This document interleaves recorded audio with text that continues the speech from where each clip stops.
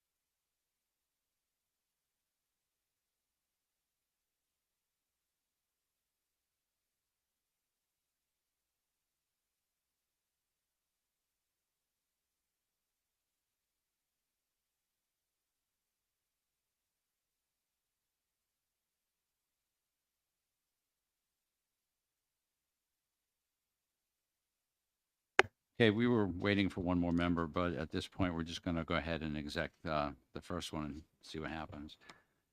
So I am opening the executive session on HB 97 FN, and I am recognizing Representative Rhodes to make a motion. Thank you, Mr. Chairman. I move ought to pass for House Bill 97. I'll second that. Representative, I believe Representative Murphy seconded that. Was that what I? I was about to, yes. Oh, sorry. No didn't mean to worries. step on your toes. Yes, thank you. Would you like to address your motion? Thank you, Mr. Chairman. As we heard in committee, House Bill 97 is not creating a new law. It is simply addressing the unlawful and non-consensual violation of someone's privacy. And let's stress that this is for repeat offenders. And we are simply trying to help these victims from becoming victims over and over again. Representative Murphy, would you like to speak to your second? I think Representative Rhodes put it in a great synopsis of the point of this bill, and certainly think that we need to pass it for the protection of people that's violated. Privacy is being consistently violated. Thank you. Anyone, discussion? There being none, the clerk will call the roll. Vice Chair Rhodes, Yes. Representative Pratt, Yes. Representative Wood, Yes. Representative Proul, Yes.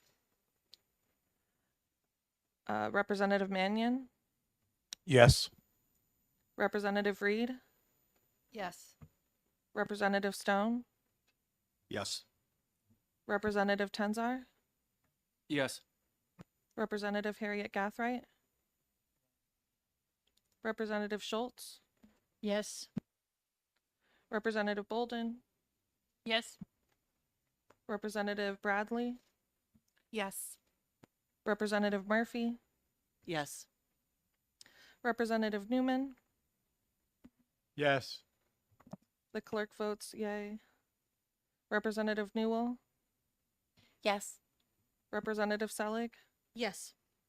Representative Wheeler. Yay. All right, the total vote is 19. Chairman. The chair votes yes. Okay, the final vote is 19 yay, no nays.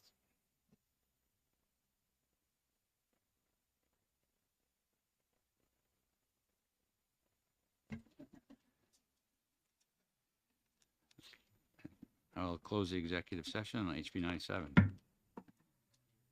This time I will open the executive session on HB 560. Recognize Representative Reed for a motion.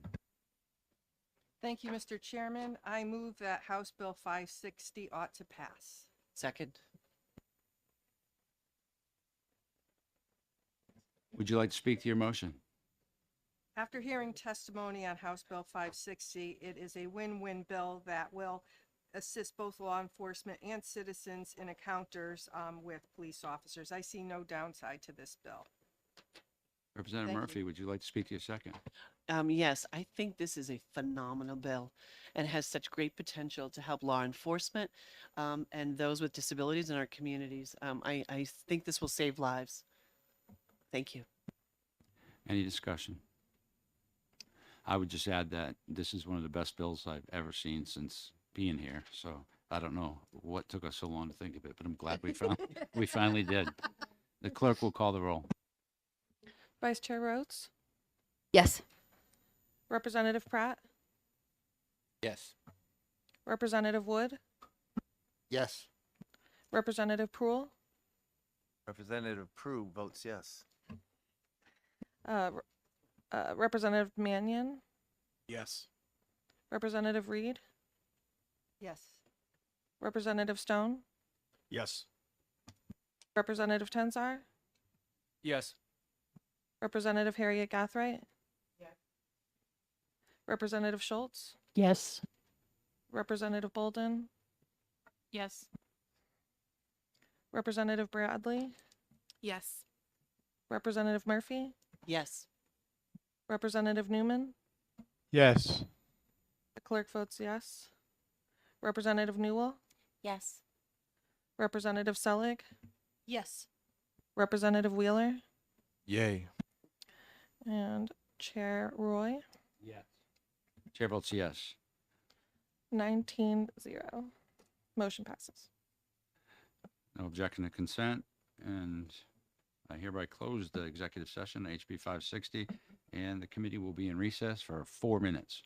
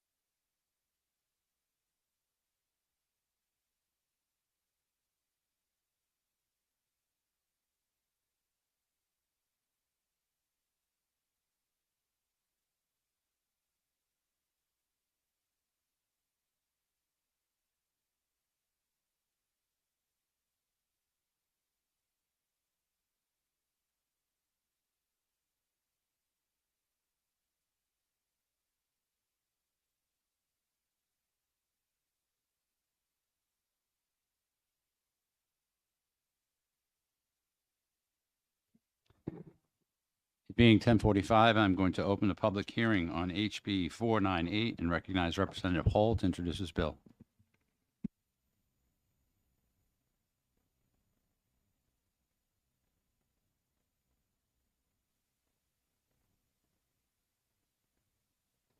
Thank you, Chairman, members of the committee. For the record, Representative Hole, serving the towns of Dunbarton, Hooksett, Allenstown, and Epsom, known as Merrimack 27, here to testify in favor of House Bill 498 relative to changes about whether our fish and game conservation officers would require a warrant to do certain searches. Part of this stems back to a change in the law under section 20626. Normally this would be a fish and game bill. And that section is the powers of the officers of fish and game. And I'm going to read, right, a little bit of that as an introduction, because that will help explain the rationale for the bill. 20626 powers. The executive director, if certified as a police officer in accordance with RSA 106-L:5, Roman numeral 5, and each conservation officer shall have the following powers: to enforce all laws, rules, and regulations relating to all wildlife.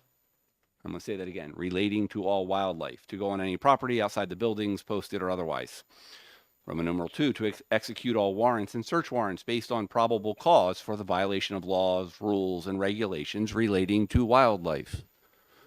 So we understand that their job is regarding wildlife. However, a couple years ago, we added to enforce all provisions of RSA Title 21 relative to motor vehicle laws, absent any violation or suspected violation of fish and game laws.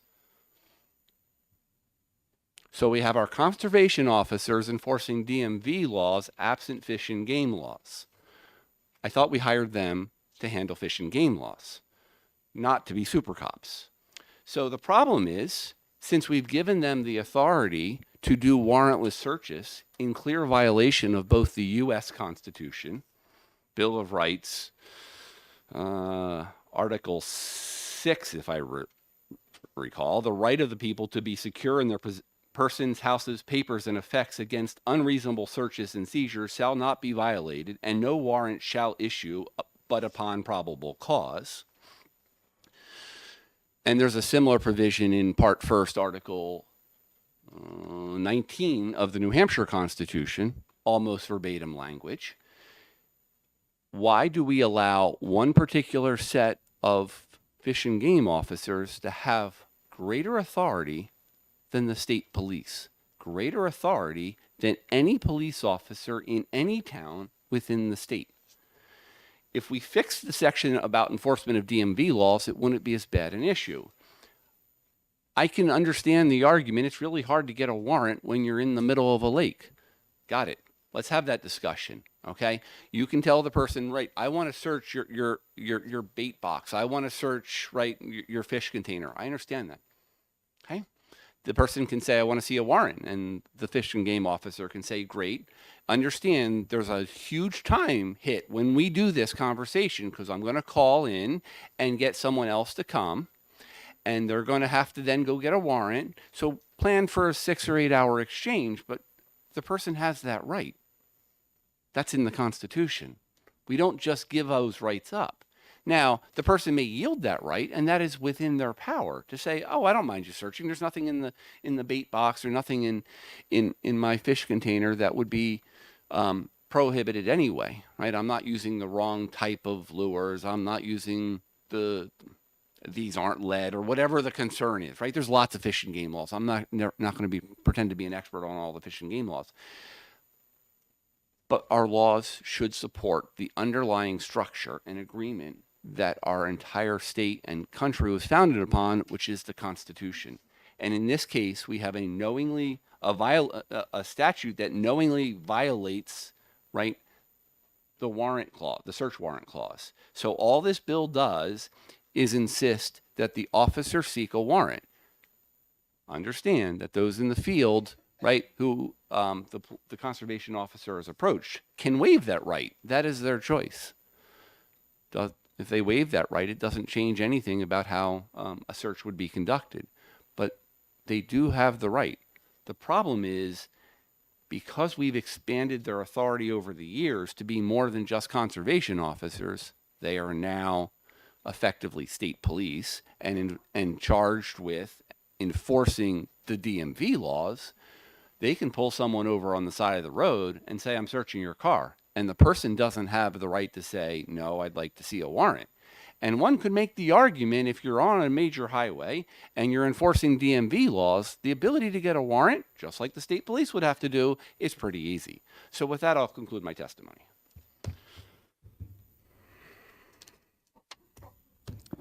Thank you. Representative, do you have any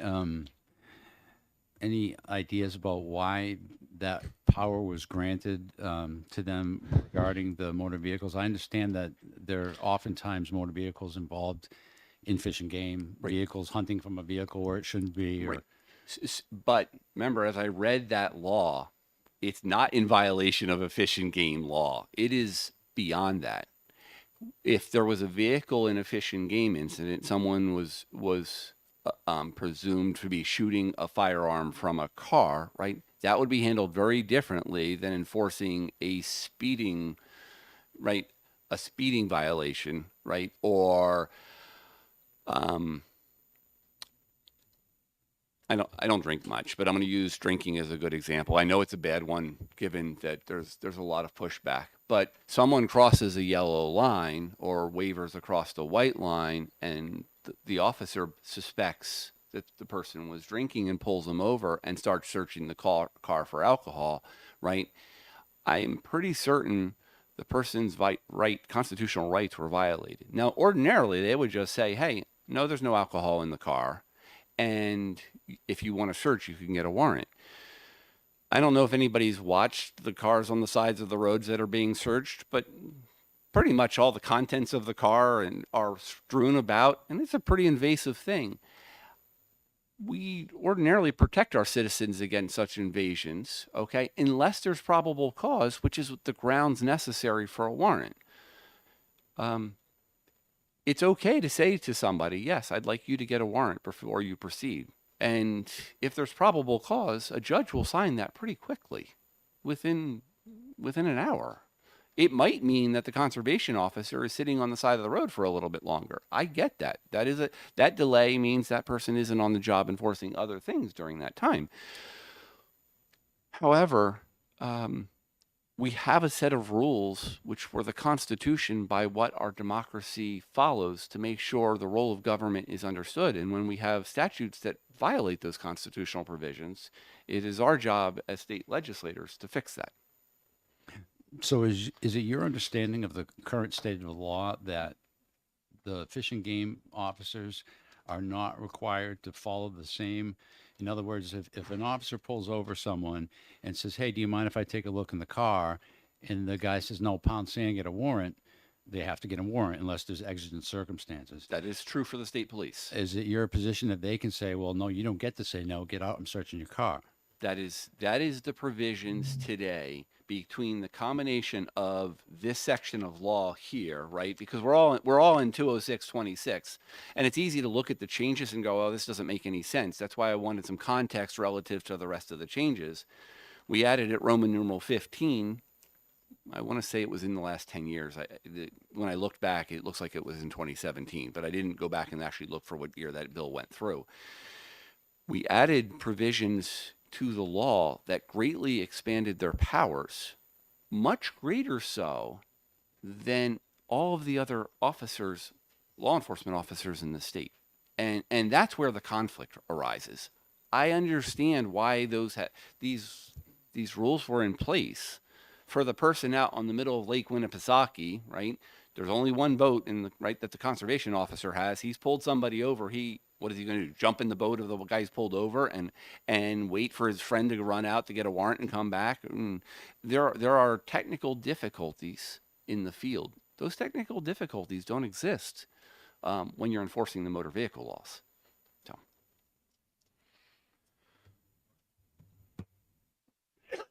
So. Seeing none, thank you for your testimony. Sorry, Representative Prue. Has there been any cases of that happening? That's a great question. I know. I don't spend my time in the courtroom, so I don't know, but I can at least inquire of some of the attorneys that I do know whether that has been the case. The problem is, even if there has been no cases, the statutes allow for such a case, and it's not a corner case. As you move further north in the state, especially above the notch, right? Fish and game officers are going to be asked to do more. And we all know there's hiring issues today. Local police departments are having trouble getting people. State police are having trouble getting people. You could imagine a case where a current officer in a different department is going to be called in to do some enforcement, and we've allowed a unconstitutional or a case where we can violate the Constitution.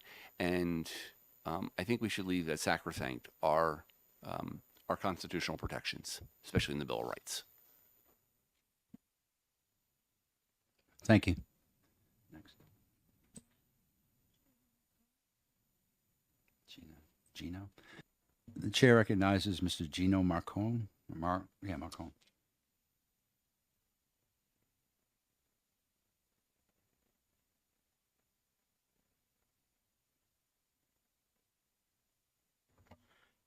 Thank you, Mr. Chairman, members of the committee. My name's Gino Marconi, and I am the chairman of the Marine Fisheries Advisory Committee, which is a statutory committee, and we advise New Hampshire Fish and Game Department on marine fisheries and coastal issues down on the seacoast. We're in opposition to this mainly because we work very closely with Fish and Game, including law enforcement. They attend all of our meetings. We have discussions. They tell us what's going on. And for those of us that are on the committee, we're represented by commercial fishermen, recreational fishermen, seafood dealers, charter boat fishermen.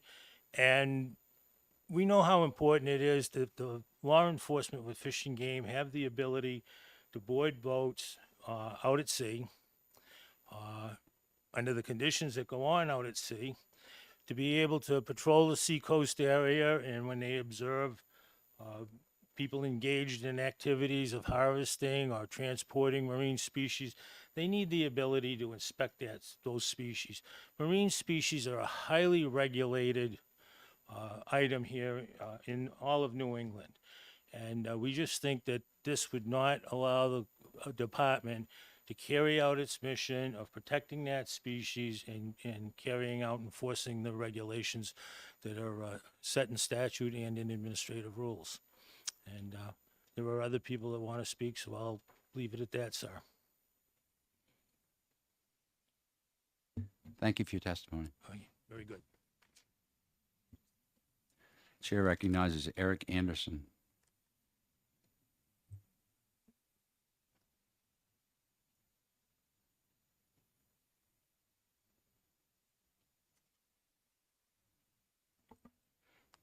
Good morning. Thank you for this opportunity. My name is Eric. Pardon me? I'll just pull it down. Good morning. My name is Eric Anderson. Thank you for this opportunity to speak in opposition to this bill. I represent myself, and also I am president of the New Hampshire Commercial Fishermen's Association. And as my other colleagues will come forward, I think we're all in opposition of this bill. I've had over 40 years of experience on the water, and it's with respect and admiration that I've observed the conduct of New Hampshire Fish and Game officers. They conduct themselves in a very professional manner, and they do have a difficult job. And so having this provision that they've been allowed, it's been to my knowledge that they just don't abuse it. They recognize the privilege. They do not abuse it in any way, shape, or manner. And it's a necessary component of how they were going to enforce and protect our natural resources in the state, especially on the water. I think you've heard the description of, the difficulty of what it would entail to get a warrant while they are on the water, and the operational problems that would be created by that. I've scratched a lot of hair off my head, as you can see, through the course of my time. I can relate. And I'm just bewildered that this is not the first time or occasion that we've come before this, to come to Concord to oppose this type of bill. And I think you have to give, the New Hampshire Fish and Game officers every ability to do their job under difficult situations. Thank you very much. Thank you for your testimony. The chair recognizes Kyle Baker.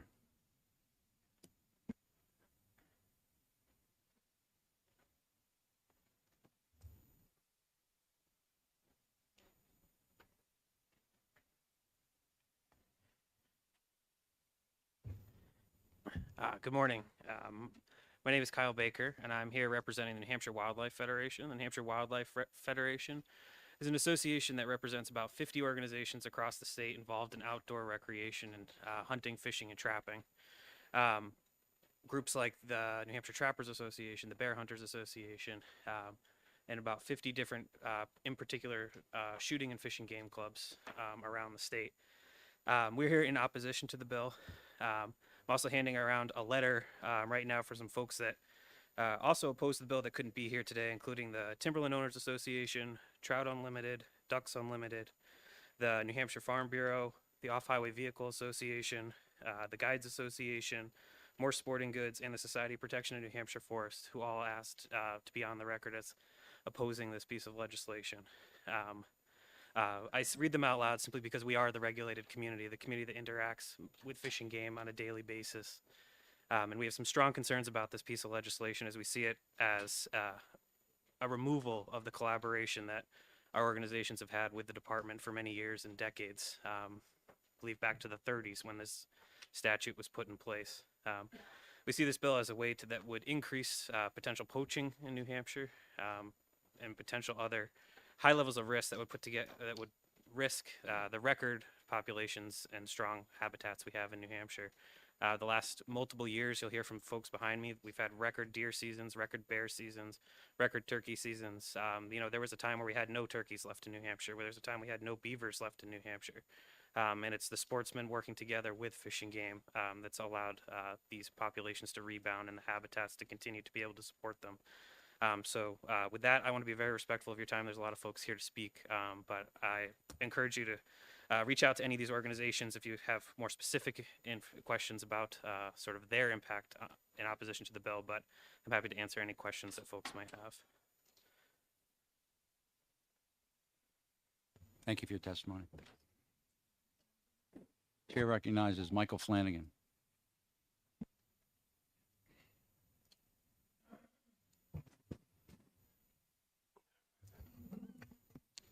Good morning. Mike Flanagan, Rye, New Hampshire. I've been a full-time commercial fisherman in New Hampshire for 67 years. I've never had a fisheries violation. I've never had a motor vehicle violation. My wife and I sent 3 kids through private college. I started a 14-foot boat, progressed on up to a 65-foot boat. Now I'm down to a 42-foot boat. I have a 1,200 trap license. My brother also has a 1,200 trap license. My 2 sons own a piece of waterfront property, a wholesale lobster buying and shipping business in Kittery.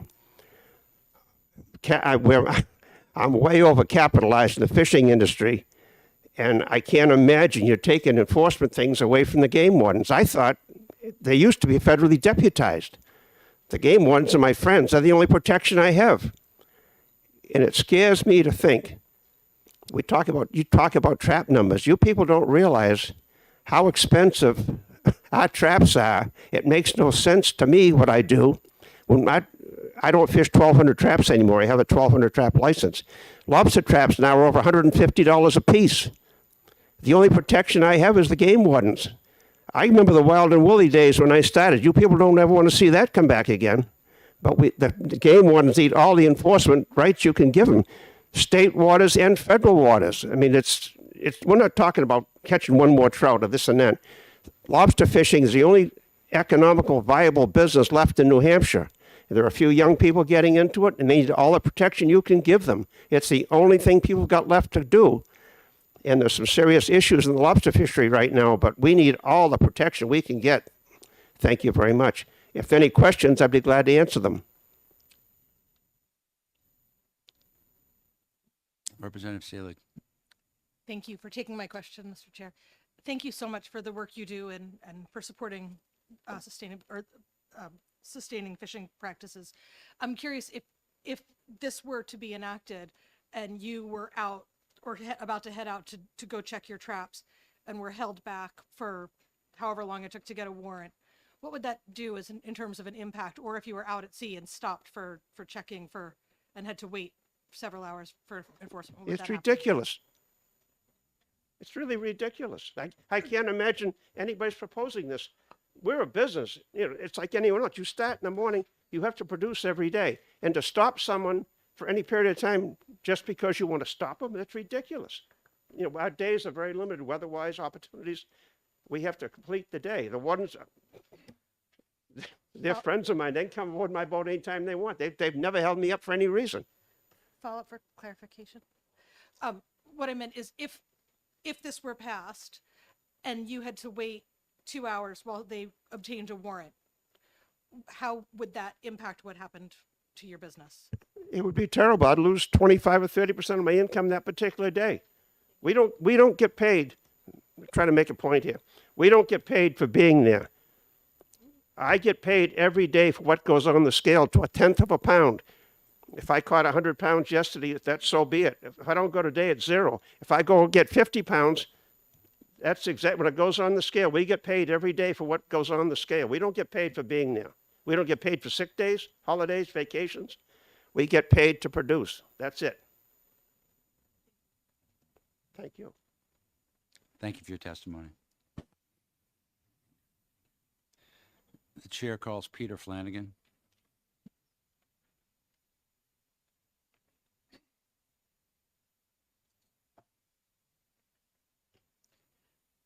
Thank you, Mr. Chairman. I can't claim 67 years. I've only got 60 plus. So I'm the junior. 4.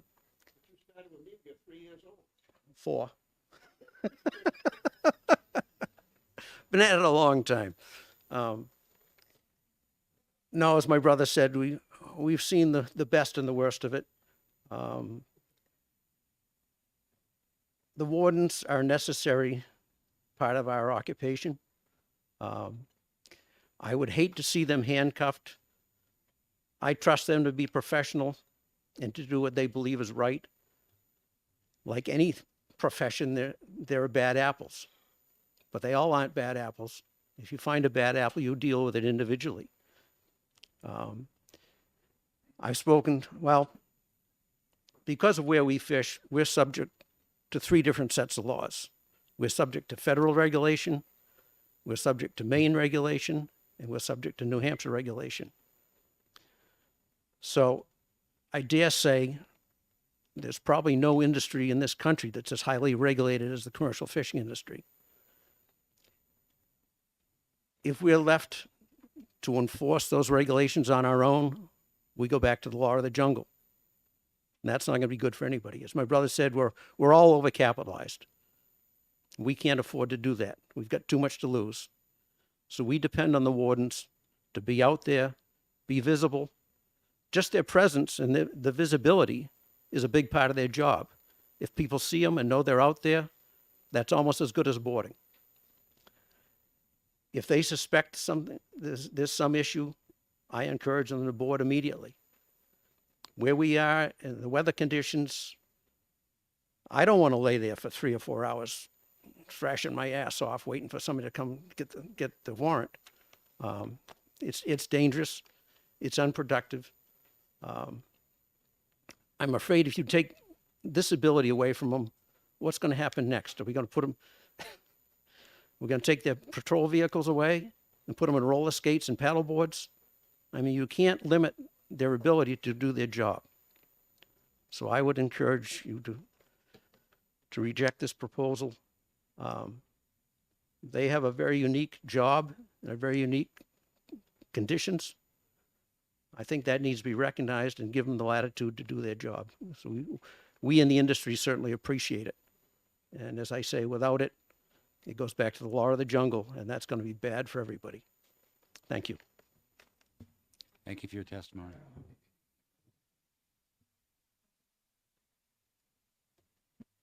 Chair recognizes Aubrey Friedman.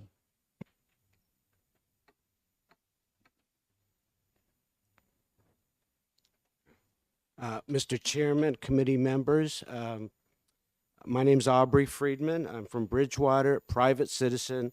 I speak in support of this bill. This is an anti-snooping bill, and I think it's a good idea. Whenever there's a question about privacy, the burden of proof should always be on government officials to explain what they're going to do. And they can still get the warrant. That just puts an extra set of eyes on what you're doing. It doesn't stop them from doing their job. And by the way, so it was mentioned, there will be a big delay if somebody requests it. Well, also, the person who's going to request the warrant, they're going to be inconvenienced for a couple hours too. So I think if they're doing it, there's a reason for it. It's going to be a big inconvenience for them too. So we should consider that also. The current law, it invites selective enforcement and possible corruption. It's always good to have that extra set of eyes for a judge to just looking over your shoulder. It doesn't stop anybody from doing your job, but actually it protects you. If you do anything inappropriate, you could say, well, the judge okayed it. So it's actually a little bit protection for the officer if you think about it too. Was already mentioned, Article 19, I'll just quote here, it codifies that a warrant, Article 19 from Part 1 of the New Hampshire Constitution Bill of Rights, warrant must be issued to protect, quote, right to be secure from all reasonable searches and seizures of his person, his houses, his papers, and all his possessions. And again, I say when it comes to why is this one different than all other law officers? We have to, the same rules should apply to all. I also like the wording. They changed it from reasonable and articulable suspicion to probable cause. Again, it's privacy protection for the individual. When there's any question, privacy versus the common good or the public, I'm always more in favor of privacy protection for the individual. And that's it. Any questions? Thank you. Oh, and I have a alternative. Okay, if you have something you'd like to share, you can. I just have a quick question. Have you considered that there's no right per se to fish? That's granted by the state. The state controls the fishing, it's licensed. When you enter, the same as when you buy a concert ticket, you enter into a contract with the owner that says, I will go to your concert, but you can search my stuff going in. When you obtain a fishing license, do you not think that might also be a conditional waiver of some of your rights in exchange for your ability to fish? Privacy rights, have you specifically given them up? That's my question. Do you I think don't think so. when you I get don't a think, I fishing think license? privacy is key. And it's clear here in the Constitution, and I think just in reasonableness, if somebody's going to search you, a government official who's got police power, that's not something you give up automatically. It should be with you always, as far as I'm concerned. Okay. Representative Newell? Thank you, Mr. Chairman, and thank you for taking my question. I think the way that I'm hearing it from you is that this is a matter of principle, and I'm wondering if you have explained that the potential for abuse, but I just was wondering if you have any examples of actual instances where it has been abused. No, I do not. I agree. It's a principle to me, and that's why I'm here testifying for principle. Privacy protection versus police power. I mean, it's any question on that. I weigh more on the size of privacy. And that's why you have to have the warrant. So it's a principle thing. Thank you. Thank you for your testimony this morning. Chair calls Eric Orff.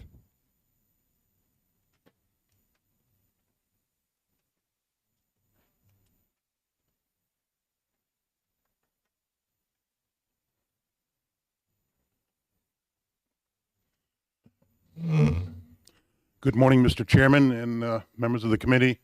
Thank you for the opportunity to testify this morning. My name is Eric Orff. I'm a wildlife biologist and have been a wildlife biologist here in New Hampshire for a half century now. My tact will be a little different today. I think the colonel will be able to explain the semantics and the particular mechanics of this legislation, but I'm here this morning representing the New Hampshire Audubon and, like Mr. Baker, the New Hampshire Wildlife Federation. I first joined the Wildlife Federation as a junior member in 1964. I've been on the board for several decades and the vice president for several years now. The New Hampshire Wildlife Federation is the voice for New Hampshire sportswomen and men, and it has been so for nearly 100 years. The New Hampshire Audubon, I've been on their policy committee, and I submitted to the clerk some written testimony earlier. But back to the Wildlife Federation. If we cast our eyes out the window right now, it looks like winter. But you know, bald eagles are setting up their territory. Senior biologist at New Hampshire Audubon tells me last year there were 92 pairs of bald eagles. When I first became a biologist, there were 0. We have 24 pairs of peregrine falcons here in New Hampshire. Turkeys, I worked for Fish and Game as a wildlife biologist for over 3 decades until I retired in 2007 and was recruited by the National Wildlife Federation to do some consulting for them, you know, the Ranger Rick folks. So, but what have I witnessed over that last 50 years? Bald eagles, 0 to, Chris says, likely 100 pairs this year. Peregrine falcons like never before. Turkeys, who hasn't seen a turkey in this room this week? There's 50,000 turkeys, up from 0 when I was first there. So we have a preponderance of fish and wildlife in New Hampshire, and you know, and it's been a team effort. You know, my 30 years at Fish and Game, we work very closely with the law enforcement division. It's a team effort. Every tool makes a difference. And it has been productive. We have more fish and wildlife in this state than in a couple hundred years. It's been very fruitful and effective, and is now enjoyed by the majority of our citizens and those to come that have yet to be born, I'm sure. But we've all been in the grocery store aisle, and you see the young family ahead of us, and the child reaches out for the candy, and the mother says no. Well, I just told you, we have more deer, up from 40,000 to 100,000. Bears, I was the bear biologist when there was 1,000 bears. Now there's over 6,000. Well, it becomes a little more tempting to take things when they're abundant, doesn't it? So we need the regulations and laws that have been very effective the last 50 years. To pass this bill would to go backwards. We don't want to go backwards. We have momentum, and I think we should maintain that momentum. I would ask the committee members here to vote this bill an expedient to legislate. Thank you. Thank you for your testimony and the information on the bald eagles.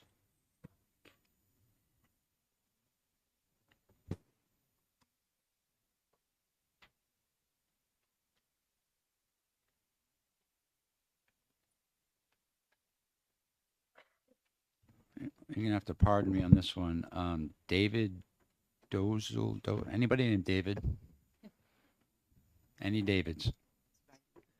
Is this possibly your card? You're a doctor, sir? Oh, that could be, yeah. New Hampshire guy. Sorry about that. That's okay. I had difficulty writing reports as a firefighter too. So my name is David Poole, and I represent the New Hampshire Guides Association today. We are here in opposition to this bill, and I think a couple of the points that I was going to make have been well spoken to by some of the folks in front of me. What I will say is that the sponsor identified that there could be some delay if you were in a remote area. I operate as a fishing guide in Pittsburgh. I operate primarily on 3.5 miles of river, and there is a single, sometimes, there's a single CO, conservation officer, that covers all of Pittsburgh, and depending on the day, could be covering a lot more.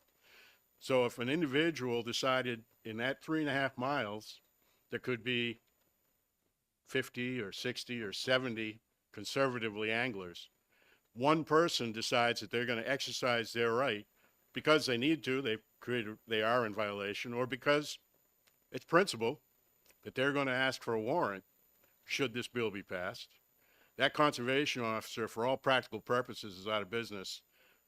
We'll never see any of the other 59 or 69 people that are on that piece of water, just that one little piece of water, for the rest of the day.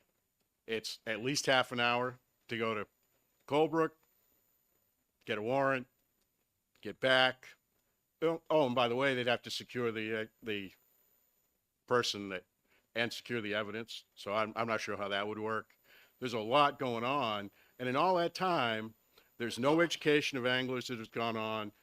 One person spoke to the fact that just a mere presence of a green uniform, how can we put that, encourages good behavior. And that's not happened.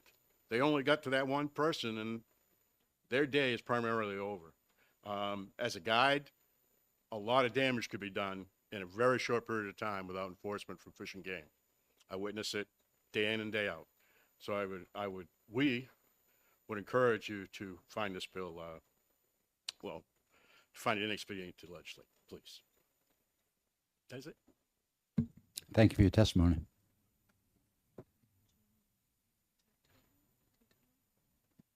Chair calls Jim Titoni, if I got that right.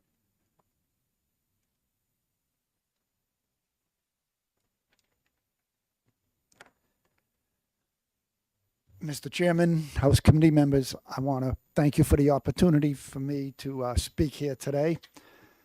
My name is Jim Titone. I'm from Seabrook. I've been fishing lobsters in the state since 1965.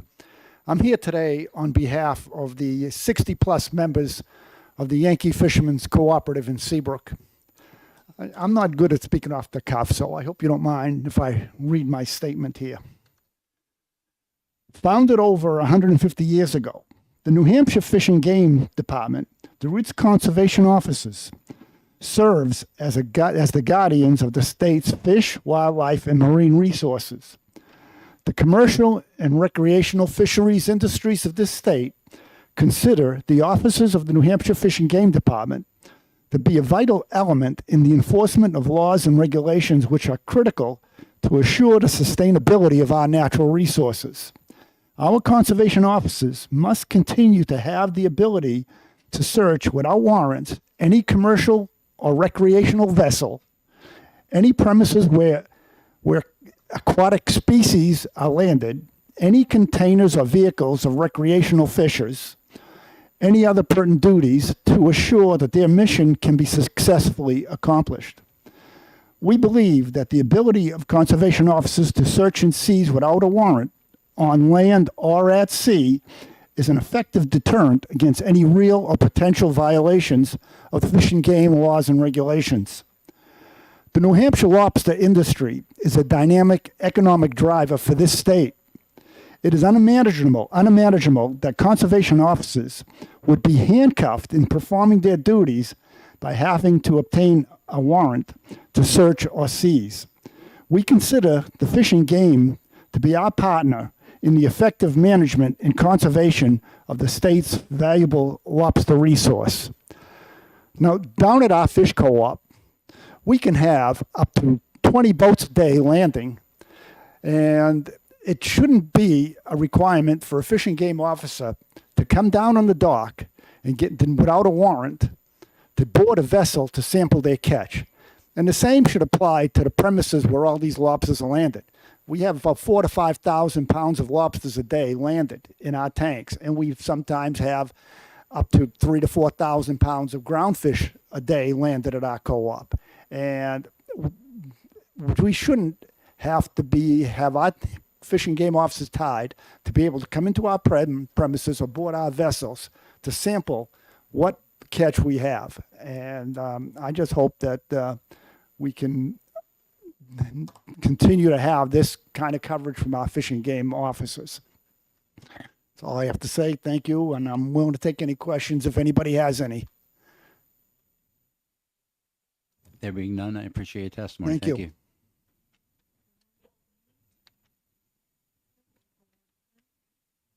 Chair recognizes Ward Bryan or Bryant.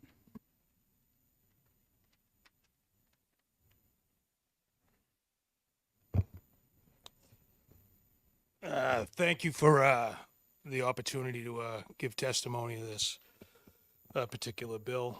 I'm Ward Byrne. I'm a commercial officer fisherman out of Portsmouth, New Hampshire. I'm the owner operator of the fishing vessel Sugar Daddy.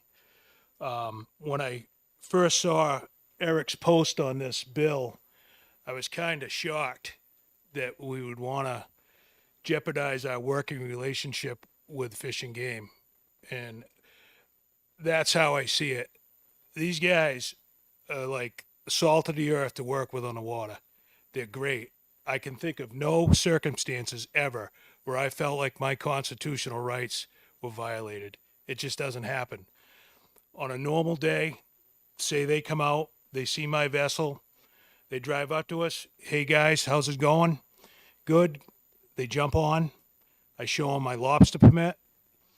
I show them my commercial saltwater license. And occasionally they'll pop the tank, they'll take a look at a couple lobsters, and off they go. That's pretty much a routine stop for Fish and Game. They're not down below in my bilge digging for stuff. That's not how it works. Mike said it best. Most of us are friends with them. You know, like we have a great working relationship, and this is going to create a quagmire of, call it red tape, whatever you will. And I say that because she had brought up earlier what it would cost. Well, I had spoken to enforcement, an actual warden that works on the water this morning, and he explained to me how it would work. They would stop, check us.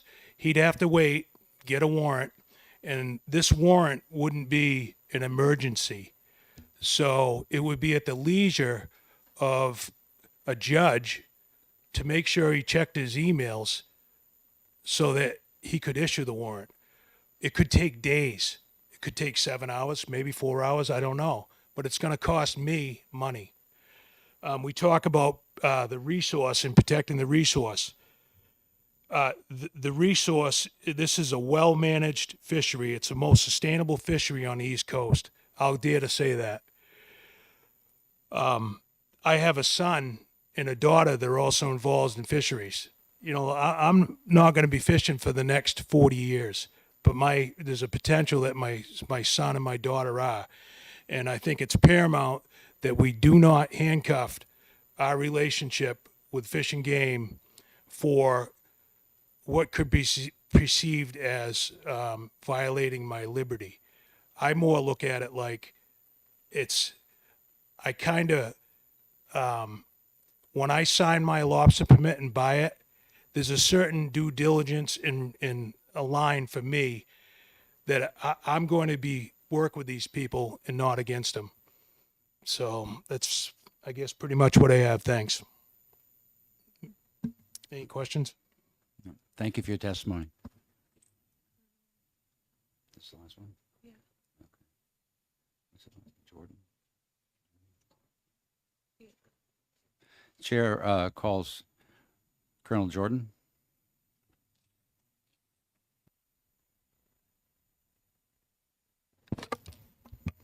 Good morning. I too have some paperwork I'd like to distribute for the committee. I know that will surprise you. Stacks there. So this bill has been before the House, I think we're up to 7 times now. If you haven't ever heard me testify, you will never forget it because I'm very passionate about it. And I'm very passionate about it because I agree with almost every person who's been up here. And if you watch closely, you'll see Representative Hull fall out of his chair. But I agree with him as well. I don't think there's anything on God's earth more precious to me than my rights, my civil rights. And I lead my agency with that in mind. And I don't read about it, ladies and gentlemen. I make my living on it. every day. That's what I'm paid to do, is to pay attention to people's rights. And I know Chairman Roy did it for years as a police officer. He knows exactly what I'm saying. It is not something to be taken lightly under any circumstances or any conditions. I do disagree with Representative Hull, and I'll give you a little bit of history because I was the reason this changed. We never, fishing game officers since the 30s, have never had the ability or the powers or the authority to stop a motor vehicle on the highway. Now, most of us never worried too much about that until you came across working a night hunter, for instance. You were out at night working in a field, which encompasses a lot of time at night. You're coming home at 2 o'clock in the morning and you come up behind a motor vehicle that's all over the road. Based on the same, we all get, and this is important to remember, all police in the state of New Hampshire, and I think we're very lucky here, all police in the state of New Hampshire get equal training. I'm in the academy with troopers, with sheriffs, with local police officers, and I think that's the key to the success that New Hampshire law enforcement has had, is that we all receive the same training at the same level. That's very important to remember. So I know, based on my training and experience, that I'm following an impaired driver. And so naturally, I'm a police officer with emergency blue lights. It's my responsibility and duty to stop this person before they run someone over on the highway, a relative of one of you. The problem with that is, in those days, if you pulled over a drunk driver, you essentially have signed his ability to get away with that charge because you don't have the authority to do that. So I've got officers driving behind a drunk driver. They are weighing in their mind, should I get this guy off the road? Because they know that they should by law, because it's the right thing to do. But they also know if in fact they do that, they're going to lose that case in a courtroom. And it was done all the time. The defense attorney would get up and his first argument would be, did you stop Representative Prue from driving down the highway drunk? Yes, sir, I did. Did you? And what authority did you do that with? Well, I didn't have the authority. And so that case would go out the window. That's just one example. There would be speeding, there would be reckless operation, there would be all of those things that involved the motor vehicle stop, but we didn't have the powers. So I went to the Municipal Police Association. I talked to the New Hampshire State Troopers Association, and we worked together back in 2014 to get that authority for that simple reason. I don't have game wardens, and you better not see game wardens out on Interstate 93 in their cruiser with a radar gun. They've got way too much to do. That was not why we did that. We did it for emergency type situations, and only that. When you saw someone who was endangering the public or endangering themselves, and if you didn't take immediate action, that danger could multiply. So in 2014, we asked and came here to this body and the Senate and asked for that authority and explained all of this. And that was put into the law, and Representative Hull quoted it almost correctly. I'll read it to you, and it's very important. The other thing I want to explain to you, in a courtroom, if you haven't ever been in a courtroom and prosecuted a case, when you prosecute a case based on the laws that you folks write for us, you can win or lose a case based on one word in a statute. If a word says or instead of and you took a step that didn't include that, you're going to lose your case. I struggle with that with young officers. They don't understand that. They think it should be common sense. Common sense doesn't exist in a courtroom for many reasons. They read a statute literally the way it's written. That's why we're over here hammering all the time to make sure that they're written so that we can enforce it. And this is a good example of why that's important. So I'll read it to you. To enforce, this was the new paragraph added in 2014. To enforce all provisions of RSA Title 21, which is relative to motor vehicle laws, absent any violation or suspected violation of fish and game laws, and this is what's key, ladies and gentlemen, with the same authority and powers as any other certified law enforcement in the state. The same authority and powers as any other certified law enforcement officer in the state. That does not give me the authority to pop a trunk on a car on 93 unless New Hampshire State Police can do it. It's the same authorities and powers. You can't do that kind of stuff in America today, thankfully. You'd be on the front page of every state paper. So that problem that he brought up does not exist because it's very clear in the law, and we wrote it that way so that it would be very clear in the law, because it was a debate back then about us having more powers than anyone else. And I hear that all the time. It's a hoax. We're all bound by the same Constitution. We're all bound by the same federal Constitution, thankfully. We all have to operate the same. What differs with us and what people struggle to understand, and as I said, we've been here 6 times with this, HB 282, HB 1091, HB 1677, HB 1566, and today HB 498. It's because people don't understand it. The good news is the guys enforcing this do understand it. And I tell you that because I'd ask you today to reach back in your recent memory and tell me when the last time you saw a New Hampshire Fish and Game officer on the news or in any local papers violating someone's rights. Or listen to the people that have been up here behind me, that we board their boats on a regular basis, that we stop in the field when they're hunting and fishing. They're here telling you they want that to continue. Those are the very people that are subject to those searches.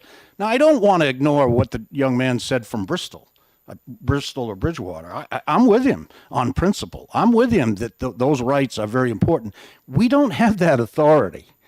You know, when I get a young guy on and we get him in a room those first 2 weeks and we start telling them, you know, we start talking about powers and authorities and they get real excited because they think they can just go and rip your backpack off and start searching it. They can do that once. They're going to get away with it once, and then they're going to get their case handed to them, and they're probably going to be looking for work because you can't do that, thankfully. We have the same authority. What I always try to liken it to is think about what a police officer does, because everybody knows that. I was a police officer for years. Unlike popular belief, you do not need probable cause to stop a car on the highway. Television will tell you that. What was your probable cause for the stop? That's a hoax. You don't need it. You need articulable suspicion to stop that person. There's a big difference between those two. Articulable suspicion is, I think, based on a certain set of facts, that this individual is doing something wrong. That's articulable suspicion. Probable cause is much higher than that. Probable cause is, I can prove that this person is doing something wrong, okay? So a police officer on the highway is only required to have articulable suspicion. Then he can pull you over. He has to be able to articulate later in a courtroom why he did that. He can't make something up. It's got to be he's got to be speeding. There's got to be a swerve or a light out. There's got to be articulable suspicion. Once he stops you, he can ask for your license. He can look in the car and see if your child's in a car seat. He can look in and see if you got your cell phone in your hand and you're texting. He can, if he smells alcohol, he can ask you to step from the vehicle and he can perform a field sobriety test. Those are all searches, ladies and gentlemen. That's a search. Those are searches. We get to do the same thing. We get to do the very same thing. We're not in a car, but I see you fishing. You're casting a line into the water. I might see you catch a fish. You're reeling it up. Is that an articulable suspicion or a reason to check your fishing license? You're required to have it by law, and you're fishing. As long as I can demonstrate that you're fishing, I can go check your license. While I'm there, we typically will ask you, have you caught any fish? How's the fishing today? And people will say, yeah, I've caught 2. Our next standard answer to that, our question is, can I see them? Can I see your fish? Do you know 99.9% of the time, people will openly show you their fish? But let's say somebody doesn't. Let's say they don't show you the fish. No, I don't want to show you the fish. I run into Representative Hull, who knows what his rights are. And he says, nope, Colonel, you're not looking in my backpack. My officers don't have the authority at that point to rip his backpack off and look in it. They're going to go get a warrant for that, okay? Whether they like it or not, that's how that's going to work. And I'm telling you that happens because if it didn't happen, think about where we are and the close watch that's on law enforcement today in this country. Anyone violating those rights would be discovered. The courts would not tolerate that, not for a second, thankfully. This law has been on the books since 1935. It was created. So essentially, it's been in law for 88 years. And in 88 years, I couldn't sit here and accurately guesstimate at how many times that's had judicial review, a court trial. But I can bet it's in the hundreds of thousands, if not more. Defense attorneys, prosecuting attorneys, people a lot smarter than me, judges, all reviewing this and arguing whether it was legitimate, whether it was legal, whether it violated someone's rights. And yet here we are 88 years later, and it hasn't changed. It hasn't changed. It's gone to the Supreme Court 3 times, New Hampshire Supreme Court on 3 occasions, and I brought those. The first one was in 1973. no relation to a previous speaker who was here. It was State v. Marconi, and this involved a lobster fisherman who challenged the fact that we boarded a boat and did a regulatory inspection of his catch. And our New Hampshire Supreme Court quoted this. I'll quote them if I can see it. We do not read in our statutes any such all-encompassing restraints on ordinary patrol and inspection of lobster fishermen, nor do we find the Fourth Amendment, your right to against illegal searches, to the United States Constitution bars reasonable inspection of lobster boats operated under the license from the state. So they viewed the very fact of why this bill was brought today and said it doesn't violate anyone's rights. They didn't stop there. We brought another case in 2009, a gentleman by the name of Paul Kimball, who refused to let an officer into a bob house on a public body of water. Our Supreme Court once again reviewed the law, the 20626 in particular, and said further, the court held that Hensel, who was the officer at the time, had reasonable cause, which is the same as or similar to articulable suspicion, to believe that the defendant had illegal wildlife in the fish house. He was justified under the law to search the fish house and seize all the evidence without the defendant's permission and without the need of a search warrant. That was in 2009. And then finally in 2011, State v. Boschman involved a baiting case. And a quote from that decision from our New Hampshire Supreme Court permits conservation officers to go on any property outside of a building to enforce wildlife rules and regulations, but does not allow them to enter such buildings without a warrant, thankfully.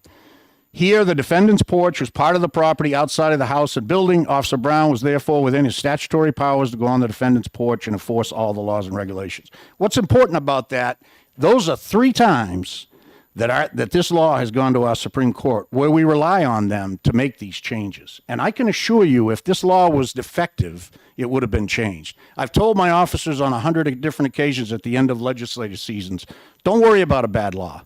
Don't worry if you got a law, fellas, the guys and gals, that you don't think you can enforce, because the best way to change it, and Chairman Roy will agree with this, the best way to change a bad law is go out and enforce it. Go out and enforce the law they gave you, because it's going to change. If it's not right and it isn't fitting, the courts are going to do that for you. In 88 years, they haven't done it on this. I think that's key. And then I'm going to leave you with this final thought. I'm always proud when I come over here and hear our constituents come up and talk about my officers and how they're treated by them, because we insist on that. It isn't a heavy lift because they're good people. They are the best people. They didn't get stipends to stay employed, unlike many state employees did. My guys did not get that. They were very angry about that. And I said to them, you don't have to get paid to do what you guys are doing. We don't have a shortage of people over there, I'm very proud to say. We have a good outfit. It's a big family is what it is, and it's a small group. What I'm driving towards is there's a list that comes out every year. We used to call it the Lori list. It's now called the Exculpatory Evidence Schedule. And it lists over 200 police officers that have made mistakes in our state working. These mistakes range from lying to crimes to violating the rights of our citizens. I would encourage you to go look at that list, and you find me a New Hampshire conservation officer on that list, because I'm here to tell you, you won't see it, because it doesn't happen. They don't abuse these powers. If they did, they would be on that list. And I'm very proud of the fact that they're not. I'm sorry I rambled on, but I'm very passionate when someone says that we're violating people's rights, because we don't do that. I would not allow that. That's all I have, Mr. Chairman. Thank you for your testimony this morning, Colonel. Oh, I'm sorry. We have one question. Representative Newman. Yeah, I just have one question, and I'm just trying to figure out how all this works all the way to the end. So you talked about the suspicion. Articulable suspicion, yes. Suspicion. And you went through and said you had circumstantial evidence, there are a couple of fish, and then you want to look in the backpack. Yes. And the 1% says no. Yep. What happens, what potentially could happen, or what usually happens, however you want to describe it, what would happen after that in a case like that? So it would depend on the situation. But if he had articulable suspicion to believe that fish were illegally taken and in that backpack, he would have the authority to look in there. If he was guessing at that fact, if he was just out and didn't see him catch fish, he came by at the end of that and just thought, well, he might have fish in there, I should ask him and look in there, he would not have the authority to tear his backpack off and go through it. He would lose that in a courtroom. Thank you. Yes, sir. the other thing that's important to remember is you know, these powers and authority do not allow you to circumvent or to use these powers and authority to go after a marijuana or a safe, an illegal safe taken in a burglary. You're only looking for wildlife. You're only going to be able to justify your articulable suspicion relating to wildlife. That's what these powers do. If you find something else, you need to stop and go get a search warrant. We just finished. We're working on a very big case that's going to hit the news here soon. That is going to shock some people in the state, where better than 30 animals were taken illegally. It was a whole ring that involved 4 different states. Then the officers are wrapping it up now. We have done a total of, I think we're up to 9 search warrants that we write. And I got to tell you, that has changed today. When I was in the field, I could write a warrant. I knew my judges. They were friends of mine. I'd go bang on their door on a Sunday and I'd go in, and it was relatively quick. You don't do that anymore.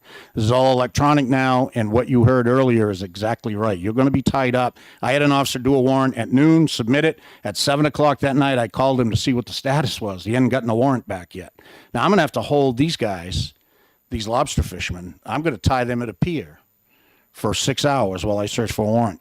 I don't know that I'm man enough to do it to Mr. Flanagan, to be honest with you, quite frankly. Can you think about that, though? You're going to cost these guys their living. And I'll tell you how that's going to work. I'm not going to do that. I'm not going to cost these guys their boat or their living. So they're going to go unchecked. And if they go unchecked, our resources are going to pay that price. Everybody's going to lose from that, because I'm not going to allow that to happen. You can't allow that to happen. So it's important that these regulatory powers exist in many places. Border searches, Department of Motor Vehicle, truck guys can go on and check logs. It's not just us. It's not just us. If you could, the same powers and authorities that you have are no different than the powers and authorities than the wildlife police in Maine, Massachusetts, Vermont. You don't have some special... This is across the state, and I also have a California, the one I'm the most amazed at, and I hope I don't offend anyone, but I think the state of California is probably the most liberal state in the country. The state of California took this, it was RSA 2012 in the state of California on a lobster fisherman, guys.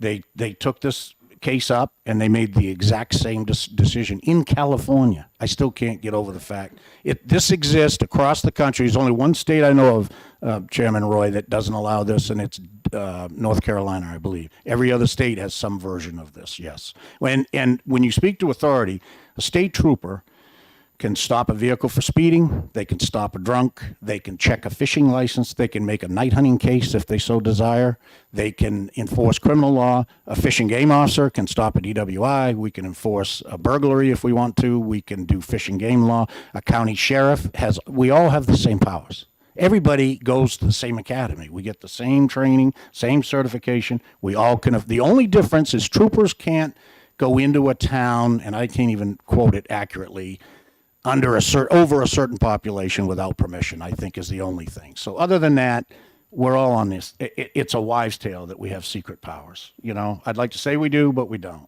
We don't. We're the same as everybody else. With regard to California, I think that nothing is more bipartisan than wildlife. Right. There being no further questions, I appreciate Thank your you, testimony this morning. Oh, one more. Hi, I'm just wondering what happens on the weekend in terms of you getting warrants? So it makes it more difficult because you've got to locate, you call I believe we call a central number now, on-call judge. They put a judge on call and you have to wait for that. And so that does involve, if my officers had someone that they felt, they had a home that they thought a deer was brought into, and they're pretty sure the deer was in there and they were going to do a warrant, we would sit on that home until that judge signed the warrant. You can't leave because they're going to get rid of that evidence. So you have to sit on that. And I'd also ask you to bear in mind that we've got 35 field officers in the entire state. The city of Concord has 50 police officers covering the city of Concord. I'm covering from Pittsburgh to Massachusetts, from Vermont to Maine with 35. So that would put a huge burden on, there are going to be other big balls dropped, basically, if we have to do that, certainly. Thank you. Thank you. Thank you. Thank you, sir. Sorry for the length of time. It's quite all right. Anyone else? Is there anyone else who hasn't testified on this bill that wishes to testify? There being none, I hereby close the public hearing.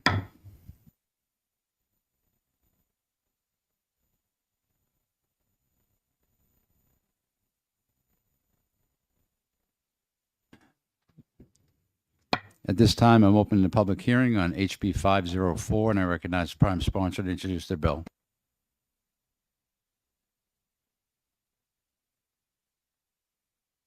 Representative Wallner. Thank you, Chairman Roy. I did send my card. It's coming up. Thank you.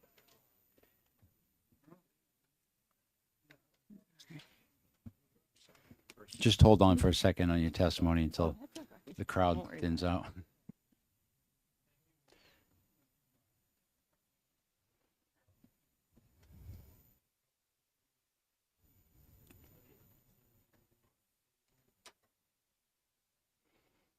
Right.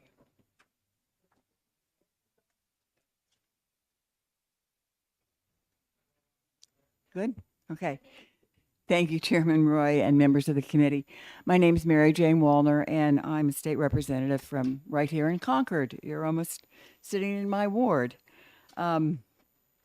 So House Bill 504 was a request of me by the chair of the parole board requested this piece of legislation.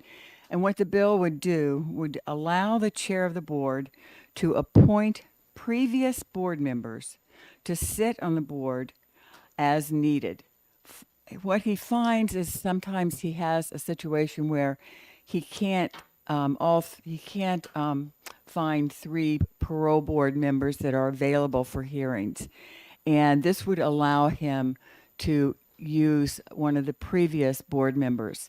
And the bill would appropriate, there would be a stipend of $300 a day, and he's asked for 5 days a year that he would be able to have a previous board member sit in when he didn't have enough parole board members present.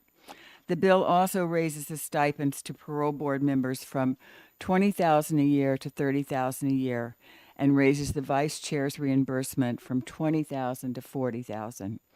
The chair is a full-time unclassified state employee. The bill would provide $51,500 a year to cover the cost of the new parole board members' stipends.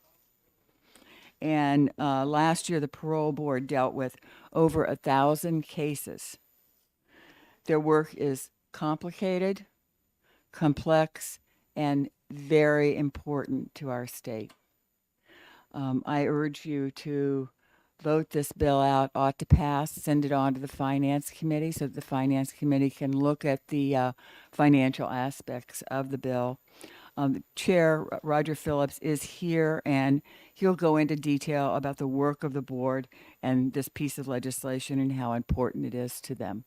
And I thank you, and I'm open to questions, but I think Mr. Phillips would certainly be able to answer most things better than I can.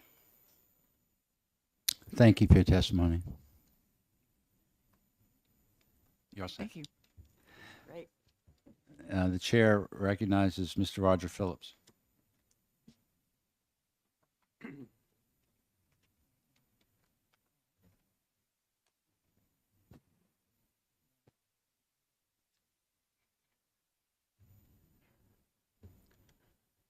Good morning, Mr. Chairman and members of the committee. My name is Roger Phillips, and I'm chairman of the Adult Parole Board. And with me today is Jay Mackey, who's director of operations of the parole office. I wanted to thank both Representative Wallner and Representative Sytek for sponsoring this bill. I understand Representative Sytek is busy with some matters on the county level today, but I do certainly appreciate the sponsorship. I thought I'd begin by just giving a brief overview of the parole board and its functions and why we're asking for the changes in this bill. Excuse me. I went to the doctor last Friday, and they discovered I have an allergy during the wintertime, which is a little bit unusual. After being 43 years in one house, by moving into another, we discover there are certain antigens. So it has affected my voice, and sometimes I have to clear my throat a bit, but please bear with me. The parole board is a 5-member board, of which I am one. I was appointed chairperson approximately 9 months ago, although I've been on the board since 2019. As Representative Wald indicated, I am a full-time member, an unclassified employee of the state, but the board members are part-time. The 5-member board holds hearings for both parole and for revocations and other matters too. But we hold hearings on Tuesdays and Thursdays of most every week. Tuesdays are parole revocation days, and Thursdays are parole days. The statute provides that we should have 36 hearings a year for each matter. But in fact, we have more than that. And I've attached to our pass out what the number of hearings have been. Usually we're into the 40s, 45 hearings in each matter. The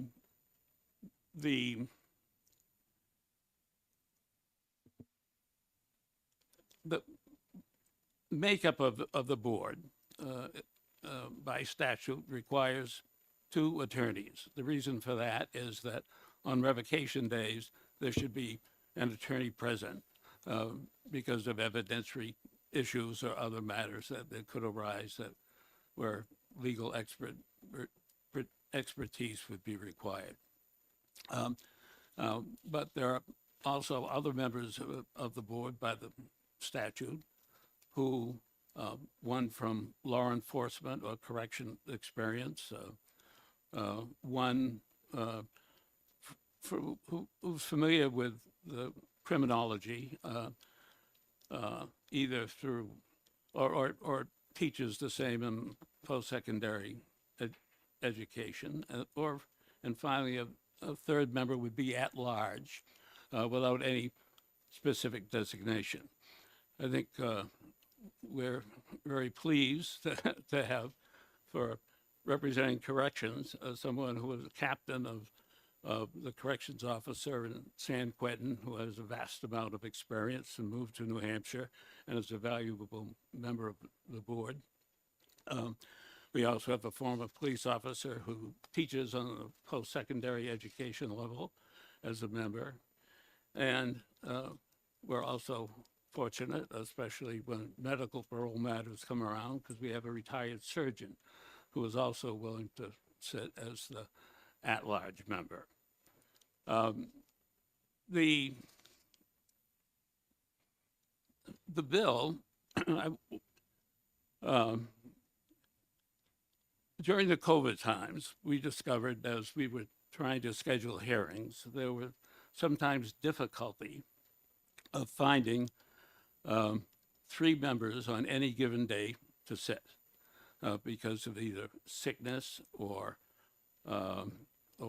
appointments or for a conflict of interest or for some reason.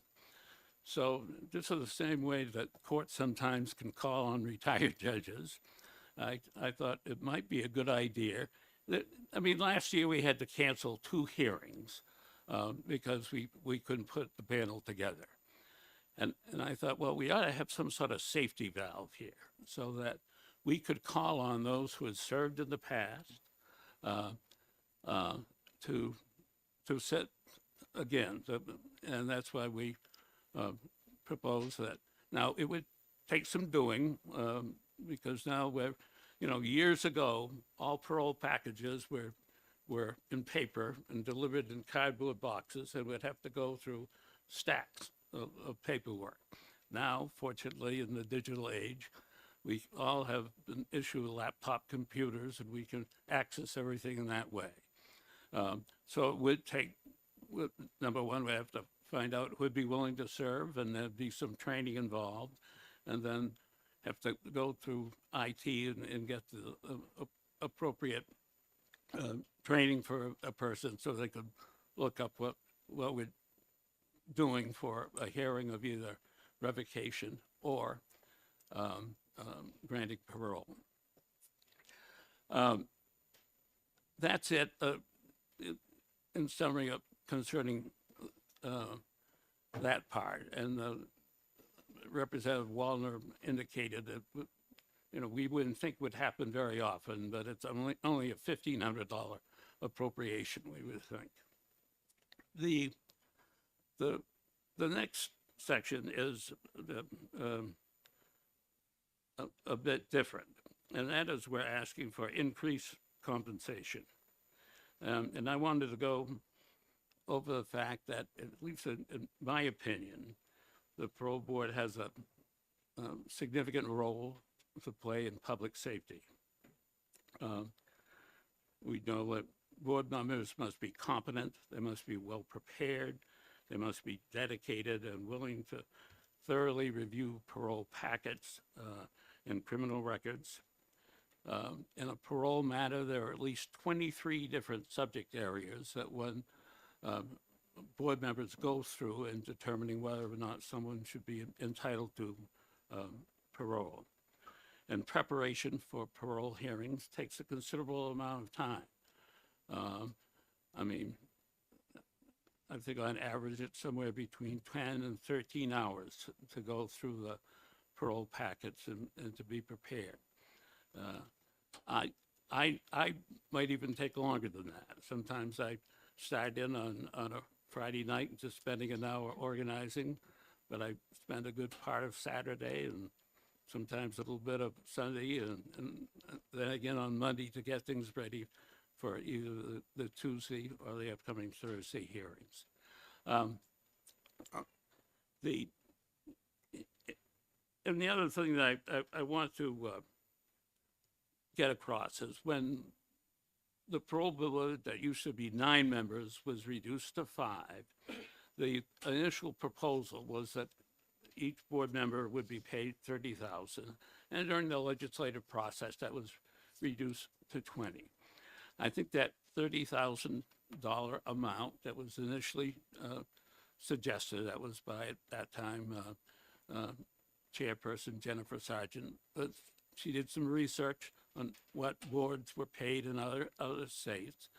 And there are a lot of full-time boards, even the states a little bit larger than New Hampshire, where every board member is paid $100,000.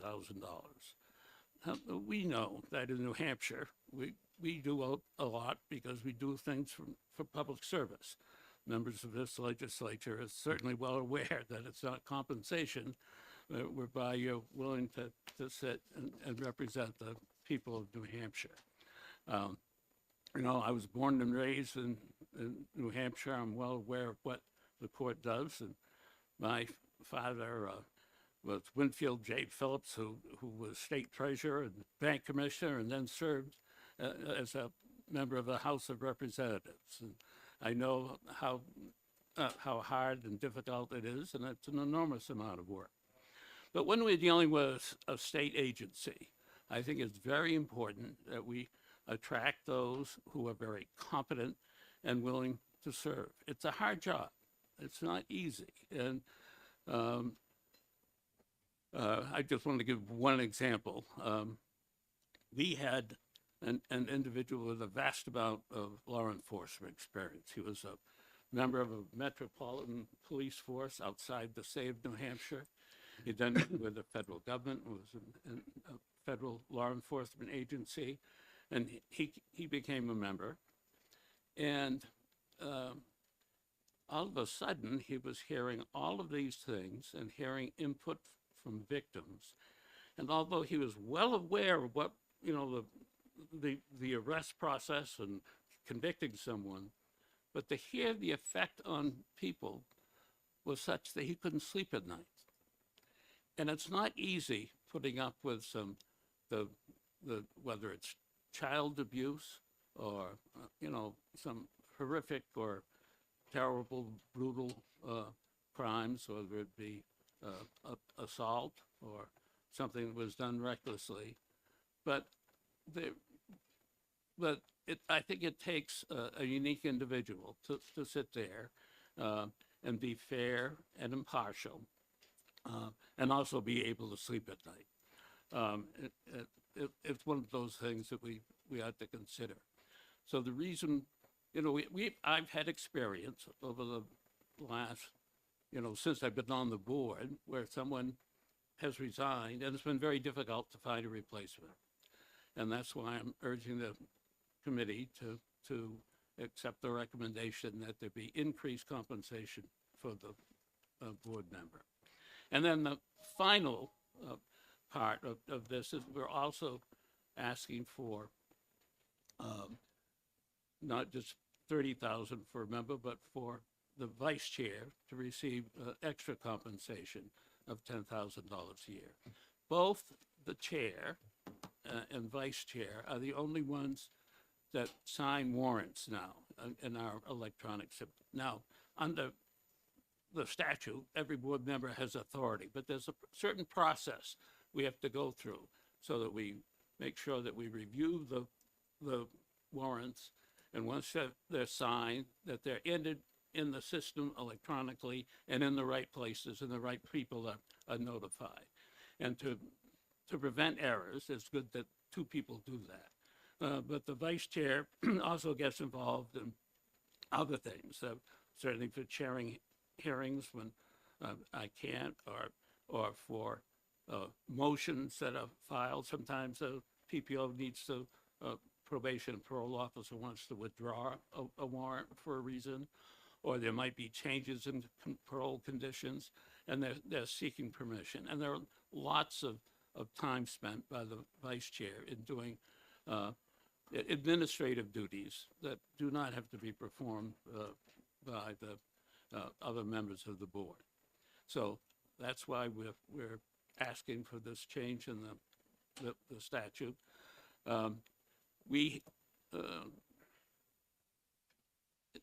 We heard in individual cases, I think last year, more than 1,400 cases, and there are both parole and for revocation. It takes a lot of effort and dedication on the part of board members to do their duties, and we'd like to see this bill passed. We know that over the years, there has been a decrease in the prison population. 10, 12 years ago, it was probably up to 3,000. It seems to be holding steady now at about 2,000. And I also attached to my presentation the fact that new persons coming in, that amount is slowly going up. I can't predict the future. I know that when the governor presented when we had to talk about presenting our budget, and he spoke and said the population of New Hampshire is increasing, and I think that's true. I wish that the increase would only be of law-abiding citizens, but that may not be the case. So I think we have to be prepared to handle whatever workload may be presented. And later on today, there's another bill that will also be present to talk about, because if that were passed, there'd be even more work for the parole board to do. But that's the extent of my presentation for today, but would be happy to answer any questions that anyone has. Or if I can't answer, Jay Mackey, Thank you. I have a question regarding the 2 days that were canceled. So how many cases were you unable to hear that day, and how long did it take you to get them back in the queue? In other words, I'm interested in what that delay caused the people who were trying to get a parole hearing. I think Jay Mackey, director of it, Sure. he had to do that scheduling. Yeah, I had to take over scheduling when we had a retirement in the office. So when we had the vacancy and we had to cancel those 2 hearings, we ended up having to move people that were in the next hearing, because people are heard, we try to hear them within 60 days of their minimum parole date. so they can hopefully get out by their minimum parole date. And so we had to take people from the next parole hearing schedule, move them to another one to start fitting some of these people on. We started putting them on revocation hearing schedules as well, wherever we could find room over, I would say, the next month. We got to hear all of them, so they were still heard within their minimum, before the minimum parole date, and still had the opportunity to, hopefully, if they were approved and get a housing plan approved by their minimum, they could be released on their minimum. Representative Newell? Thank you, Mr. Chair, and thank you for taking my question. I was listening when you were talking about the preparation, right? And being bringing a quality individual to that situation. And so my question is, when there are situations where someone is ill or something like that, there's not a lot of time to prepare. So would you say that it's possible for someone to substitute in that situation and still bring and still be properly prepared so that they are doing their, that fulfilling their role to the best that they can? Would not scheduling, this is where we try to schedule in advance so that, like for instance, in late November, we did January, February, and March, and I'm working on April, May, and June. But in those days, the board members submit to me in advance days that they're not going to be available. So I will know in advance if there aren't certain members that, if I can't put together a panel, it's going to be obvious right away. Mm-hmm. So this isn't something where someone is suddenly ill the day of the hearing and can't make it. We're not going to do that. Okay, thank you. Because Thank you. the That clears up. preparation really requires much more. Thank you. Thank you. Oh, is that it? Okay. Thank you for your testimony. All right, thank you very much. I appreciate your hard work. Is there anyone else wishing to testify on this bill who has not? There being none, I close the public hearing, and I open the public hearing. No, oh, do I? Wow, we caught up. 3-minute recess.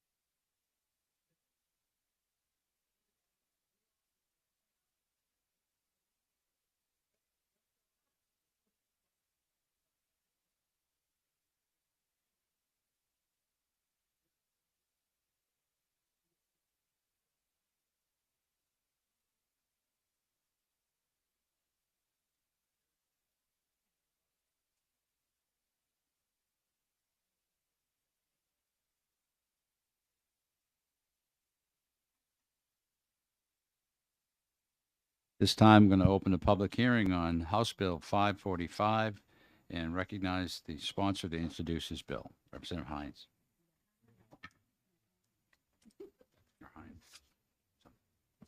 Thank you, Mr. Chair. Dan Hines, representing town of Bedford, and I'm putting this bill to amend the Victims' Bill of Rights, and it does a few different things.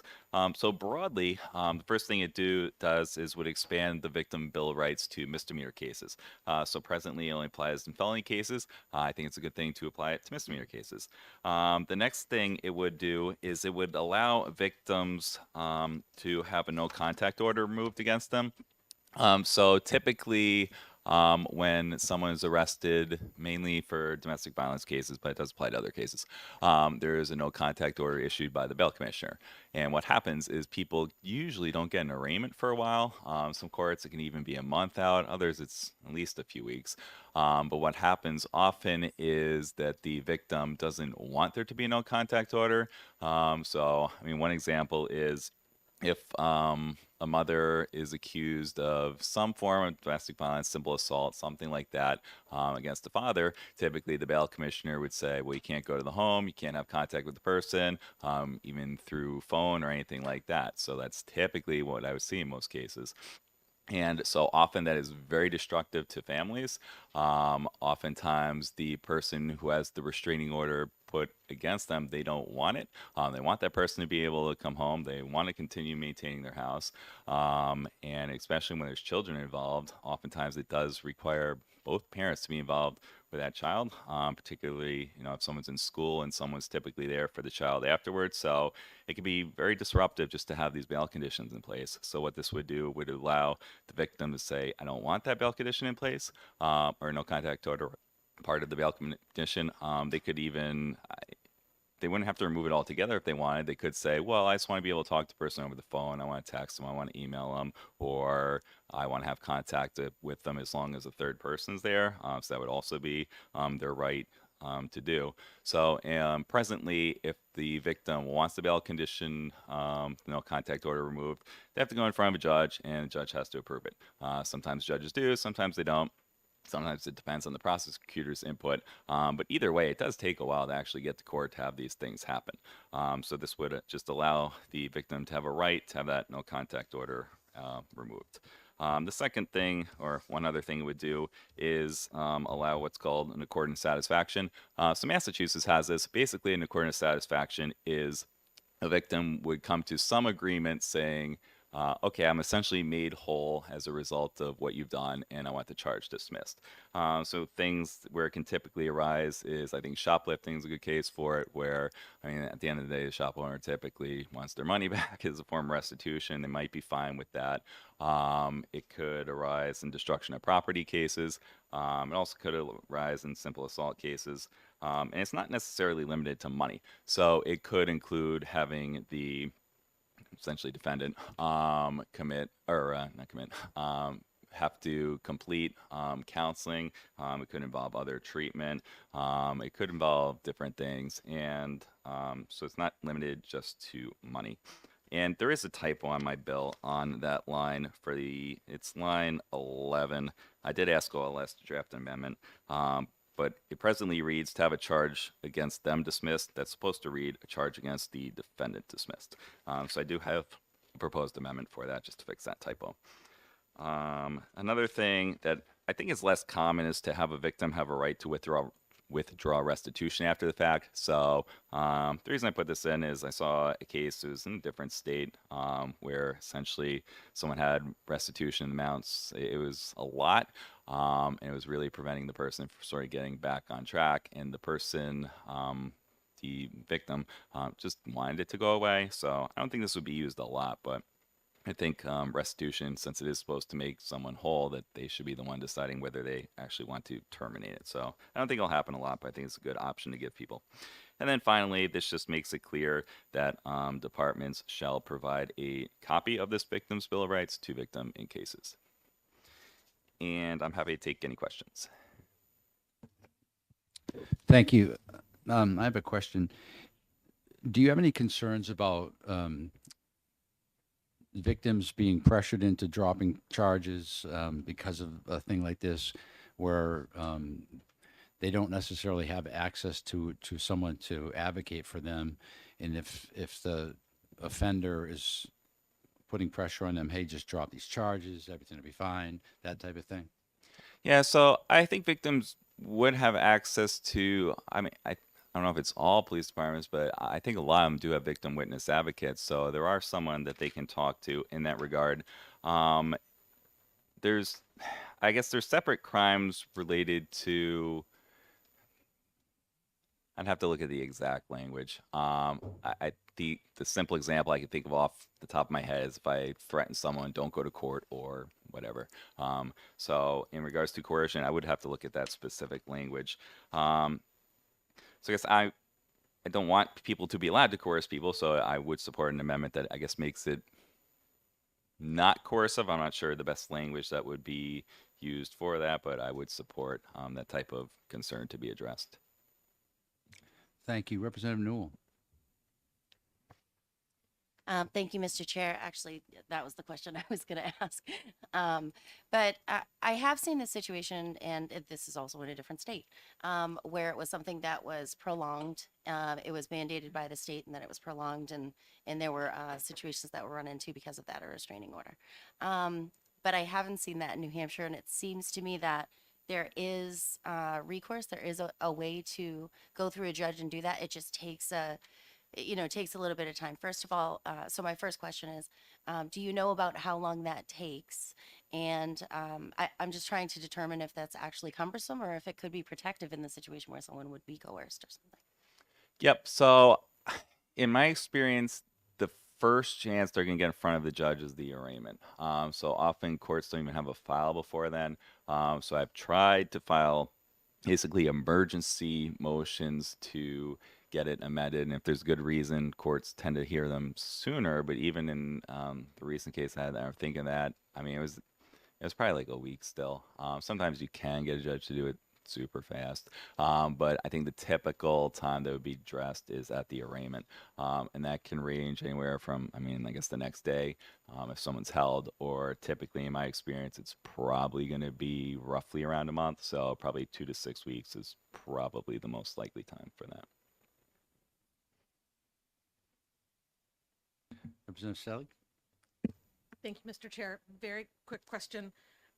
Your bill calls itself amending the Victim's Bill of Rights. And I just want to clarify, by the victim, you mean the person who's been accused of, because at one point you talk about victim and another defendant. So I'm just trying to figure out whose rights these are.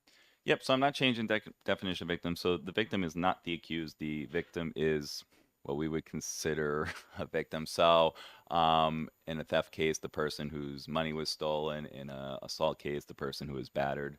So I'm not actually changing the definition of victim. Where it might have been confusing is that line 11 where I did have a typo. So that's pretty much where it would, and it's not adding any rights to defendants. So I hope that answered your question. Yep. Thank you. Thank you for your testimony. Thank you.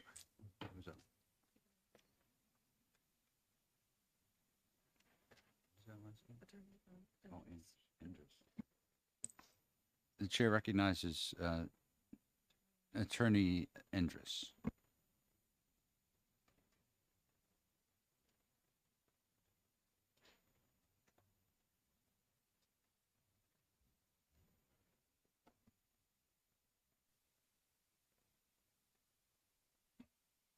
I wasn't sure if it was supposed to be red or white. Red, thank you. Good afternoon, Chairman, members of the committee. My name is Stephen Endres. I'm a prosecutor at the Merrimack County Attorney's Office. I've been a prosecutor for a little over 20 years. I oppose this bill and asked it to be found inexpedient to legislate. The first thing to me is Part 2, Article 88 of the New Hampshire Constitution requires all indictments and complaints in New Hampshire to conclude with the language against the peace and dignity of this state.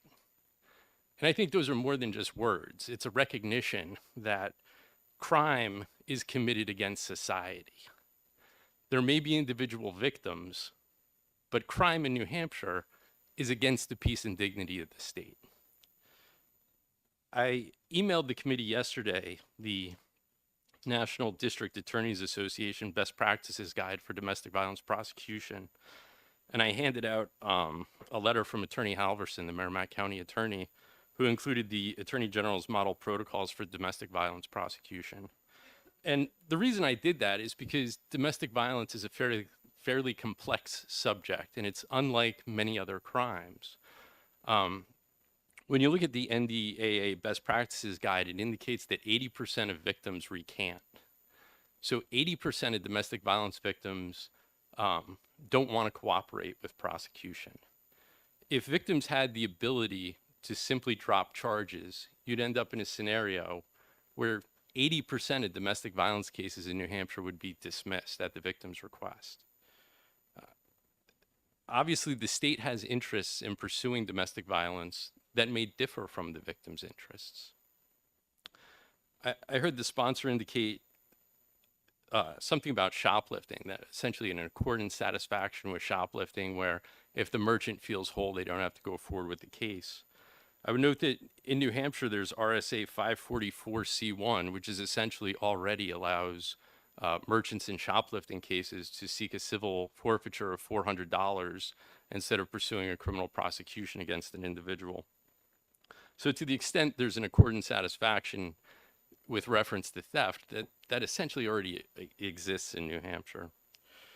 I think that this bill unfortunately sets the stage for victim intimidation, for witness intimidation, because certainly if victims had the right to drop charges, people that were charged would perhaps want victims to drop those charges.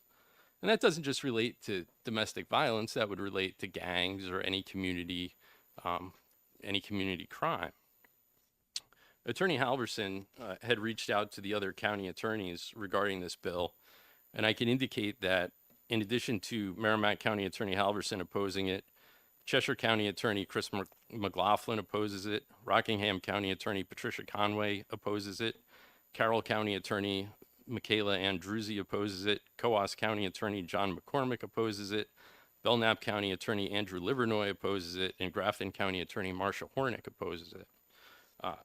I hadn't heard from anybody involved in the law enforcement or prosecution side of things that they supported this bill, and I would ask that you find it inexpedient to legislate. As always, I'm happy to answer questions. Representative Newell. Thank you, Mr. Chairman. Could you speak to, I know that there are, domestic violence is highly correlated with a variety of other violent crimes. Can you speak to that at all? Considering the crime against society aspect. I think that I don't have any statistics of what domestic violence is correlated with.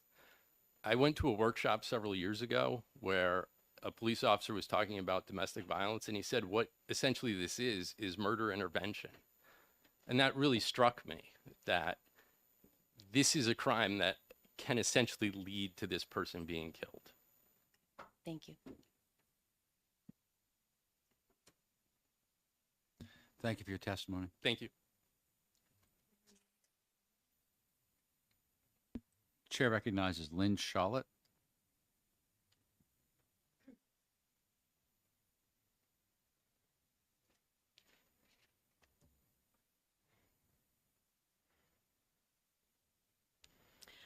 Good morning, Mr. Chairman, members of the committee. Is this on? You said red is the magic color. Okay, great. Thank you. My name is Lynn Chalette. I'm the Executive Director of the New Hampshire Coalition Against Domestic and Sexual Violence. We are the umbrella organization for 12 community-based crisis centers throughout New Hampshire that provide free and confidential services to approximately 15,000 victims of crime every year. Victims of sexual assault, domestic violence, stalking, and human trafficking. I too am here to provide testimony in opposition to House Bill 545, which provides harmful changes to New Hampshire's Crime Victim Bill of Rights. On its face, the bill appears to strengthen the Victim Bill of Rights, but in fact it does the exact opposite, and truly it takes us back decades. The criminal legal system is one that is foreign and often intimidating to victims.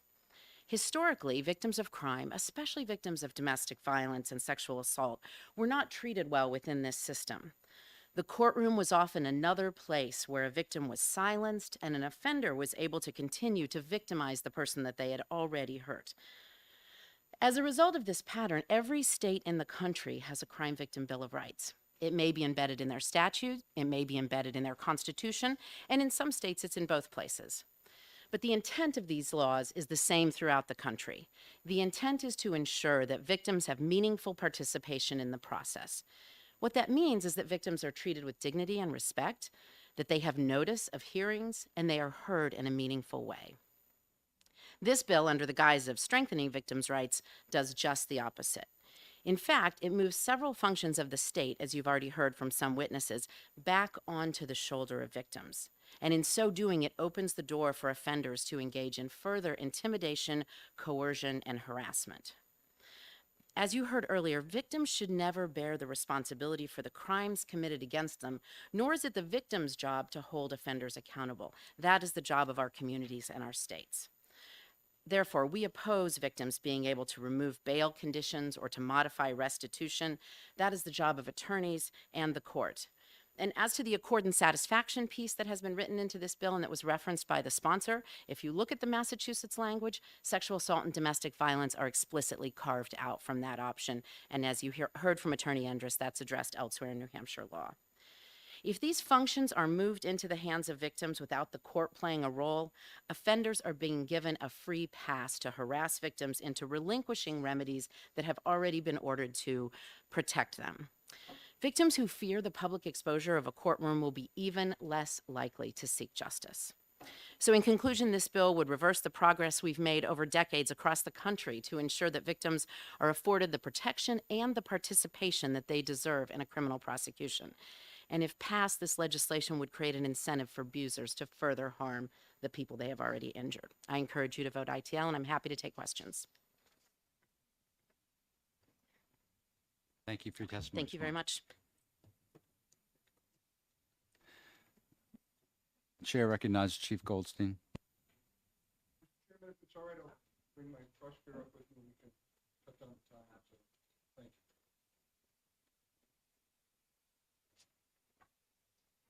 Good afternoon, Mr. Chairman, members of the committee. Good afternoon. For the record, my name is David Goldstein. I'm the police chief in the city of Franklin. And I'm also the legislative chair for the New Hampshire Association of Chiefs of Police. And I'm here to represent that organization, and we oppose this bill, House Bill 545. By way of introduction and for the record, I've been a police officer now for over 43 years. 23 of those years were with the New Hampshire State Police, and 13 of those 23 years were with the Major Crime Unit. Career-wise, I've investigated over 100 homicides. Of those 100-plus homicides, more than 50% were domestic violence related. I'm the guy that gets to come here and tell you the war stories about what this does. Early in my career, as a Derry police officer, I fielded a call from a victim of domestic violence. And when I say victim, I mean victim. This woman had been beaten to within an inch of her life by her live-in boyfriend. She'd been thrown down the stairs. She'd been beaten with a suitcase and anything else that he could find. Certainly, I took the report, investigated it, applied for warrant, affidavit, and complaint, although it was a felony at the time, and arrested the gentleman. 30 days to the day later, she came into the PD and recanted her statement. At that particular point in time, being a very young officer, I asked her if she really meant what she was saying. She said, oh yeah, it was just an accident, no problem. She said, fine, and I arrested her for misdemeanor, unsworn falsification. I'm still paying penance for that decision, 40 plus years later. That was wrong on my part. And there's no doubt in my mind that her boyfriend, her live-in boyfriend, had convinced her to recant her statement. I've seen many of those cases over my career. We agree, however, with one thing in the bill as presented, but we certainly oppose the bill as written, and that's the expansion of the class of victims that you'll find in the first paragraph. But the rest of the bill raises many questions, and I'm going to defer to my colleague and prosecutor, Attorney Muller, to address some of those. As I've so often heard in these committees as well as others over 14 years of serving in this particular position, this bill is not ready for prime time, not the way it's written. With that, I thank you very much, and I'll defer to Attorney Muller. Thank you. My name is Andrea Muller. I'm a prosecutor for for Franklin. I've been with the Franklin Police Department for almost 2 years. Prior to that, I was with Manchester for just about 9 years.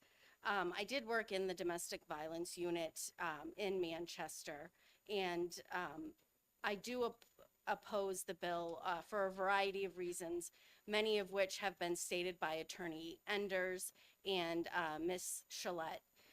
But I would just like to address a few things.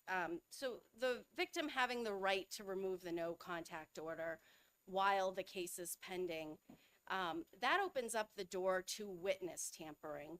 Very often I have seen in practice when a judge, after a hearing, removes the no contact order and the parties are together, soon after either the state loses contact with the victim no longer wants to show up, or he or she changes his or her story, or minimizes it or recants. And that is a problem. The state is also concerned when the parties have contact that the cycle of violence that occurs with these domestic violence cases is still ongoing. So you have a pending case, and you have a defendant who obviously doesn't want to get convicted. He's having contact with the victim. This does put the victim in danger. In terms of the victim having a right in misdemeanor cases to drop the charges, I see a few problems with this. As Attorney Enders stated, this is the state versus the defendant. It is the state's case. The prosecutor is the one who is making the decisions in the case. Yes, the victim does have input and needs to be consulted per the victim's Bill of Rights, but it is ultimately up to the prosecutor about what the direction the case is going to go in. I'm also concerned that if the victim has the right to drop charges, such as in domestic violence cases, if I or other prosecutors have a case where we can prove our case without the victim, the state should be able to. The state does have a greater interest in protecting society at large. So someone who is violent, someone who is assaultive, and is threatening people, while the victim and the defendant may ultimately go their separate ways, there is still that interest of protecting all of society from the defendant's behaviors. And I can say, as a domestic violence prosecutor, I have seen defendants come in with victim A, and then 2 years later they're back in court with victim B. So this doesn't stop after one case ends. Thank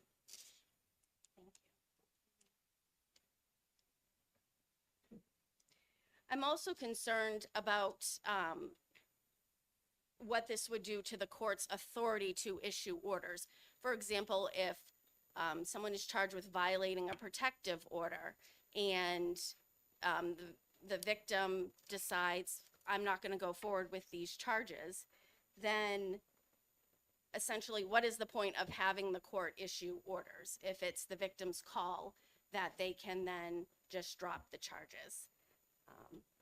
And I believe everything has already been covered that I had wanted to say. Thank you. We'll certainly take any questions. Thank you. I have a question. So under current law, the current situation, if a victim wanted to do any of these things, they're free to do that right now, to ask the judge to do these things. I mean, it's not like they can't, correct? So in my experience, what happens is should the victim file a motion with the court, usually that's kicked back from the court stating that they are not a party to the case, and it has to come from one of the attorneys. Usually defense counsel will file a motion to get those bail conditions amended, and the court will schedule a hearing. In my experience, those hearings have been scheduled fairly frequently, such as if someone were to file a motion to amend bail conditions today, Friday, January 27th, it would most likely get heard and put on the court's docket as an add-in sometime next week. And I guess what I'm trying to get at is they do have a voice and input in the case. If they decide, I just don't want to pursue this anymore, their voice is heard. Is that? Yes, Okay. we will consult with them, and they are notified of any potential plea bargain that we would offer. Representative Rhodes. Thank you, Mr. Chairman. I just would like to clarify on something that you said. Yes.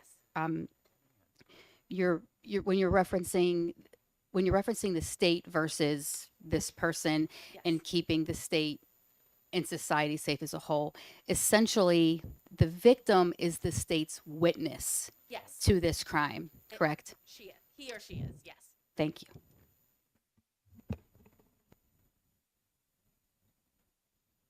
Thank you very much for your testimony. Thank you. Chair recognizes Attorney Richard Head.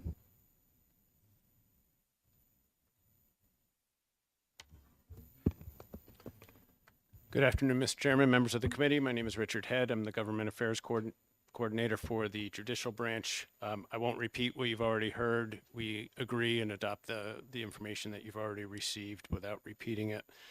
The bill, just very quickly, on the page 1, starting in line 9, it says a victim has the right to remove a non-contact order between them and the accused as a bail condition. There's no judicial oversight. There's no provision in which the court even knows about this occurring. If you have any subsequent enforcement of that bail order, this is an undocumented change to the bail order. You have it anytime there is a subsequent attempt to enforce.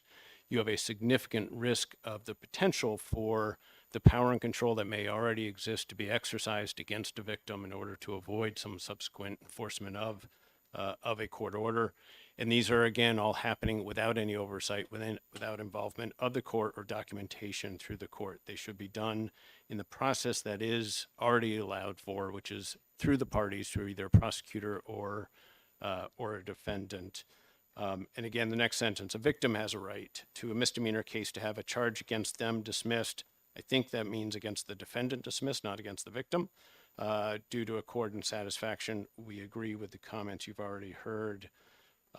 In essence, what is happening here is a disrespect of the court system, a disrespect of court orders, and disrespect for the order of law, and allows a defendant who already has power and control over a victim to further exercise that without any judicial oversight, without any involvement of the prosecutor. We strongly object, and with that, I'll conclude my comments and be happy to take questions. Thank you for your testimony. Thank you.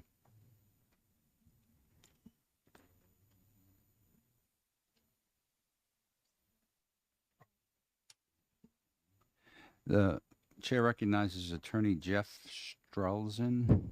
Please correct me. Not an easy one.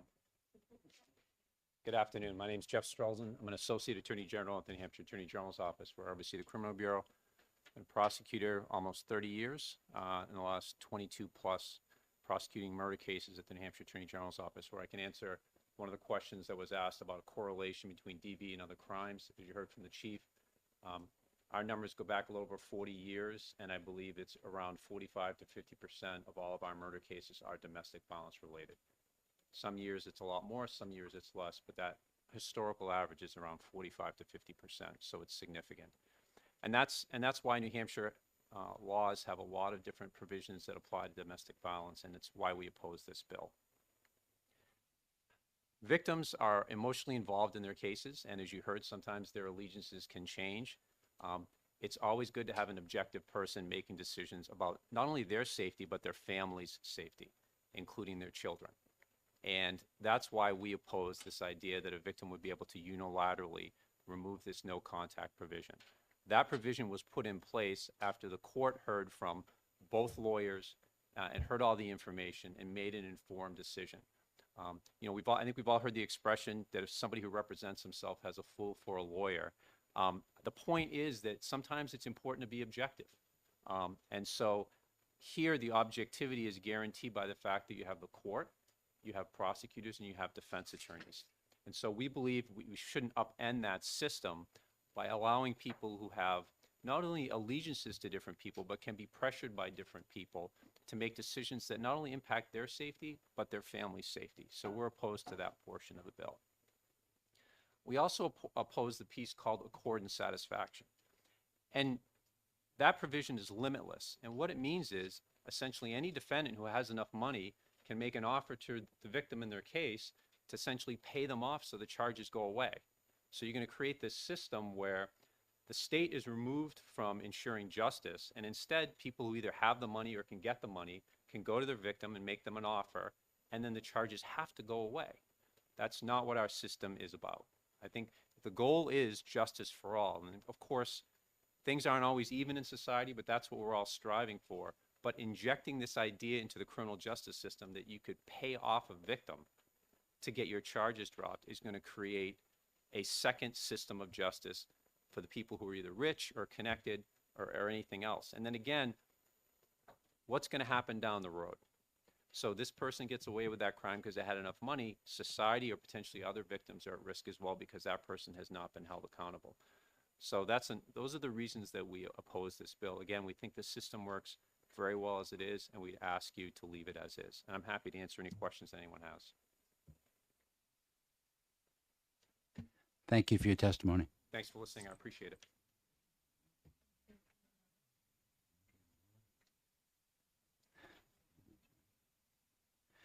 The chair calls Andrea Muller.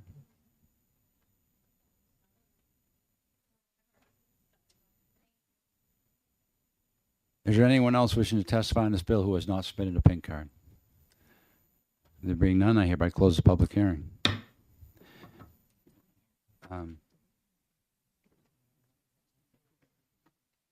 We have to schedule it.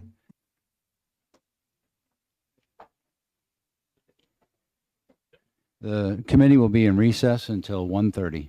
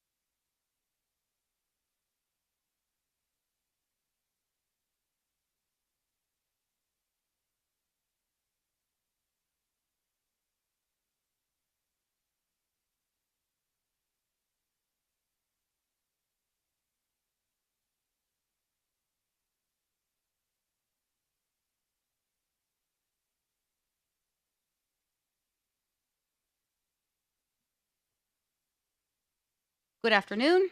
It being 1:30, I will open the public hearing for House Bill 588 FN relative to the criteria for applying for parole. And Representative Harriet Gathright is going to introduce it as soon as she walks back in.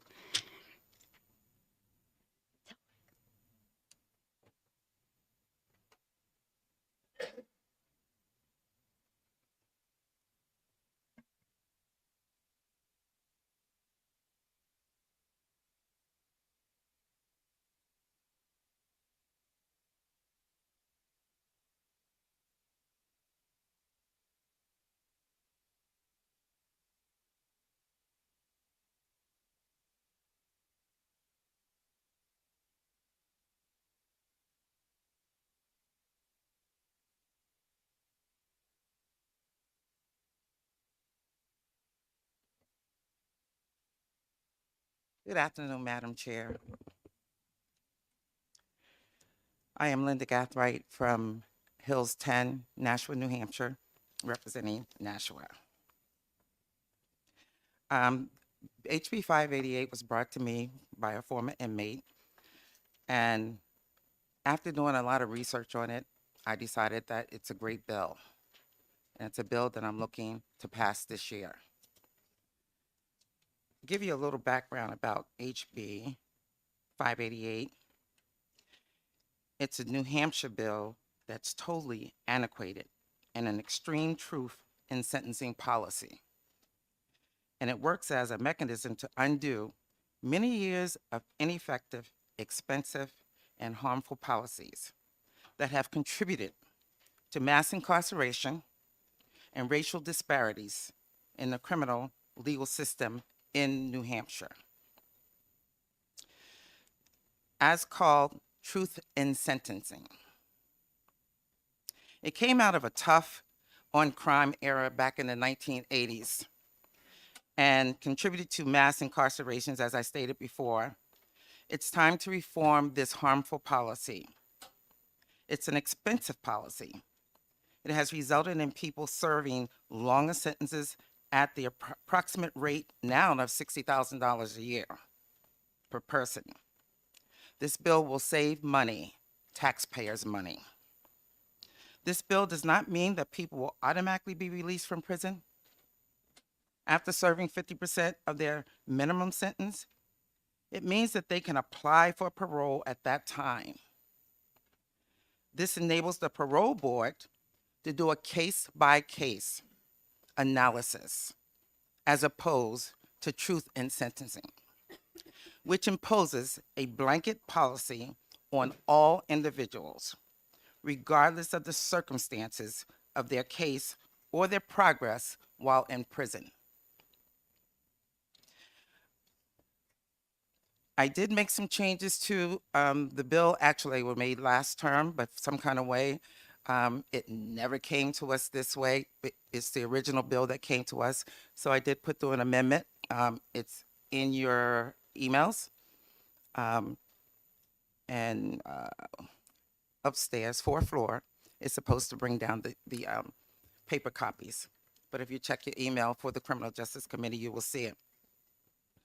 On line 6 of the bill, the person was sentenced to a minimum of not less than 5 years. That was changed to 7.5 years last session, so we just updated it today. And the very last 18, line 18, this provision of this act shall apply to any person incarcerated on or after the effective date of this act. It is not retroactive. We also had changed the date from January to January 1st, 2024. That was the new date. So there's other people that will be testifying that can give you more details on it. But I truly believe that this is a good bill, and it's about time we do the right thing in New Hampshire. And I also can say I don't have the number, and just for informational purposes, myself and others did sit with our commissioner at the time that we decided to do this bill and make quite a few adjustments. And if you read through the bill, I think I will take the time and read through. The first one is the person was sentenced to a minimum of not less than 7.5 years. The person has no major or A-level disciplinary violations. The person has not demonstrated a pattern of repeated disciplinary offenses that result in an upgrade in classification level. The person has completed all court and Department of Corrections required programs and treatment if given. The person has demonstrated good institutional behavior. Paragraph 9 shall not apply if the person received a sentence that prohibits him or her from being paroled. The person was convicted of a sexually violent offense as defined in RSA 135-E:211. The person was convicted of committing a violent crime as defined in RSA 651:5. Also 13, against a person under 18 years of age. So that's the basis of this. I'm sure you will hear quite a bit of testimony, but I will say that it's about time taxpayers stop paying for this. And there's a few people that probably would be eligible for parole or at least get the opportunity to go before the parole board. And if we believe our parole board is a great board, I don't believe that they would release anyone that's not ready to be released. Thank you, Representative. So just for reference to the committee, what the representative is speaking of is last year we heard this bill and there was several amendments that were made that were suggestions. And unfortunately, when this bill was printed, all of those changes were not put in this bill. And that's the amendment that she is speaking of. And the representative and myself went upstairs to try to expedite that to be in writing so it's in front of us. We don't actually have to look at our computers. Are there any questions for Representative Murphy? Thank you, Madam Chair. I just want to clarify that line 6A, when you read 7.5, not 5 years. So was that in the amendment? That's okay. Yes. Thank you. Are there any further questions? Representative Newman? And I might have misheard, so I just want to clarify. In the last sentence, it would be striking the word before. Is that correct? So it's not retroactive? Right.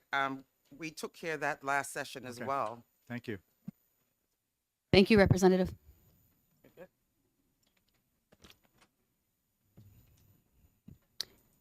Speaker Switek?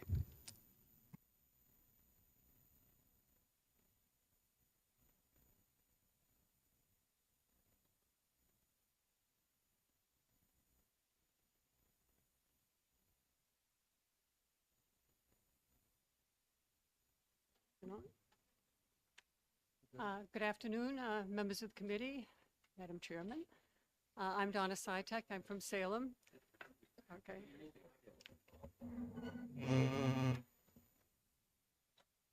Okay. I'm Donna Switek.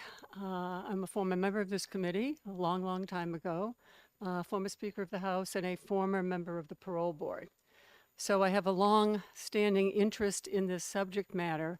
I was there at the conception 40 years ago when the legislature adopted truth in sentencing. And I've always said I would come off my deathbed to save truth in sentencing. This is another modification of truth in sentencing. And I think that having a state policy where the sentence imposed by the judge is the sentence that's actually served is good policy. I think it has served us well. There are, it has been said that other states have changed their policies, but New Hampshire is proud to maintain some traditions that are very valuable to us. I think truth in sentencing is one of them. First in the nation primary is another one. No income and sales tax. These are New Hampshire values, and I believe that truth in sentencing should be one of them. So there are 4 points I want to make about this bill.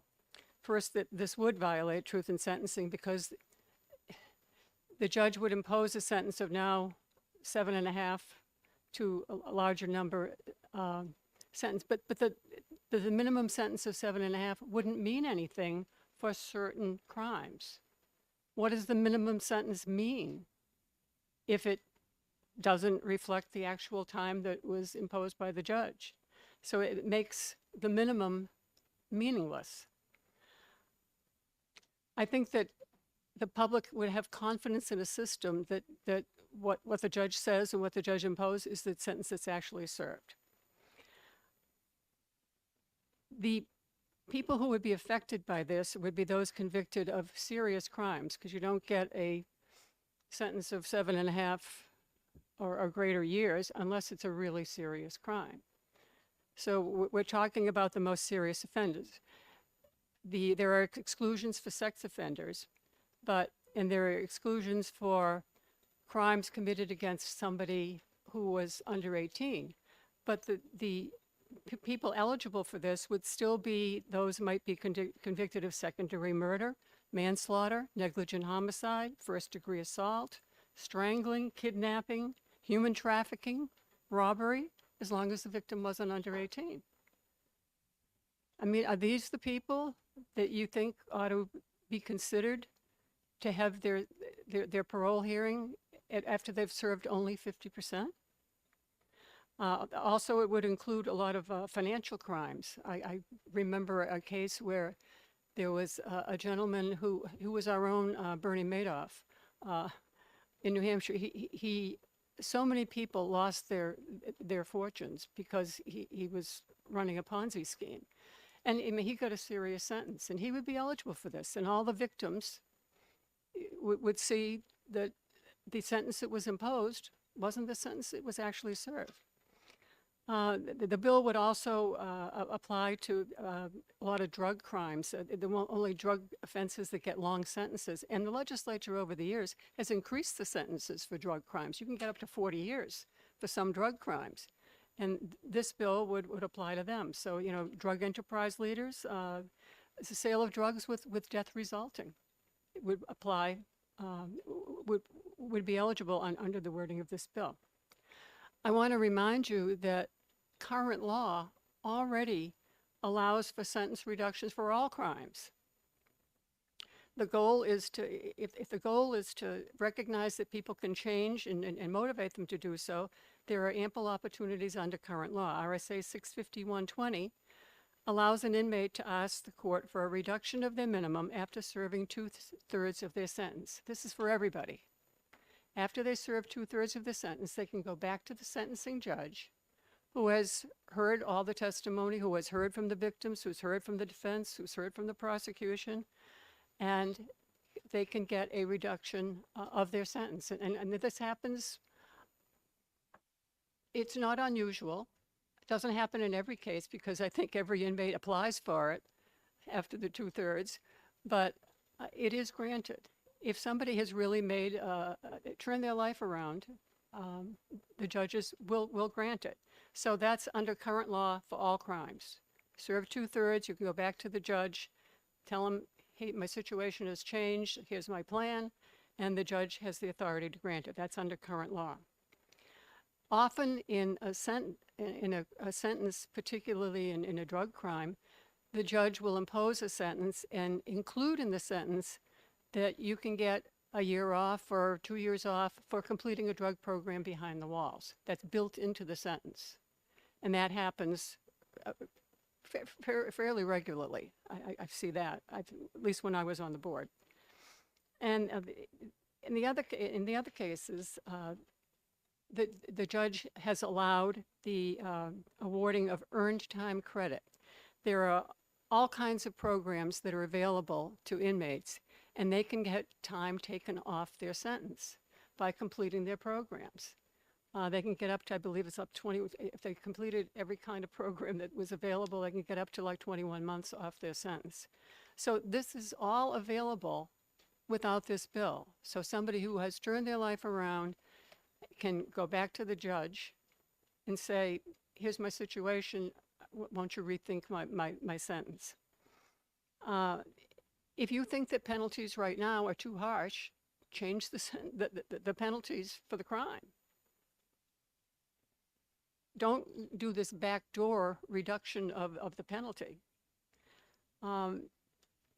This bill, if passed, would be the same time, it would be the only time that there's a sentence modification without the judge's approval. All these others, all the other ways you can reduce your sentence are approved by the judge. This would not require the any participation by the judge.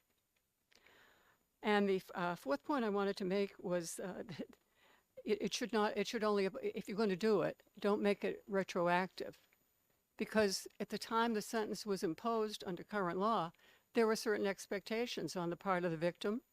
It may be part of a plea bargain negotiation.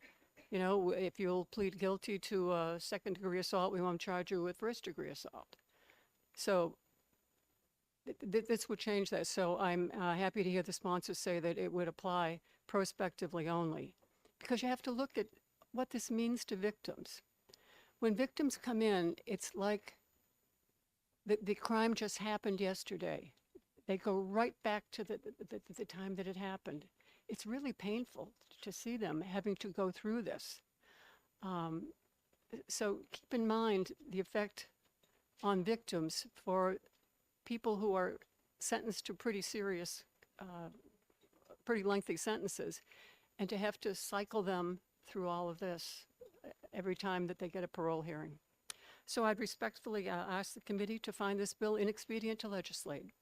And I try to answer any questions you might have. Thank you. Representative Rhodes. Thank you, Mr. Chairman. Thank you for taking my question, Madam Speaker. You had mentioned that if a person that was in prison has already done this good behavior and so forth, that they could ask the judge about a lesser sentence. What would that look like? How would that person go about contacting that judge?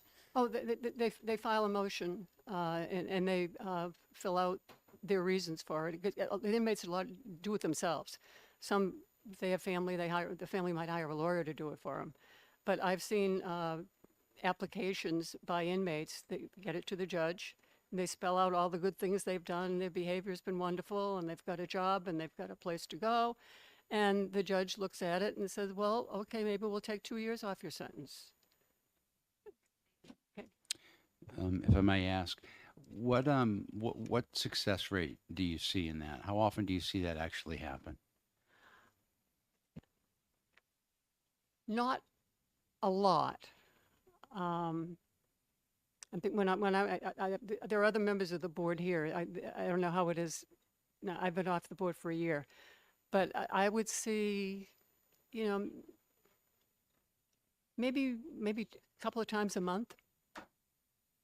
That it was successful, or that? Yeah, that was successful. Okay. Because I think all of them ask for it. And as a follow-up, does the board get input into that when someone asks outside of the board directly to the judge?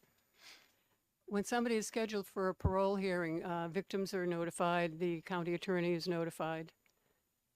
No, I mean, if someone asks the judge to reduce their sentence by going around the board to make a motion to have their sentence reviewed, does the board get notified and have input into that? No? No, we only see them if the judge has granted it. Okay, thank you. And we would see a lot of people who had applied for it and they say, I didn't get my 2/3. So that's why I'm here today. You know? Representative Bolden. Thank you. Thank you for taking my question. I was hoping just to clarify some of your testimony. I think earlier you characterized the legislation as backdoor reduction of penalty. And I was curious if you could speak to how that contrasts from the existing parole system and maybe why you don't view the existing parole system as a backdoor reduction of penalty. Thank you. When the judge imposes a sentence, he says you're served a minimum of certain number of time and a maximum. And that's what everybody expects is going to happen. On the sentencing document, it's called the minimus, the judge he spells out what he wants the sentence to be. He can also check off, are they eligible for earned time credit?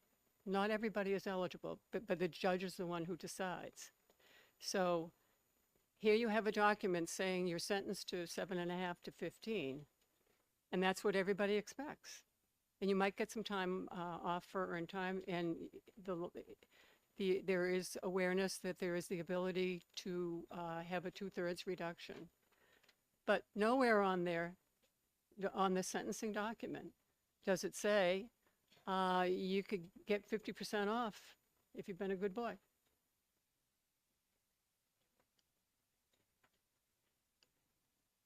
Representative Silly. Thank you so much.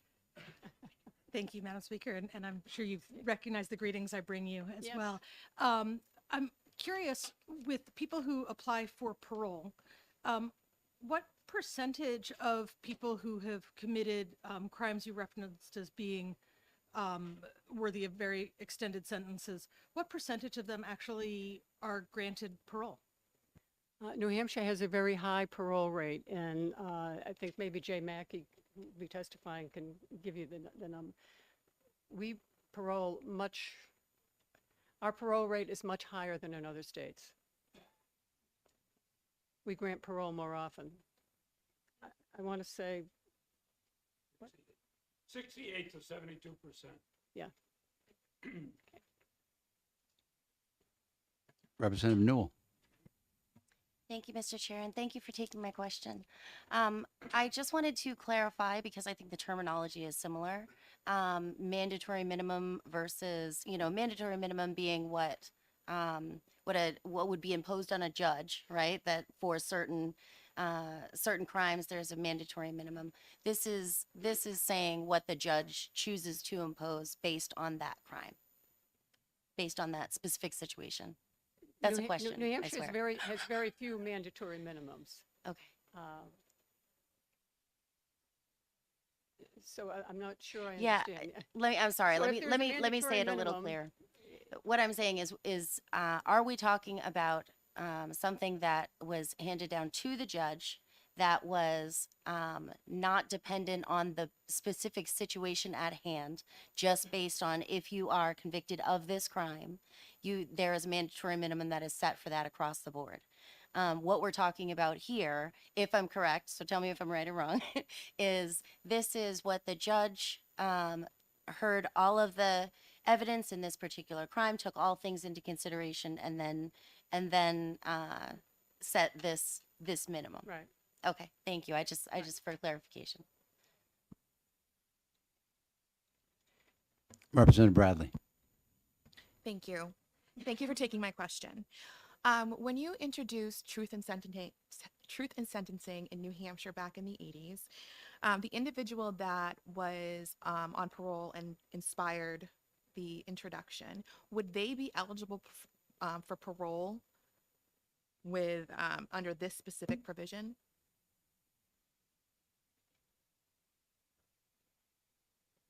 I don't know how old the victim was. 20. She was 20. I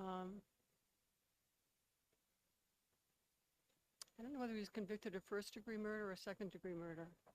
Yeah, it was first-degree murder, yeah. He'd be eligible. He wouldn't be eligible under this because first-degree murder is excluded. Okay. Follow up. So let's say that this provision didn't exist and a person applied for parole at their original minimum parole date, and they could check the box in all these criteria behaviorally as parole board member. Would you vote to parole them? Madam Speaker, you don't have to answer that. That goes to specific, Okay. specific case. Okay. If you want to ask about the law, go ahead. No, that's okay. Thank you. Representative Newman. I just have a question on the 50% that's in the new law. Can people now apply with a minimum sentence, apply for a parole, and how does that work? Right now, they're eligible for parole at their minimum, At the minimum. at their minimum. So That's this would what truth reduce in it to sentencing 50% means. of the You're minimum. eligible for parole at your minimum. Thank you. And they can chip away at their eligibility for parole Yeah. by earned time credits, by completing certain programs. Well- So their minimum changes. Just for clarification for the committee, so if someone has a minimum of 10, they can reduce that minimum by completing the programs. Yeah. Thank you. Representative Newman, you may follow up. The other question was, is there are minimum sentences listed for various crimes. And when the person is convicted, the judge has the potential to assign a punishment of less than whatever the minimum is at that time. Is that correct? Through a plea bargain or whatever. I'm not sure. I know that the penalties for a Class A felony, I believe, are 7.5 minimum, and for a, help me, Roger. 3.5.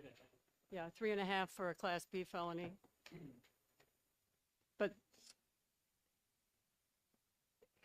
Representative Newman, are you asking if the judge has the ability to lower a Yes. minimum Yeah. sentence to a plea bargain? I'm talking about you have a minimum sentence that is assigned, Mhm. but can the punishment given, even though there is a minimum sentence, and not one that has been put in the law with the particular to that law, it's an absolute minimum. they can give less than that. They can give less than Yeah. what the minimum is that's Yeah. defined generally for the Yeah. crime. Thank you very much.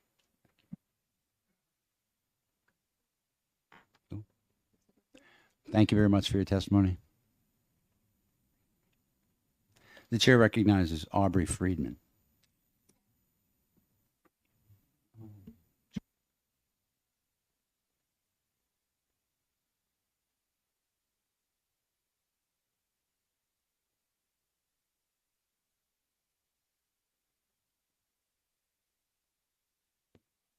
Okay. Mr. Chair, committee members, Aubrey Friedman from Bridgewater, private person. I support this bill.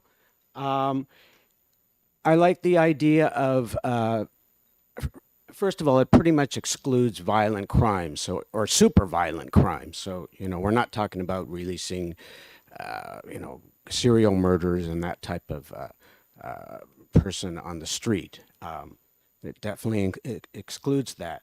So how many years a person spends in prison, it's pretty arbitrary. I mean, who knows? They could be there 5 years, 10 years. They might reform in a couple of years. They might never reform. It's pretty arbitrary. So if a person has had good behavior, they're not, they seem to have been reformed themselves, I say, why not give them a second chance? What's the advantage of having them stay in prison, wasting away for years? They're is not serving society. They have a family. They could be supporting and be. I say, give them a second chance earlier to at least the chance to get out earlier and start your life over again and be a productive member of society. So I think that's a good idea. As a secondary thing, there is a savings to the taxpayer. It's $64,233 minus $688, so it's about $63,000.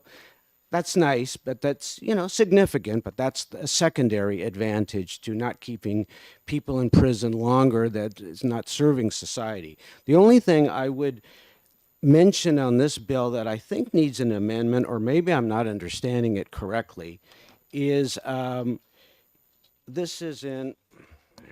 Sir, that's probably not the correct version. There is an amended version coming. So. Oh, okay, but I haven't heard this part mentioned yet, so I want to bring it up. This is in paragraph, this is under X10. It talks about shall not apply if. And this is under section C. The person was convicted of committing a violent crime as defined in RSA, and then that RSA lists violent, arson and all these various very violent crimes. It says except against a person under 18 years of age. Now, I don't understand why that, to me, that last little phrase shouldn't be there. Why is age, if you commit a violent crime, whether it's a 5-year-old or a 25-year-old or somebody 50 or whatever, What's the difference? It's a violent crime. Why should the age be significant? It's a violent crime and that's it. So I don't understand why that last little phrase is in there. This would actually exclude more people, actually. But I think if it's going to be a violent crime, it's a violent crime. So I would maybe mention that as an amendment. But otherwise, I think the intent of the bill is good and I support it. And that's it. Thank you. Any questions? No, thank you for your testimony, sir.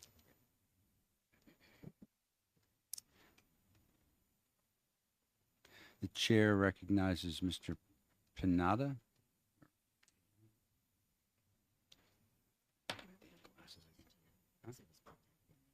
Yeah, no point arguing with that. This is on? Yes. All right. Sorry. My apologize. Thank you. I sit before you in support of this bill as a private citizen. I was formerly incarcerated. I actually did 15 years in prison here in Concord. I was released about 3 years ago. I went through the system, being housed in Concord, being housed in Berlin, also going to minimum security, the halfway house. I actually got some relief with the 65120 and combination with the earned time credit. However, I feel that those two laws alone are not enough to help alleviate the situation that we're facing in the state with the prison system, which is lack of resources.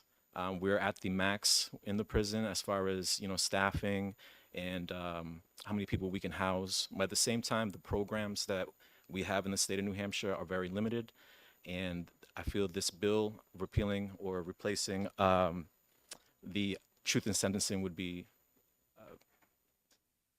a move in the positive direction for the state of New Hampshire.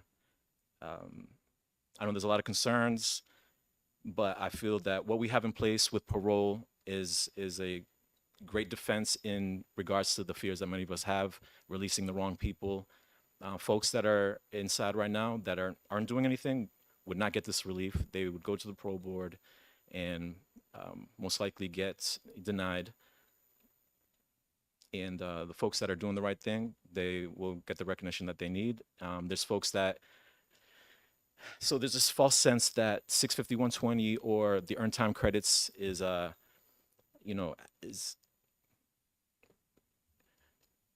judges recognize who needs to be released. And unfortunately, that's not always the case. Obviously, from county to county, judge to judge, there's a lot of room for subjective interpretations of the law, in which folks that I know personally that I feel or I know have done the right things are still struggling to get that relief. And a friend of mine actually is now in the process with the state Supreme Court with appealing the decision that he was denied both 65120 and earned time credit bills, which is a grievous injustice when there's folks that don't do anything, just sit, all day in their cells, and will go to the parole board and will get it just because they didn't get any tickets in the past 90 days. And, they didn't commit any new crimes while they were incarcerated. So again, I am in support of this bill, and I hope you folks will too. Thank you. Could you, would you mind telling us what some of the programs you took advantage of were? Yes, sir. Unfortunately, some of the programs that I took no longer exist. When I first came in, I had courts, how do you say? I'm sorry. Court referred programs that, with the amount of time I did, I was originally sentenced to 18 years, completed 15. Some of those laws, by the time I came close enough to be eligible to participate in those programs, they no longer existed and they were actually waived. But I was able to do some things on my own.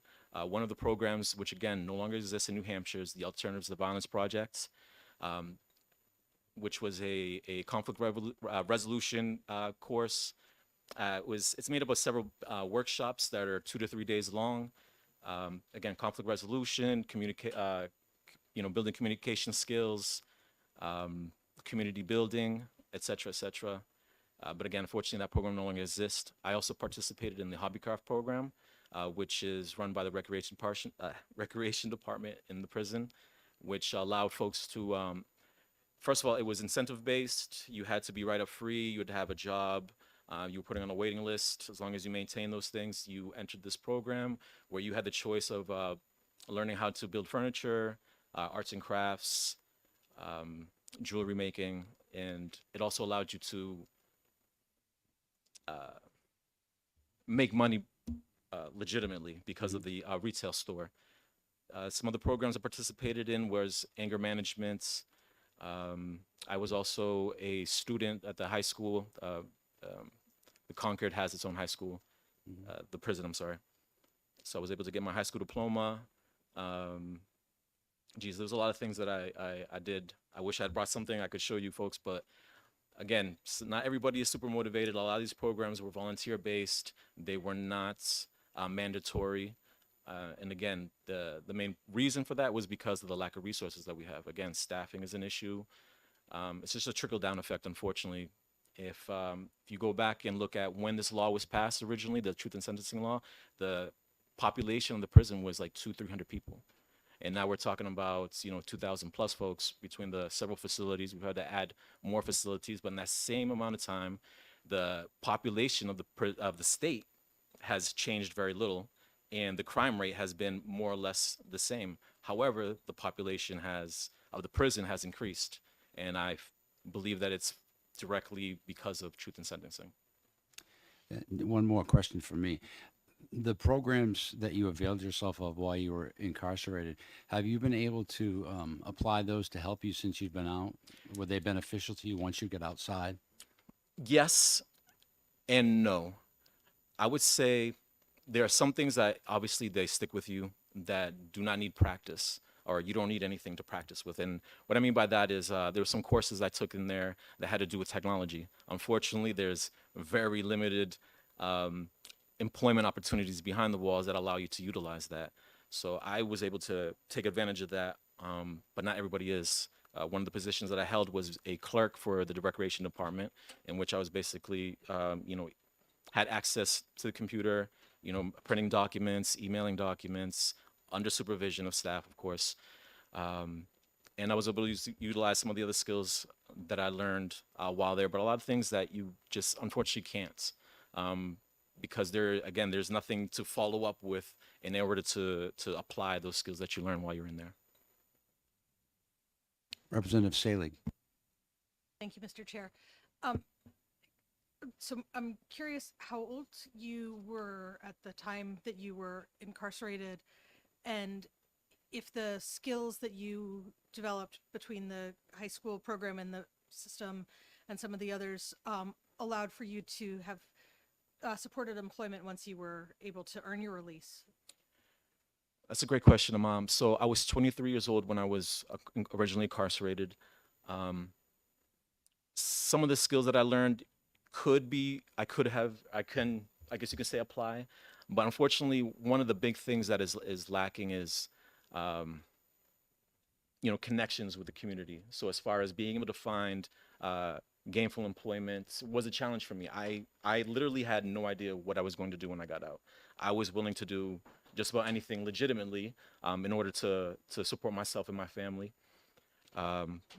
But I would say some of the positives were, because of my participation in some of the program in there, is kind of networking, getting to meet folks that volunteered, that once I was outside that I was able to reconnect with, and they were able to help me find meaningful employment.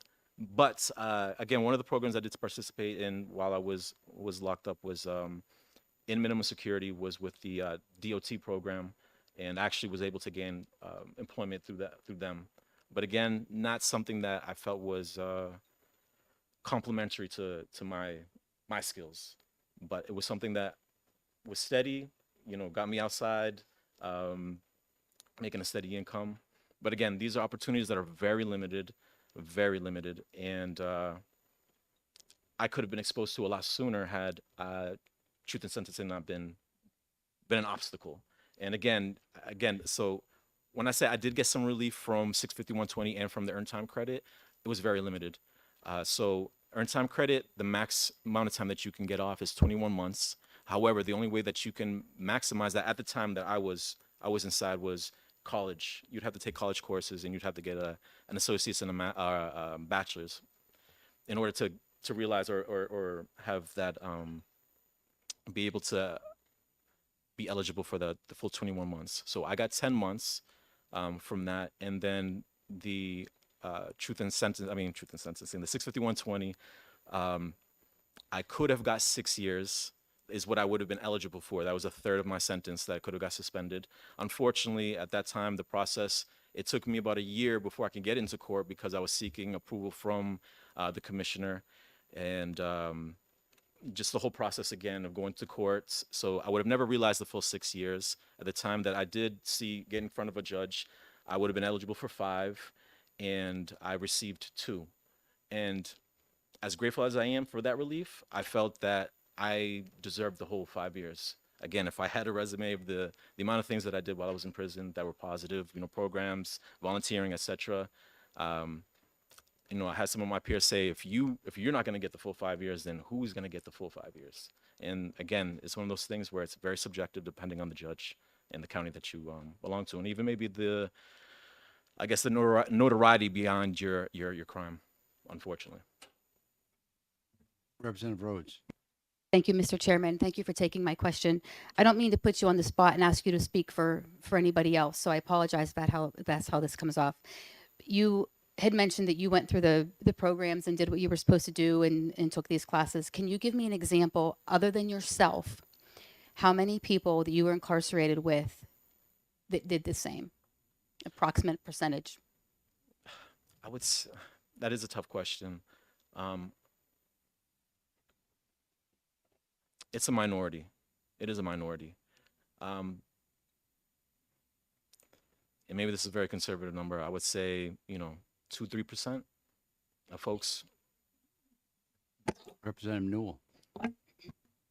Thank you, Mr. Chairman. Thank you for taking my question. And thank you for coming here. I really appreciate you coming and sharing your story. And I'm just curious if, looking at the parameters of the bill, would this have applied to you?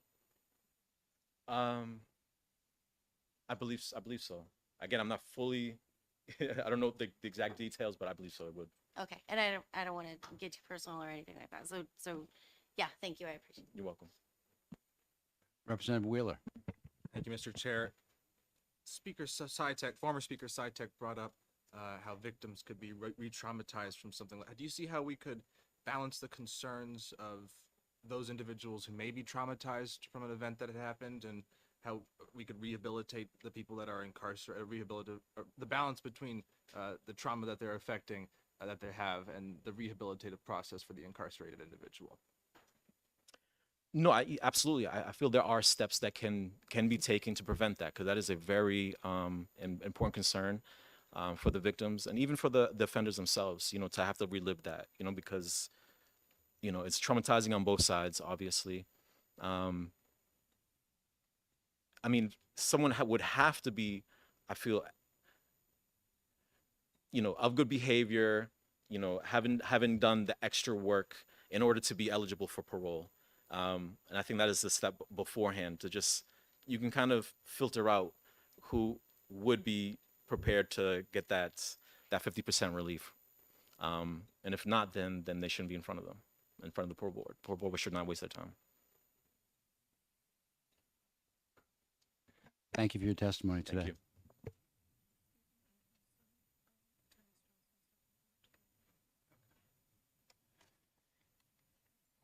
you. The chair recognizes Attorney Andres and Strudson.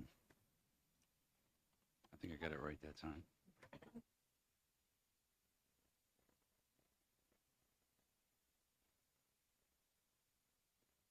Thank you. We thought we'd come up together to try to answer all of your questions at the same time. Our office does oppose this bill, and I'll explain why, and then we'll answer any questions that you have. First, it's not clear why this bill is necessary. When I read the bill, I tried to discern what the purpose is, what's behind it, and I contacted the Department of Corrections, the Commissioner Helen Hanks, and I asked her for the numbers of incarcerated individuals in New Hampshire, and I found out that in the last 9 years, that number has dropped 30%. 30% drop in 9 years. So there is no issue with mass incarceration in New Hampshire. We're actually incarcerating less and less people each and every year. So that can't be a justification for the bill. We have a rigorous and thorough sentencing system in New Hampshire, and we live that system, and we can explain to you how it works. One of the questions that came from a representative asked about, I think, about mandatory sentences or minimum sentences. Almost no crime in New Hampshire has a mandatory minimum sentence. Almost none. An example is first-degree murder, which is a mandatory life without parole. But almost every single sentence in New Hampshire is the result of a long, deliberate, thorough process. That process involves the judge listening to both sides, considering the facts from both sides, hearing victim input, and applying the law that applies to sentencing in New Hampshire. That is the process that creates a sentence in New Hampshire. It is a very deliberate process. It's not spontaneous, and it's something that has input from all sides. And this bill would undo it. It would undo it because, not only because it gives people a chance to cut their sentences in half, but because that comes on top of a system that already provides for multiple reviews of sentences and reductions. So first of all, if someone is convicted, they can obviously appeal the legality of their sentence to the New Hampshire Supreme Court. That can be part of the appeal process. Second, they have what's called the Sentence Review Board. And in New Hampshire, that's a 3-judge panel that reviews sentences. They can raise the sentence, lower the sentence, or leave it the same. But defendants have the right to that process in New Hampshire. You've heard about this chance to get up to 21 months off. That's called earned time credits. Inmates have the chance to do a variety of different things, and many of these things are not very rigorous. They're not college degrees. They're just classes, seminars in the prison that are approved.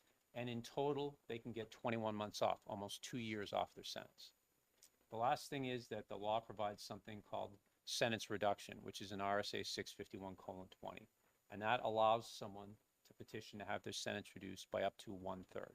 So there are a combination of things in place that allows a convicted individual to have the propriety of their sentence reviewed and potentially reduced. And those all exist, and we don't think there's a reason to add additional ones. There's no blanket policy here that incarcerates people. Instead, judges have broad discretion to consider the facts of the case, what the victim wants, what the state recommends, what the defense wants, the defendant's background. All those things go into it, and then the judge applies the law in the case. Something that's important to remember here is that I think this was said that, the average person in New Hampshire, unless they commit a really horrific crime right out of the gate, they're not getting a 7.5-year prison sentence out of the gate. That person may very well be a repeat offender, and this bill would not take that into account. So you may have somebody who's committed multiple offenses, and finally a judge says, you know what, I'm going to give you a 10 to 20-year sentence. That person has got to that point because of what they've done in the past, and then this bill would essentially just cut that in half.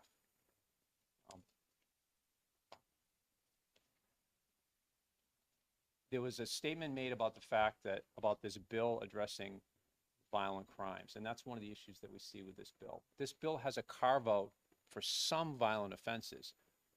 In a lot of states, when these bills are proposed, the idea is we want to free people who haven't committed violent offenses. We want to give the chance for nonviolent offenders to get out early. This bill does just the opposite, because what it does is there's a carve-out, but the carve-out is only for some violent offenders. So the bill says you can't get the chance to reduce your sentence, but only if you commit certain crimes against victims who are under the age of 18. So if you murder someone who's 18, if you set someone's house on fire who's 18, if you beat and break the bones of someone who's 18, you get the opportunity to reduce your sentence. But if that victim is 17, you don't get that opportunity. I believe a private individual spoke and talked about that issue, and we agree. If you're going to consider a bill like this, what at least makes conceptual sense is to say it would apply only to non-violent offenders. And there would be a way to come up with a list of what those non-violent offenders would be. But otherwise, the bill creates 2 separate classes based on the age of the victim. And certainly if you're 17 and you get murdered, or you're 18 and you get murdered or beaten or anything else, that 1 year doesn't make much of a difference given what's happened to you. So again, if you're going to consider making an exclusion based on that, we think the exclusion should be for all violent crimes, meaning that only nonviolent offenders should be eligible here. Last thing to say is just philosophically, doing the right thing after you've committed a crime or horrific crimes, series of horrific crimes, doesn't make up for what you did to get there in the first place. The system does recognize that people can reform, can rehabilitate, can help themselves, and they get benefits from that. They get benefits in prison by getting privileges, by having the chance to reduce their sentences. They get those benefits. But the question is whether or not somebody is going to keep getting multiple benefits time and time again for doing what's expected of all of us, which is just obey the rules and don't hurt people. And so there's a fundamental issue with this, which is to say, how many times do you get the benefit of just doing what we ask you to do when the reason you're there is because you did the exact opposite? There have to be some repercussions for that conduct. And our system in New Hampshire already recognizes that we will winnow that down, that it can be reduced. But we feel that this bill simply goes too far and it should not include violent offenders at the least. And I'll turn to Attorney Andrus and see if he wants to add things, and then we'll have to take your questions. The only thing I would add is, as Attorney Strelzin said, judges have wide discretion in sentencing. What doesn't make sense to me in this is that the minimum has to be 7.5 years in order for this bill to apply. So if a person was sentenced to 5 to 15 years in the New Hampshire State Prison, they would be eligible for parole after they served their minimum 5 years. But if a person was sentenced to 7.5 to 15 years in the New Hampshire State Prison, under this bill, they'd be eligible to apply for parole after 3 3/4 years. So you'd end up in a situation where if you were serving less than 7.5 years as your minimum, you had essentially truth in sentencing, but over 7.5 years, it was half that. And certainly judges would understand that. And the difficulty is if a judge felt that someone should spend 10 years in prison, instead of doing, for example, a 10 to 20, where the judge knows the person will be eligible for parole after 5 years, you may have judges imposing a 20 to 40 sentence, so that the person did actually spend 10 years incarcerated. And that's really all I had. So, anybody has any questions? Yeah, a couple quick points. You mentioned the Sentence Review Board, and you said that they could increase. So if a defendant has found himself guilty and they got a sentence that they think was a little too harsh, and they apply to this, they're kind of, are they really rolling the dice? They could end up with a harsher sentence because they asked that? So the Sentence Review Board can do 3 things. They can maintain the sentence, they can reduce it or increase it, and you can look at their statistics. I think 98% plus they leave. They sometimes reduce, and rarely do they increase. So the vast majority of the time, it's probably staying in the same range or reducing. But yeah, there's a risk with that, which is that it certainly could be increased. My last question, when you were talking about the different ways that someone there's also, correct me if I'm wrong, the potential for asking for clemency or a pardon from the executive. Is that also? So the way it works in New Hampshire, governor has a constitutional right to grant a pardon, but also clemency or a sentence reduction. Those are rare, but they sometimes happen. But I would say, in my experience, pretty rare. Representative Rhodes. Thank you, Mr. Chairman. Thank you for taking my question. And Mr. Chairman, if I may just have a second, because I have to frame this, I apologize. Last week we heard a bill, and your friend was testifying and gave us some examples of some things that may not be considered violent. And a lot of people in the committee were like, what? Right? So he'd mentioned arson may not be considered violent. Kidnapping may not be considered violent. I took that as if a parent maybe doesn't have custody of their kid and they kidnap them. That might not be considered violent. And the other thing with arson is, I guess it could be up discretionary. Maybe the building was vacant, and that would be a reason it would not be considered violent. So with that being said, my question is, you're mentioning about, violent crimes, maybe that not being considered. So would that mean that violent crimes may be discretionary or judgmental, or do you understand my question? I do. So Thank you. So you heard me mention arson and other crimes. The bill has a definition of what violent crimes means, but that is too limited in our view. So if you're going to revise this bill, the suggestion would be that you actually include things like arson, second-degree assault, major drug dealing cases, especially drug cases that result in deaths. Because, for example, as a prosecutor, arson, I've argued, look, maybe there was nobody in the building, but you put the firefighters at risk who were going there to put out that fire. So I agree with you. There are a class of other serious offenses that should be included in that list of violent offenses. Again, if the idea is to give the most deserving people a chance potentially of reducing their sentence, you would seem to want to include nonviolent offenders in that group only. But again, the legislature could craft a definition of violent offenses and add or remove whatever they saw fit in that definition. You're welcome. Representative Murray. Thank you for taking my question. Thank you, Mr. Chair. I was just wondering, since you said that the sentence review board 98% of the time keeps the sentence the same, is that actually an effective way that we currently have available to us to reduce sentences for offenders? It is effective because if the goal is to check and see whether judges are making the right decision, that tells you that 3 other people reviewed that sentence and found that the judge did in fact make the correct decision. Because the idea of that sentence review board is to correct what they see as inappropriate decisions. So I think you should be heartened by the fact that 3 completely independent, experienced judges looked at all the facts of the case and said, you know what, we think the judge made the appropriate decision here. So I think, again, what that affirms is that our current system is working extremely well in New Hampshire. I think if the number was 98% were corrected, I think that we would be concerned about the fact that our system isn't working appropriately. So again, this is actually a check that confirms that judges are actually getting it right. Representative Newell. Thank you, Mr. Chair, and thank you for taking my question. I was actually reached out to by a constituent, so I feel like I have a little bit of a responsibility to ask about this. As somebody who's been following this for, I think they said it was for 3 years, that this has been coming up every year. And last year it came within 2 votes, I believe.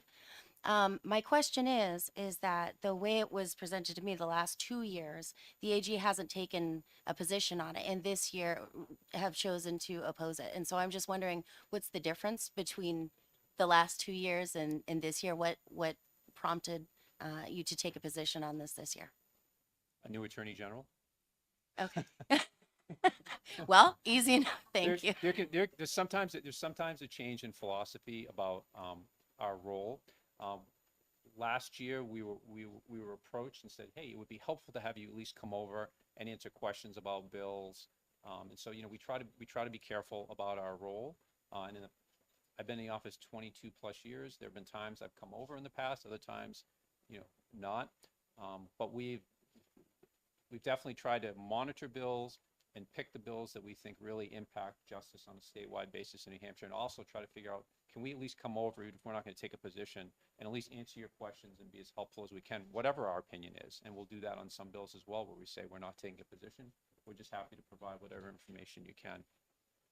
Well, and we've also reached out to the other county attorneys, and I can indicate that Merrimack County Attorney Halverson opposes the bill, Cheshire County Attorney McLaughlin opposes the bill, Carroll County Attorney Andruzzi opposes the bill, Cowas County Attorney McCormick opposes the bill, Belknap County Attorney Livernois opposes the bill, Rockingham County Attorney Conway opposes it, and Grafton County Attorney Marsha Hornick also indicated that she opposed the bill. Thank you. Representative Newman.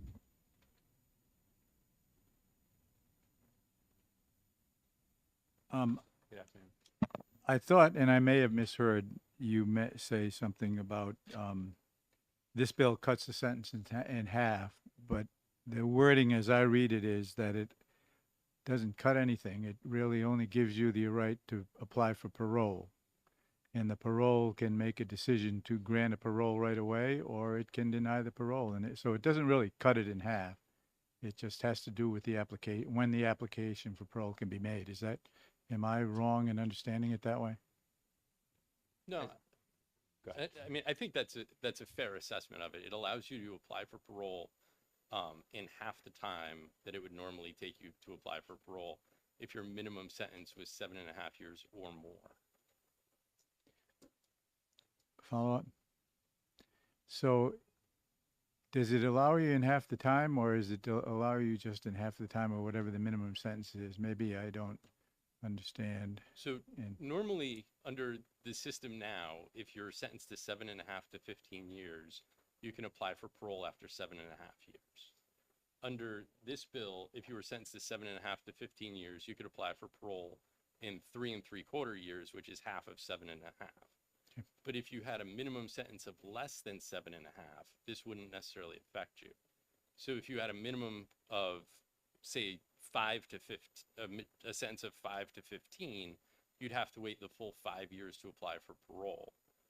So you'd actually have this scenario where if you had a 5 to 15, it would take you, you'd have to wait 5 years to apply for parole. But if you had a 7.5 to 15, you could apply for parole in 3 3/4 years.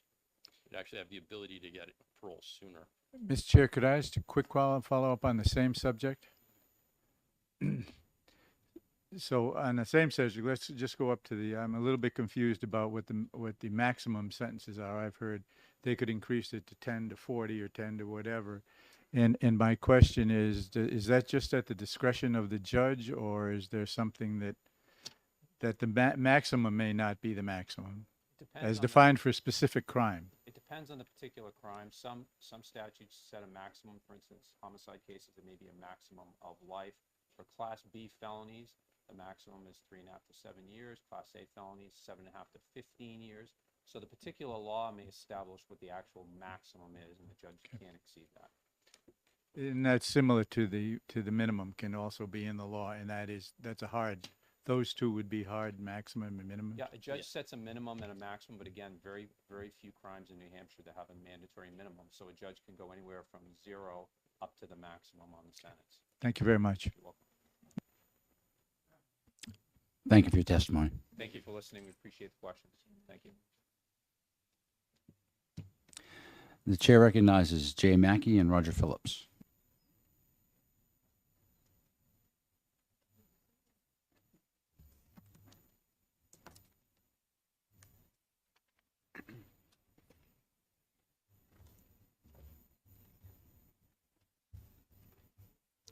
I believe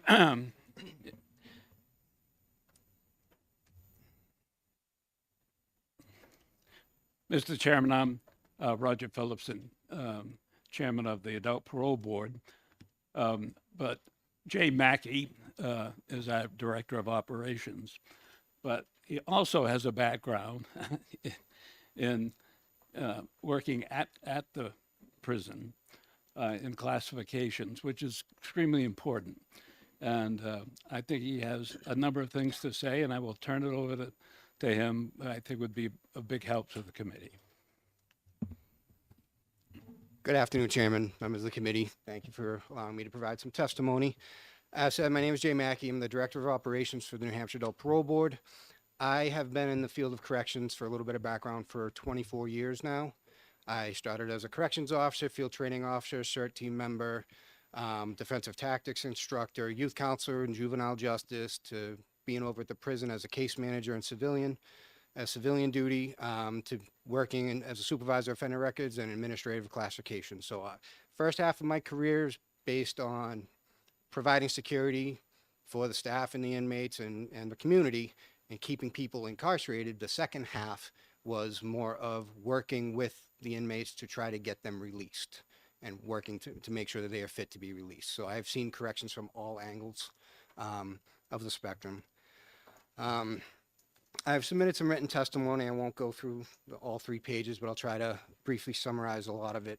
I know we testified earlier about, the operations of the New Hampshire Adult Parole Board. This bill as written may not have a significant impact on us, but if there are any amendments made, it could result in us needing to have more hearings, more staff to provide for the increased workload, and even increase the membership to more than 5 members, depending upon if any of this criteria is changed. I was here on behalf of the DOC in 2021 when this bill was first introduced. There were no amendments to it. It was just, eligible of parole at 50%. It was opposed by the DOC at the time. I was here last year with former chairperson Jennifer Sargent on behalf of the parole board when the amendments were made with all this criteria in there. And we opposed it back then as well, based off of the increased workload and all that other type of issues that are documented in this written testimony. Excuse me. As has been stated multiple times by multiple people, there is already in place processes and procedures for inmates to be able to reduce their sentences. As has been said, RSA 65120, the amendment was made, I believe, last year, where the inmates could actually apply up to a year before their 2/3 date, which would allow them, if granted, they could start working on their reentry programming and all that type of stuff, which was a very good idea. I believe as a DOC, we supported it when it was first introduced. Excuse me. And with the earned time credit, I know Mr. Pineda had testified, and there has been testimony by, I believe Mr. Lescaz is here as well, their experiences of being unable to get that much earned time credit, and that is true for their experiences. I can definitely testify that was absolutely true, but in this testimony, we do have some statistics of earned time credit that has been recently. In 2020, only 274 inmates received earned time credit, and that was back when the population of the DOC was around 2,500 to 2,000 to 3,000. In 2021, over 1,400 inmates received earned time credit. And then last year, just under 800, 790 inmates received earned time credit. A possible result of that lower number is the commissioner did do a lot of work in researching how the earned time credit is being manipulated through the tablet system and making it a little bit tougher, or making sure that the people are doing the appropriate programs to get the credit off their sentence, as well as the lower number of inmates that are actually incarcerated in the New Hampshire DOC. When COVID hit, the 2 years after COVID, there's been a decrease of at least 600 inmates currently at the DOC. As Attorney Strelzin mentioned about there isn't a mass incarceration issue in New Hampshire. The numbers at the New Hampshire State Prison are extremely low, where units are being shut down, which helps with their extreme staffing issues, but as well as when I was the administrator of classifications, we had a 200-person wait list for people waiting to go out to the Transitional Work Center for minimum security. There's 162 beds at that house. There's only 80 inmates in there because there's nobody else right now that qualifies. So there's definitely a different shift in demographics in inmates now with the total amount of inmates. And with this, the amount of opportunities they have through earned time credits is a whole lot more than they had in the past. With RSC 65120, I won't beat too much on that. Yes, in my experience working in offender records and classifications, I've seen many people approved for it, and those are the people that absolutely have earned it. As was described, the process is they petition the court. Now they can do it up to a year before the 2/3 date. They petition the court. They detail everything that they've done. The court contacts the DOC for a synopsis of their incarceration to confirm all of the stuff that they have done. And then that goes through the prosecution. The victims all have input, and obviously the judge has input as well. I've seen many people granted. I've seen people not granted, and for reasons such as they commend the individual for all their rehabilitative efforts, but at the time of sentencing, this was a fair and just sentence that was handed down, that was fully negotiated in a plea deal, and they saw no reason to lower that sentence at the time. One of the reasons that they do for denial, most of the time they're denied is because they haven't actually made enough efforts at rehabilitation. And obviously, if this bill was passed, a person like that wouldn't be granted parole either. In plea agreements, again, as Attorney Enders had mentioned, I've talked with prosecutors myself where they said, yeah, he could have got a 7.5 to 15, but we thought with the goals of sentencing in New Hampshire being punishment, deterrence, rehabilitation, they thought those goals were met with a 5 to 10 year sentence. They only wanted the person to do 5 years. In cases like this, where they may be asking for more years now because if this bill is passed, so they can get that certain amount of incarceration, that certain amount of punishment that they deem is just, to enable them to get that. But if that person is now sentenced to 7.5 to 15, instead of the 5 or 4 year sentence they may have gotten, they may pick up some disciplinary issues while at the prison and will now have to serve that full 7.5 at least until they apply for parole, which was not the intent of the plea negotiations in the beginning. So I believe this will have a whole an issue with plea negotiations. One of the criteria is that the individuals need to complete their DOC or court required programs. The way programs are done and the way inmates are assessed for programs is by your minimum parole date. You need to be completing your programs when you're close to getting out so you can retain that information and those skills that you learned and work on them while you're reintegrating in the community. Being eligible for parole at 50% is not a guarantee. So people will not be getting assessed, most likely. I can't speak for the DOC on this, but in my experience, people will not be getting assessed for these programs until they're closer to their 100% minimum. Because I know inmates in the past have asked to be assessed for a program because they want to apply for their 2/3 through the court. And because that's not a guarantee, the program says no, because if we put you through, you do the program, and you get denied your 2/3, you have another 3 years before you're eligible to be in the community, and you'll have to go through the program again. So this will cause an issue with programming now and may require the DOC to make changes where they do assess somebody a lot earlier than they would have, and maybe that person goes through the program will have to do it again if they don't qualify for parole at that time. One of the biggest issues and one of the things I've seen in my entire career is working through the system. Mr. Pineda mentioned it about going through the transitional work center and the halfway house and how that, someone with him who had been incarcerated for about 15 years, that is extremely necessary. So, and the people we're talking about in this bill will have been incarcerated for at least 3-4 years before they're eligible. If they have done enough work to be granted parole, they'll be granted parole before being eligible to go out to minimum security. And all they're going to need after being granted parole is a housing plan approved. And most of these, we see it now when some inmates are granted their 2/3, they don't elect to go through the classification system to work on reentry. They call their buddies, they call their family members, and say, hey, can you have me live there when I get released? Instead of being able to get a job in the community, whether they're at a halfway house or working on a trade while they're at Transitional Work Center. Mr. Pineda talked about working for the Department of Transportation. There's multiple crews that go out now for that. And I know of at least one person off the top of my head that continued with that job afterwards when he was released on parole. This may deprive some of those inmates of that ability, or when they're posed with that opportunity, they won't take the way to go to help working on that reintegration. They will say, oh, well, if I can get out now, Mom, can I come live there? Hey, Uncle Joe, can I come live at your house for a little while? And if it's approved, it looks like a suitable residence, then they're able to be released.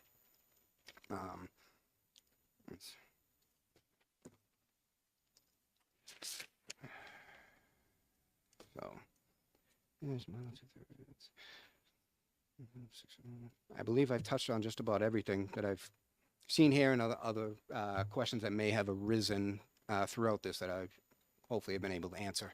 I am open to any questions you may have.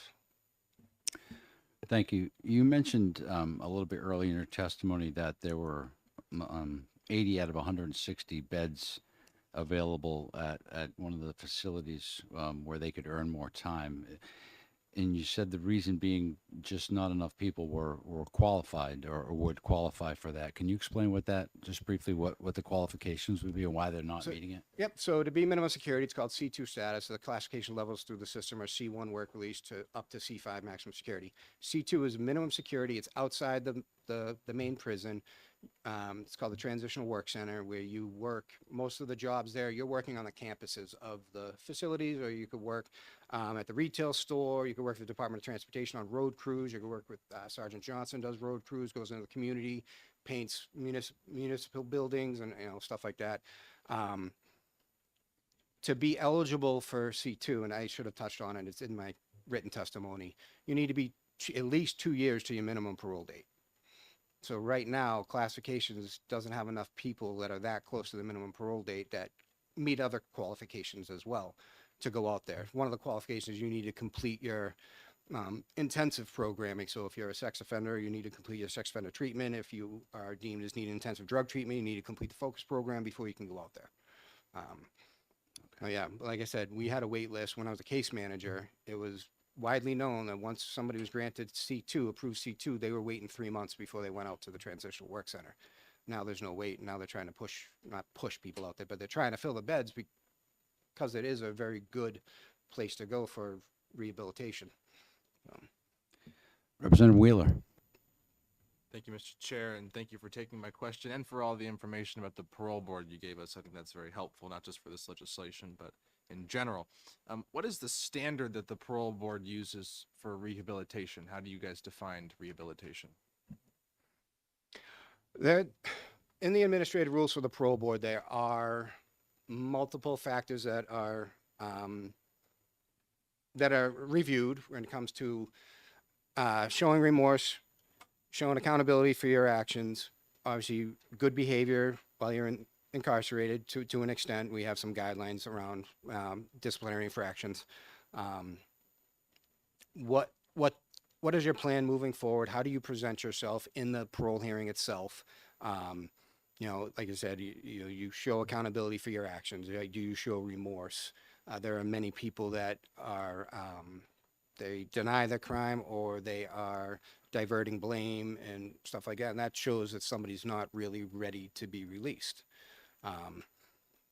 In the cases of like Mr. Pineda, I actually remember his name. I believe I was in classifications when he was there, and I remember an officer actually saying this person needs to be granted parole. Like, this is the type of person that is like, when you look at sports individuals and you ask, is this person a Hall of Famer? If you cannot say right off the top, yes, they're a Hall of Famer, they might not be a Hall of Famer.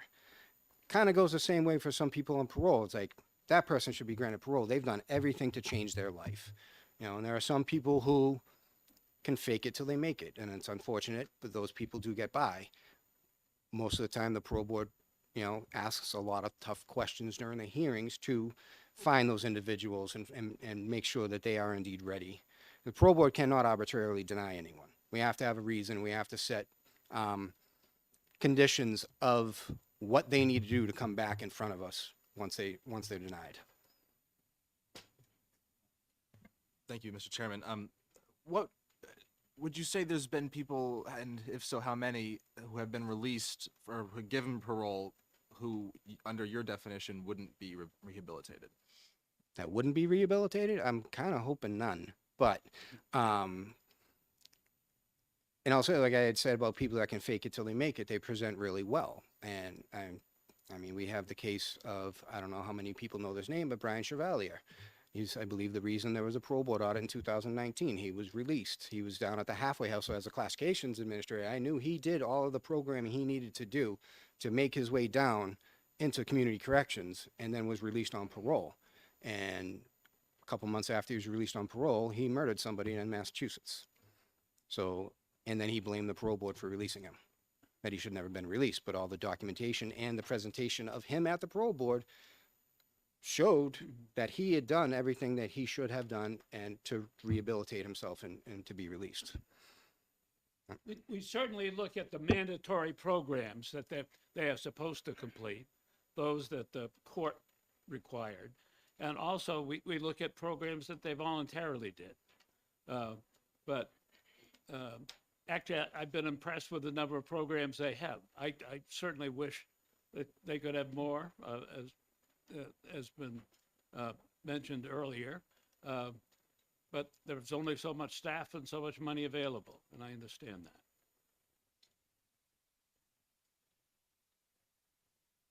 that. Thank you for your testimony.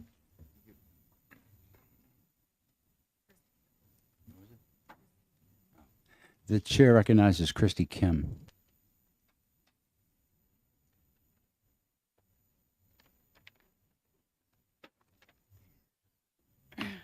Good afternoon. I'm sitting here before you as part of the National Council for Incarcerated and Formerly Incarcerated Women, but also as a formerly incarcerated woman myself. And so in listening to a lot of important discussion that's been going on, I've kind of scrapped everything that I thought I was going to say and trying to respond to things that were have been said today. So I just want to, I'm sorry if it's disjointed for that reason. I've been frivolously taking notes. Someone had mentioned that when you commit a transgression, you have a chance to go, and the judge hears both sides. In the experience of myself or other women that I have been incarcerated with, that was not the case because the majority of the women took plea deals in which they didn't have the chance to speak for their side out of fear for a more lengthy sentence. I think it's important to remember that the women, and I'll speak for the women because I was incarcerated with them, and I am a woman who was incarcerated only.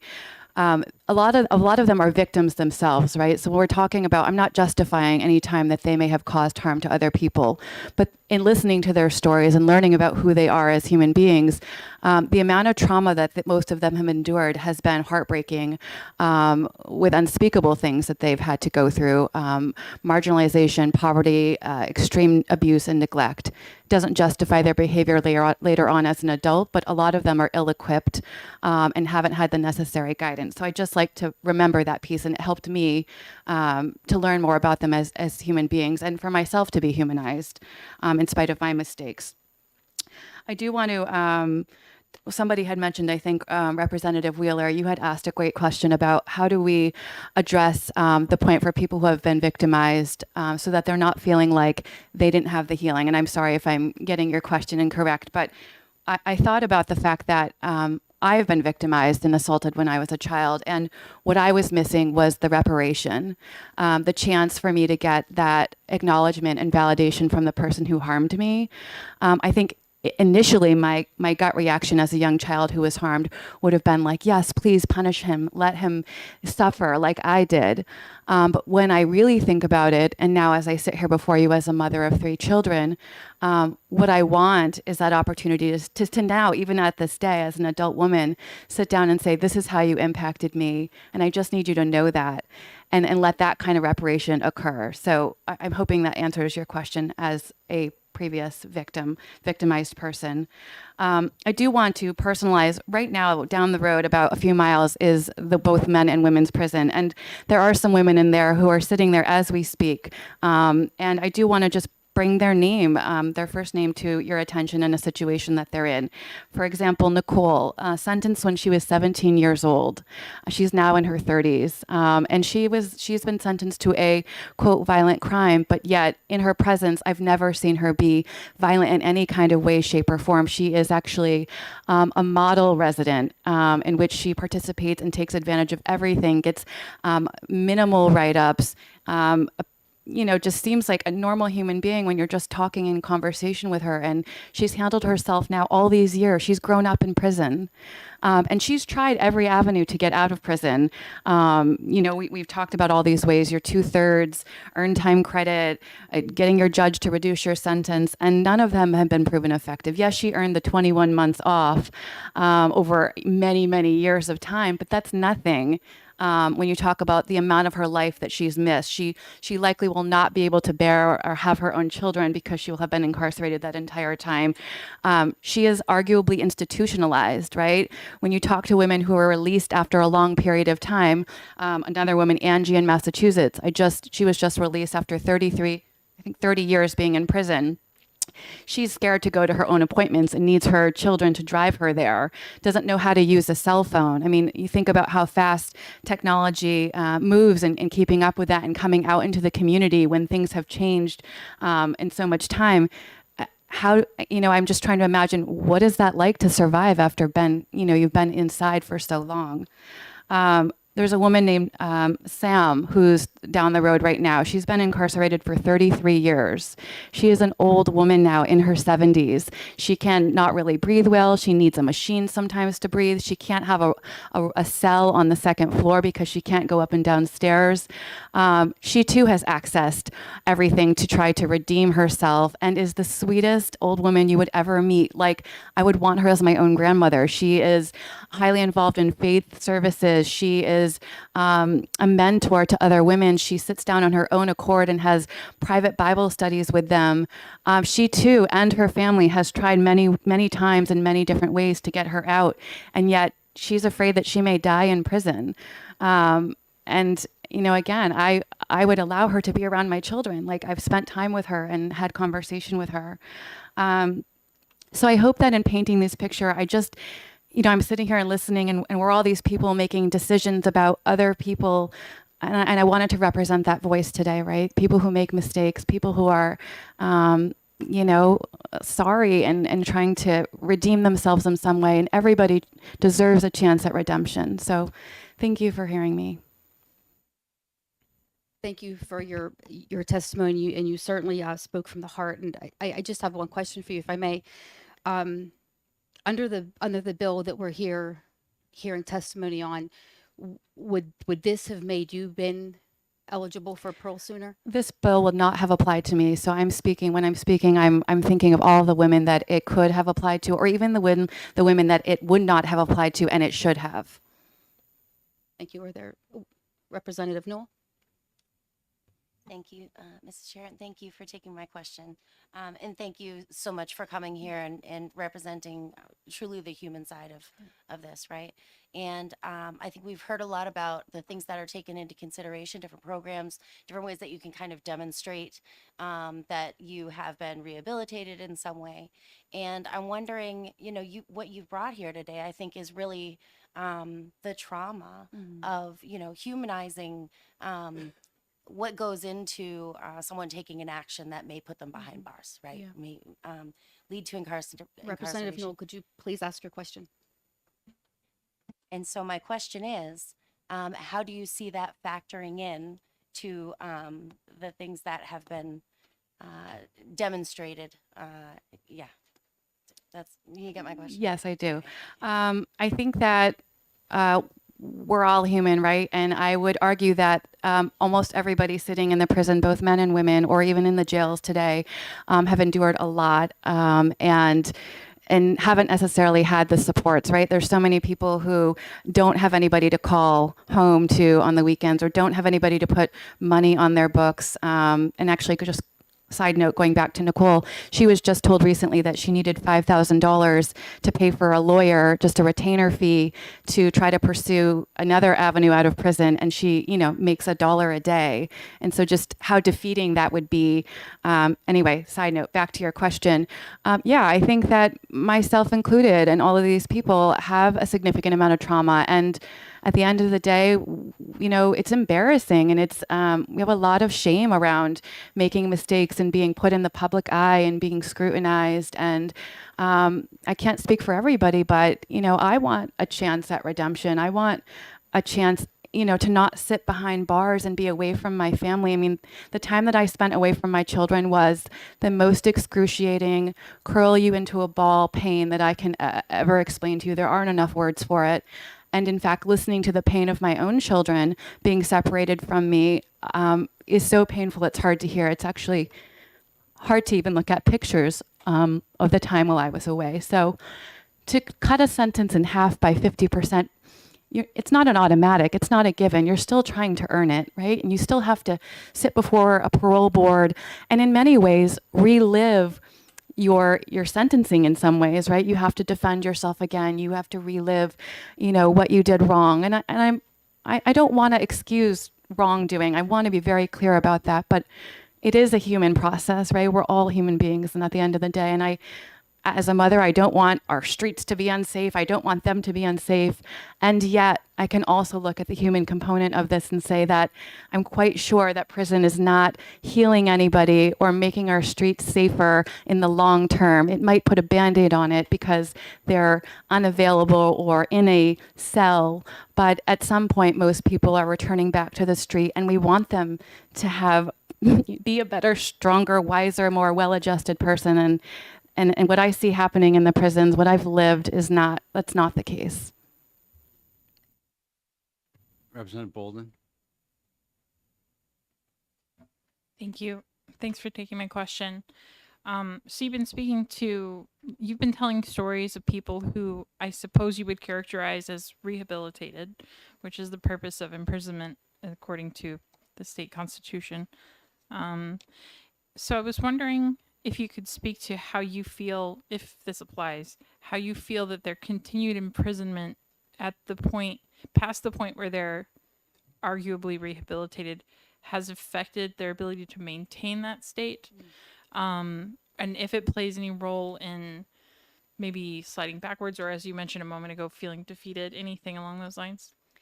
Yeah, I think when you sit alone in a cell for hours upon end, and during COVID there were people locked down for as long as like 43 days. That does something to your mind. That's not even speaking to people who get put in the quote unquote hole, where you hear them screaming out loud, or women who end up in like a bit of a psychosis because I witnessed a woman who was in a padded room for weeks with no sunlight and no fresh air, where she was unclothing herself and writing messages on the walls with her feces and her menses saying, "Help me, get me out of here." And so, yeah, I do think that long-term incarceration does something to the human brain. I'm not a scientist in that way, but I do think that it's possible to regress in some of the progress that you might make. I don't know. It's probably an individual basis, right? Everyone has a different makeup, a different resiliency, a different level of, wanting to do better. When I'm looking at these women that I mentioned to you, luckily Sam is very spiritual, so she prays a lot and she just hopes that it's going to work out in God's timing. I think Nicole just is relentless and strong and doesn't give up, so she's going to keep fighting. But you get these setbacks and you go in your cell and you cry and you just feel defeated. Thank you for your testimony. Okay. Thank you. Chair recognizes Joseph Lacaze.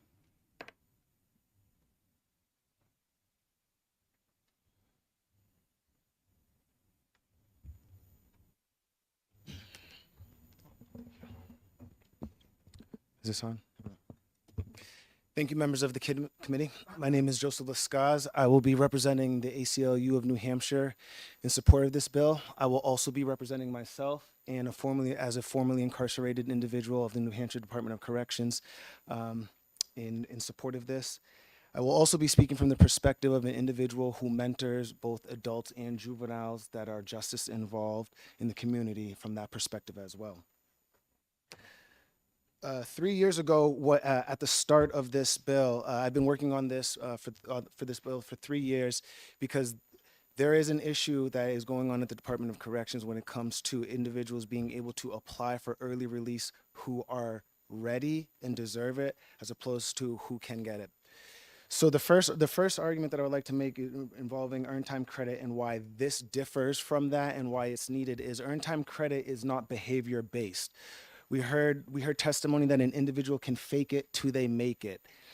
Under this provision, that would not be done because you cannot fake the criteria that are outlined in this bill. That is something that you have to do on a daily basis, as opposed to being able to just sign up for something or fake it as in what we heard. When Truth in Sentencing was introduced to New Hampshire in the 80s, there was only 394 people that were currently incarcerated. It took over 170 years to reach that number. And as soon as Truth in Sentencing was incarcerated over the next 37 years, that number quadrupled to over 2,000, where we are still hovering around. The numbers have gone down, but we are hovering around the numbers after the explosion of Truth in Sentencing. Multiple states have already repealed Truth in Sentencing, and statistically, their crime rate has not increased.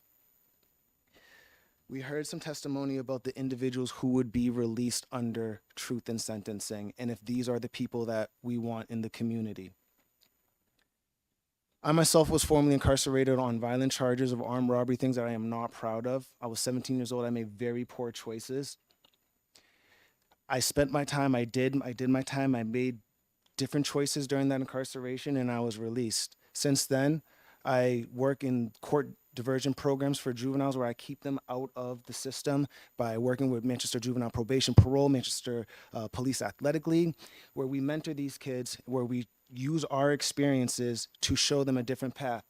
This was recognized to the point where even where a New Hampshire judge has released an individual to the supervision of the program that I oversee because they saw a better benefit to a person who was rehabilitated using their experience to combat street violence and gang and entering into gangs than to keep them locked in a cell where they're just rotting away.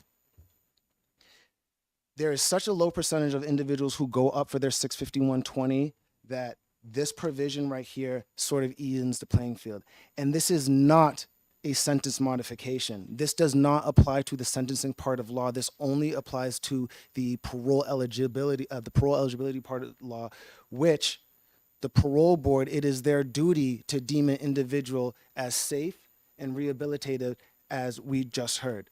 If the parole board was releasing individuals who were not rehabilitated or safe, then they would be held liable for the actions of individuals once they are released, and that's not the case. So there's a reason why we have that in place, and this provision only puts people in front of them with an opportunity for them to make an assessment of whether or not they're ready.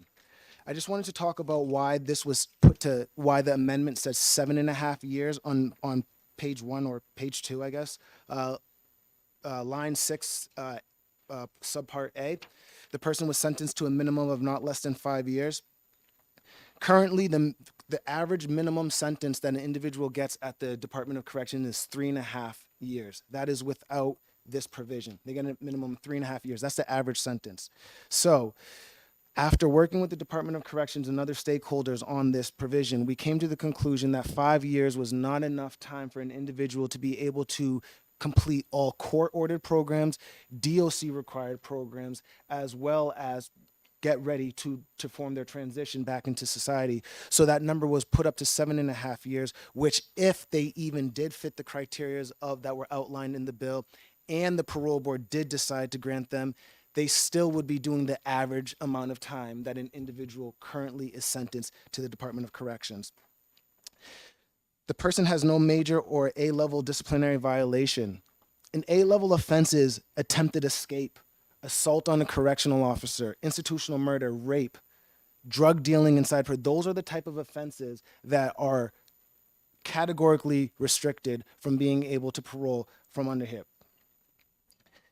The retroactive portion of this was something that was taken out because what we wanted to do was take into account the concerns of every individual, including those of the victims who did not want to have to be re-victimized by going back to court. So the retroactive portion would be taken out, and what that would do is it would be something that would be going forward, as in the earned time credits and the 65120 that people are aware of when they apply for parole. In closing, I just want to say that many individuals in this committee, in this room, they know me, they know the changes that I've made, they know the things that I'm doing in this state for the benefit. If that is not deemed to be of value or of a benefit to the community, if the individuals, I ask you, come with me on a Wednesday night to Manchester and see the difference that the individuals with lived experience are making in youth to stop future victimization, to stop future problems. The criteria that are outlined in this bill are the criteria that if someone makes that is someone who deserves to be back in the community. We sentence people to a Department of Corrections, not a Department of Punishment, because there is a difference. We are trying to correct the behavior of individuals who are coming back home, and the way to do that is to incentivize that on a daily basis. Happy to take any and all questions that this committee may have. Representative Bolden. Thank you. I just want to pose the same question to you that I asked of the last speaker about if when you were incarcerated or in your time since leaving, if you've observed any instances in which someone was affected detrimentally by continuing to be incarcerated after they were probably rehabilitated. Let me think of one that did. So there was an individual in New Hampshire. He was an 18-year-old kid. Never once ever been arrested in his life. He was the first person in his entire family to be arrested. His mother is the CEO of a Fortune 500 company out of Canada. He was driving with his friends on a highway. They were all going out to eat, and he was driving, and just young kid, he missed his exit, so he tried to pull a move on the highway to get onto the next one, hit a person. And he wasn't under the influence of anything. He just made a poor judgment call. The person ended up losing their life. He was sentenced. He was sentenced to a manslaughter charge where he got a 15-year sentence. And this kid, from the day that he came in, you could tell that this person was not. So he committed an offense, and what he did was wrong and horrible. but a prison environment was not the environment for this kid because within months of him being there, he had no direction, no guidance, was scared, and after time got swallowed up into the criminalized mentality that goes on in that environment. He came in on the straight and narrow, and when I left, was already being recruited by gangs, was already getting high in prison, was holding on to drugs, and that story happens all the time. The first 5 years of my bid, I was not who I am right now in this room. If I had the opportunity the first time, maybe things would have been different. I don't know. But what ends up happening is when a person hits a certain point where they are no longer actively engaging in criminal behavior, so they have now made a choice, this is not the lifestyle I want. When you have to sit in an environment where everything else is going that opposite direction, where you are treated as if you are going in that opposite direction, that can break down. Also, it makes you a magnet because you are no longer the same as everyone else. Prison is a predator or prey environment. That's it, simple and plain. And when a person chooses that they are no longer going to do that, other people will then start to try to victimize that person because they're like, why aren't you doing the same things we are?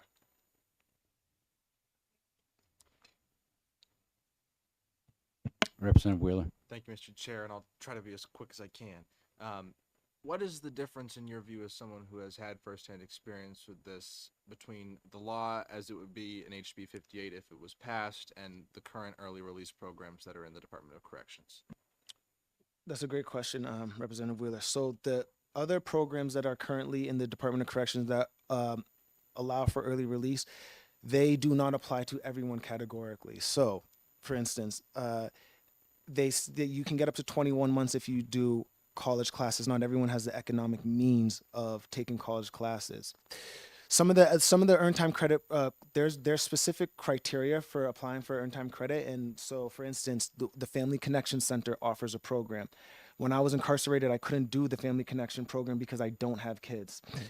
Well, the mental health department offers programs that individuals could do that to get earned time credit. When I went and got a mental health assessment, they said I did not have a mental health problem, so I could not do the mental health classes.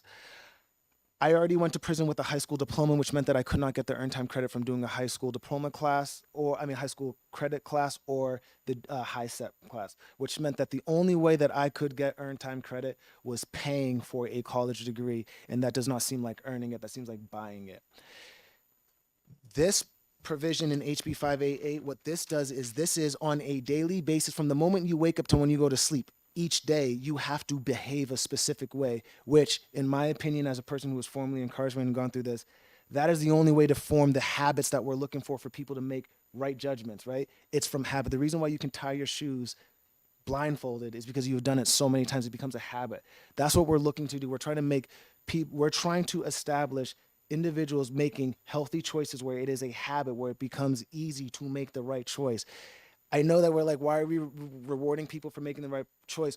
No, the individuals that are eligible for this did not make a right choice to begin with. So that means they did not think the way that we are trying to get them to think, which comes from repetitious behavior that's outlined in this bill. I hope that answers your question. Thank you for your testimony today. Is there anyone else who hasn't testified wishing to testify? There being none, I hereby close the public hearing. And I hereby open the public hearing on HB, which one's next? 158. We still got two.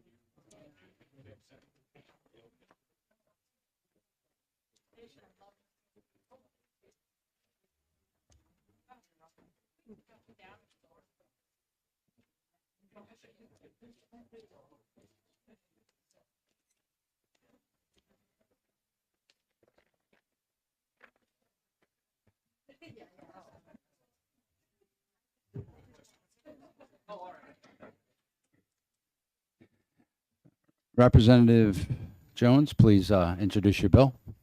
Thank you, Mr. Chairman. That's a very solemn subject to follow up on, but thank you for having me, Mr. Chairman and representatives. My name is Philip Jones. I am the House Representative for Cheshire District 3, which is Keene Ward 5. I'm here today to introduce House Bill 158.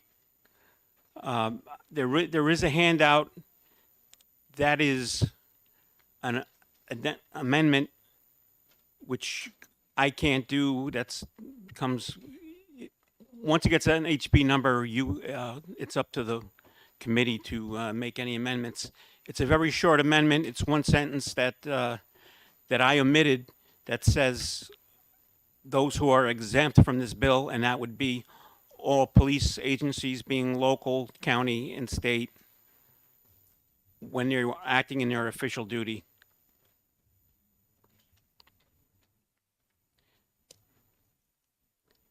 Going back many years, in the 1980s, I lived in New Jersey.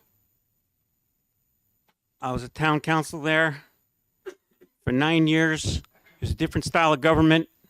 I was called the police liaison, which came to the title of police commissioner.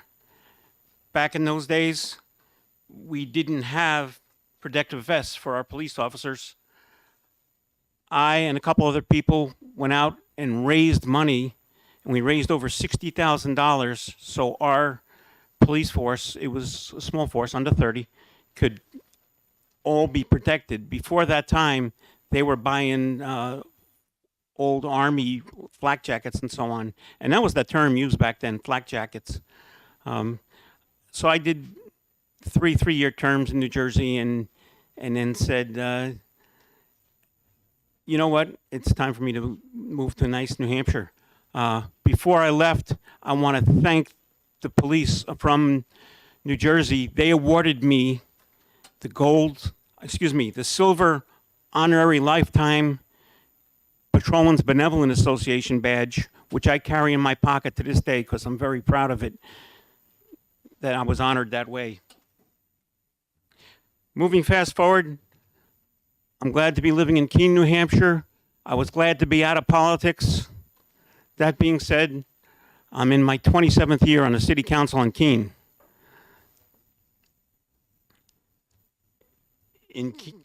Once again, overseeing the police, which is part of our job as city councilors. Some of you I know are also serving in different communities, and it's your job to look over the police. I know in Keene, I had about 10 years ago, I had introduced legislation that we paint a blue line down the middle of the street that our Keene police station is on. So every day when those police officers, those men and women of our police department come to work, it's a reminder that our city is behind them, the people are behind them. We honor you, we thank you for what you're doing. Right now, Keene is the only city in New Hampshire. It's something that started as a school project in Oklahoma. Oklahoma cities are doing it, New Jersey cities are doing it, and Ohio cities are doing it. To my bill, my bill is a simple amendment to RSA 159.18. It uses the same definition of the ammunition. I didn't want to make it very complex. The old bill, 159.18, was about it being a criminal issue if armor-piercing ammunition was used in the committing of a crime, a misdemeanor or a felony. It was considered to be a misdemeanor for that. I simply changed the language to say that the same ammo using the same definition that you had prohibits owning, storing, purchasing, selling, distributing, manufacturing, and custom making of any ammunition designed and intended, that's the important part, designed and intended to penetrate armor plating or ballistic vests. And that's where I'm going with that. It's all about safety. That's always been my mantra. Representative Rhodes, you came before my transportation committee with a safety issue. I immediately woke up to that and said, that's a good one, and I'm glad you brought that forward, so thank you. Now, I think one of you are about to ask, what other states have this kind of statutes? It's Alabama, California, Connecticut, DC, Florida, Hawaii, Illinois, and Indiana. All of them have statutes. They're all very complex.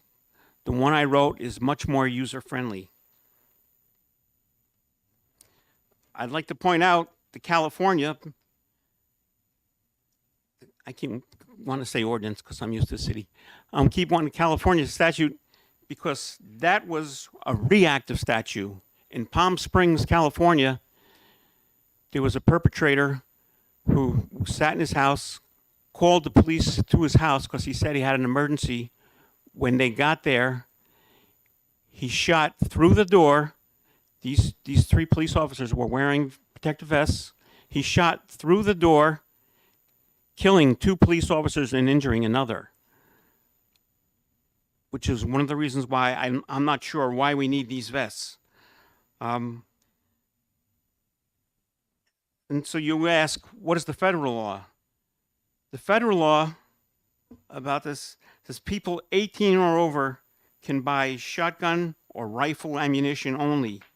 All other ammunition can be sold only to people 21 or over. So in the eyes of the federal people, there has to be some protection also. Otherwise, they would have let 18-year-olds buy that same ammunition. We're all familiar with some of the recent shootings. The school shooting in Texas, I believe 17 children and 2 adults were killed. The perpetrator there, he went out and bought over 5,000 rounds of ammunition from a local store called Rod's Gun Store. When that incident happened, it took a couple days for them to identify the bodies because he used such ammunition, and they had to do DNA because they were picking up arms and heads and legs from all over the place, and they had them match them up with the torso because that's what this ammunition does, and that's what I'm trying to protect our people from.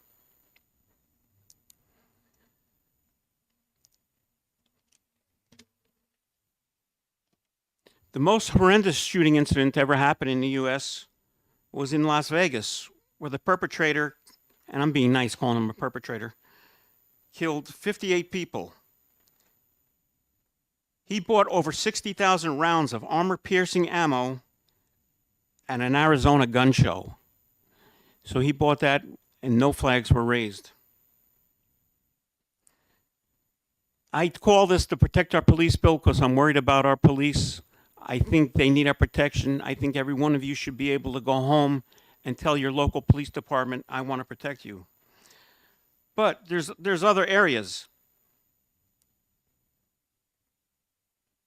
Banks and retailers are all now starting to put in bulletproof partitions because they want to protect their employees. I think it's up to us to pass this bill and help them protect their employees. School design architects are now being very creative. They're creating protective enclosures that go in the back of a classroom, maybe the size of 12 by 10. They're being very creative. They're making them into either a coat closet or a reading room or a playroom or so on. And it's a place for students to go and hide if they need to. Once again, it's bulletproof, but it wouldn't be protected by armor-piercing ammo.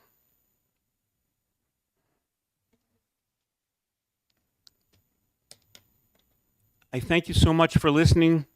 I'm very much open to questions. I just want to make it clear that because I know you've all received a lot of emails. This is not about a gun bill at all. I'm not trying to control guns or change guns. This is about safety, police safety, children's safety, workers' safety, and that's what I'm all about. And I'll gladly answer any questions if the committee has any, Mr. Chairman. Thank you. Could you tell me specifically what ammunition that I could purchase today that would be prohibited by this? In New Hampshire? Yeah, sure. Anything, it's a generalized definition, anything that's designed or intended to pierce bodyproof armor, bulletproof armor, excuse me. No, yeah, I got that. I was reading that. Thank you. I meant specifically like a caliber, a brand.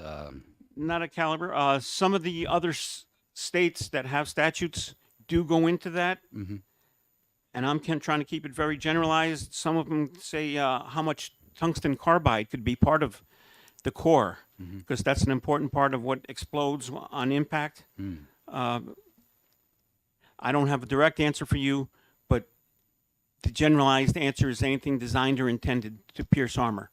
Okay. All right. Thank you. Who did? What? Really? Representative Rhodes. Thank you, Mr. Chairman. Thank you for taking my question, Representative. What would be the procedure if a person already owns such ammunition? I guess, well, it says it takes effect January 1st, 2024. I think there would probably be a phase out like we do with dangerous chemicals. We never, I'm in the chemical sales industry, so I know a lot about that. And when we find toxic chemicals, we slowly phase them out. And I don't know if I'm answering your question. That could be something the committee could add to it, a phase out portion, because that's a good question that I didn't think of. Representative Manning. Thank you, Mr. Chairman. Thank you for taking my question. My question is about the amendment to it. State, county, and municipal law enforcement will be exempt in the course of their official duties. I know a lot of state troopers and deputy sheriffs would take their cruisers home. They're trained with this ammunition. They would not be able to defend themselves because they would not be able to take that ammunition home with them. Is that, do I understand that correctly? No, they would have to keep it locked up, and it would be available for use if they were using it for official use. But if it's locked up at their house, they could not possess it there, according to this bill. That's a good question. There would have to be some kind of lockup position that would be determined by the state authorities, police authorities. Thank you for your testimony. All right, thank you.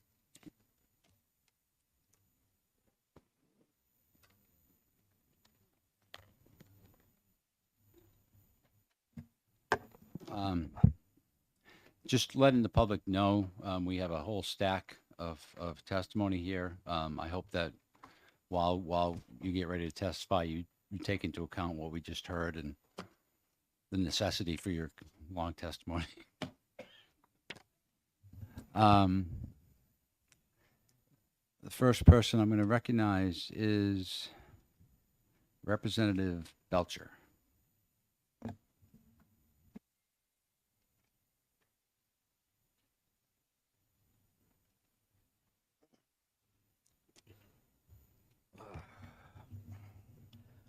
Thank you, Mr. Chair.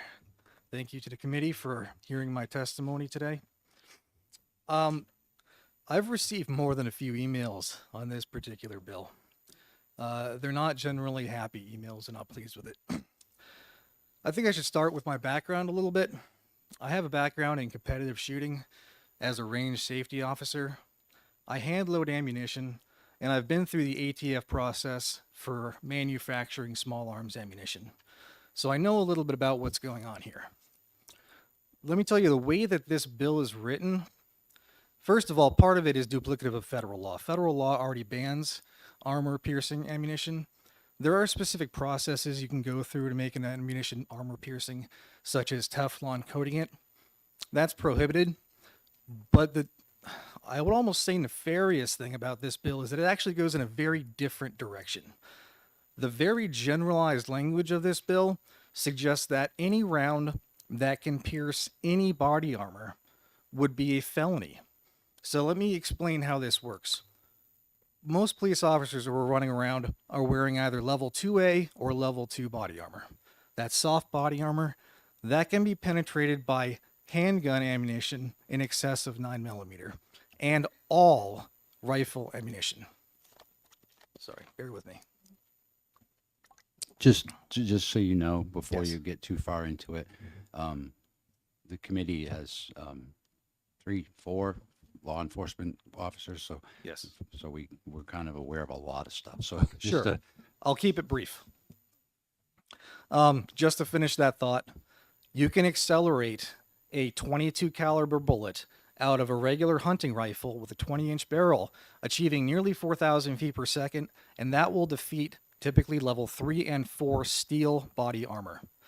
So what we've established here is the way this bill is written would make it a felony to possess every rifle ammunition and many handgun ammunitions.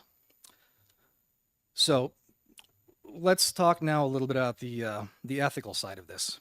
This committee has one of the most solemn duties in the entire legislature. You all are responsible for deciding who gets locked in a cage. That's a very serious thing. We have a tradition in this country of making sure only dangerous people who are a threat and who have committed harms against society get locked up in a cage. This bill would lock my constituents in a cage, it would lock my neighbors in a cage, and it would lock me in a cage. That's a very, very serious thing we're talking about.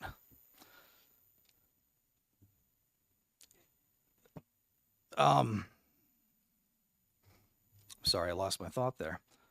This is a very serious issue. We have to treat it with the seriousness it deserves. The last point I'm going to make is that this actually refers to the one and only piece of property that is mentioned by name in our constitutions: armaments. That is the only piece of property named by individually in the whole Constitution. And we have all sworn a duty to uphold and defend that document. And I hope that you will all join me in strictly being against this bill. Thank you very much. I'm happy to take questions. Representative Newman. I just have I don't have the Constitution memorized, so I'm just wondering where, I believe you said armament. Is that what you said is? Well, that would be the extended version of arms. Thank you. Thank you for your testimony. Thank you very much.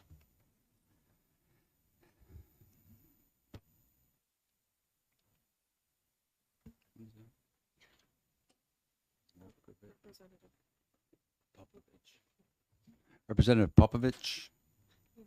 What? Oh, I'll never get it right, so.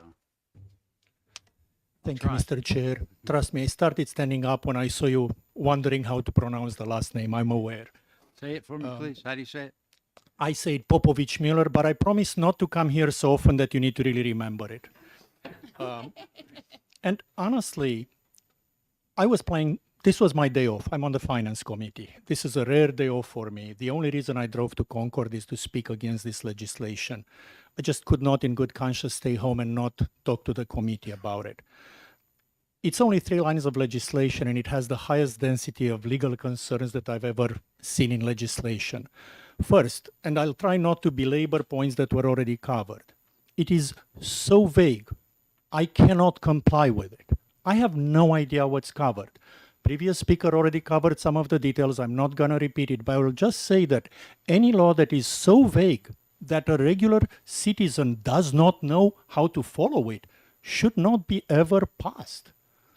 or else we will all be guilty, and whoever goes to jail will be determined by the mood of, whatever law enforcement is charging people, is arresting people. It was already covered that not only there is no definition of what the ammo is, but there is no definition of armor in the law. It just says armor. What is armor? I mean, if you make that definition, unclear, any ammo of any kind could become subject to this ban. Which means this is a ban of firearms. A firearm that does not have ammo that you can use is a club, and a particularly useless club because, frankly, the grips are terrible for using it that way.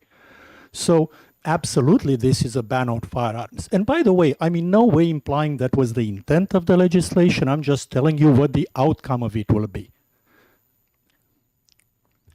Also, because it bans ammo that is in use, legal use, common use for legal purposes by a large percentage of our population, this is anti-constitutional in its face. You know that if we pass it, it will end up challenged in courts and being struck as anti-constitutional. No point in going through the exercise. Even if it passed, the only outcome of adding this paragraph to our RSAs would be to put innocent people into jail. Not one criminal will be convicted because of this law. That's already covered in the first two paragraphs of that RSA section. It covers the people that commit crimes. This legislation will only be used to convict innocents. People who crossed the law that they didn't realize they were violating or they didn't think was worth following. And by the way, civil disobedience is a thing. But they never committed any crime. They were planning to shoot targets, to do other things with the darn ammo. We shouldn't put those people in jail. Any law that doesn't require anybody to be harmed for people to go to jail is a very tough law to defend. I mean, I looked up at the Northern New England Poison Control Center, and they list 29 poisonous plants that grow commonly all around New Hampshire and 13 indoor plants that are poisonous. Should those people who may be unaware that other things are poisonous or never intend to use them to poison people be sent to jail for possessing poison? I mean, they possess poison. Why are they free? I'll conclude by saying that I'm a freshman legislator. I do my best to work across the aisle. My two bills are bipartisan. Every bill I've co-sponsored, the bills that I co-sponsored range from all the other co-sponsors being Republican to all the other co-sponsors being Democrat.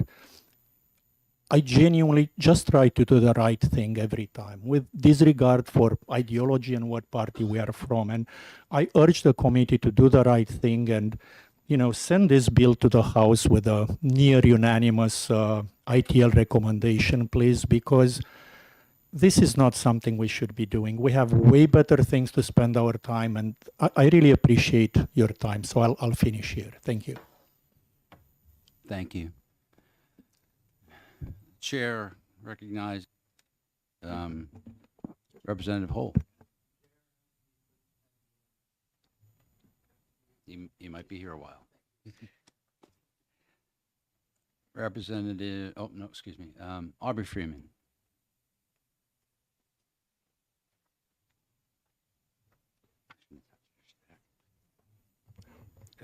Mr. Chair, committee members, Aubrey Freeman, Bridgewater, private citizen. I speak definitely in opposition to this bill. This bill, just owning and storing this kind of ammunition, like has already been said, you would already be.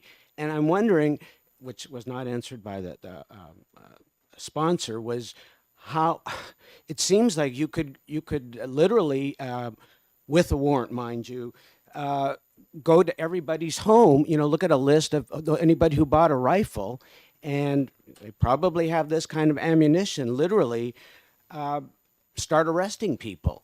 So this is just a disaster for Second Amendment and private, plus also what's interesting too, just adding that part about police being exempt, but as far as I see it, when it comes to the Second Amendment, the population should have the same capabilities to protect themselves. as the government. And so law enforcement can have this kind of ammunition, but not the general public. That's a disaster. I want the general public, individual citizens, to have at least the same amount of protection against tyranny. Well, that's about it. Thank you. Any questions? Thank you for your testimony. Chair recognizes James Griffin.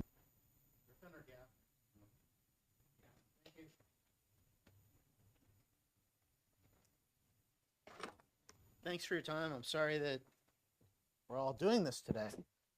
I think it's been made clear that the bill is poorly written.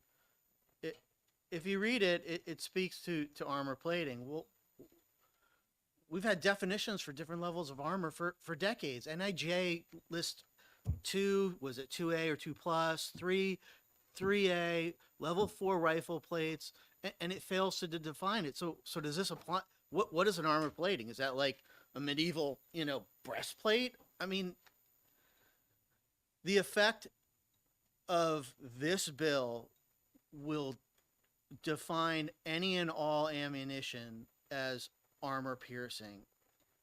All hunting ammunition will be armor piercing. All self-defense ammo will be armor piercing. It's an ill-conceived bill. I haven't seen anything this bad since Jeannie Deach's Range Closer Act in 2020. The unintended or intended consequences of this are horrific. I'm sorry to be so harsh about this, but I expect better from proposed bills than this. They should be better considered and better thought out than this. And so I'm sorry to be harsh, but we're talking about a constitutional right. And I anticipate, or I hope, that everybody on this committee will take that under consideration and uphold their duty to defend and protect our constitutional rights. Thank you very much. I'll entertain any questions you may have. Otherwise, thank you for your time. Thank you. Oh, what? Oh. Chair recognizes William Rogers.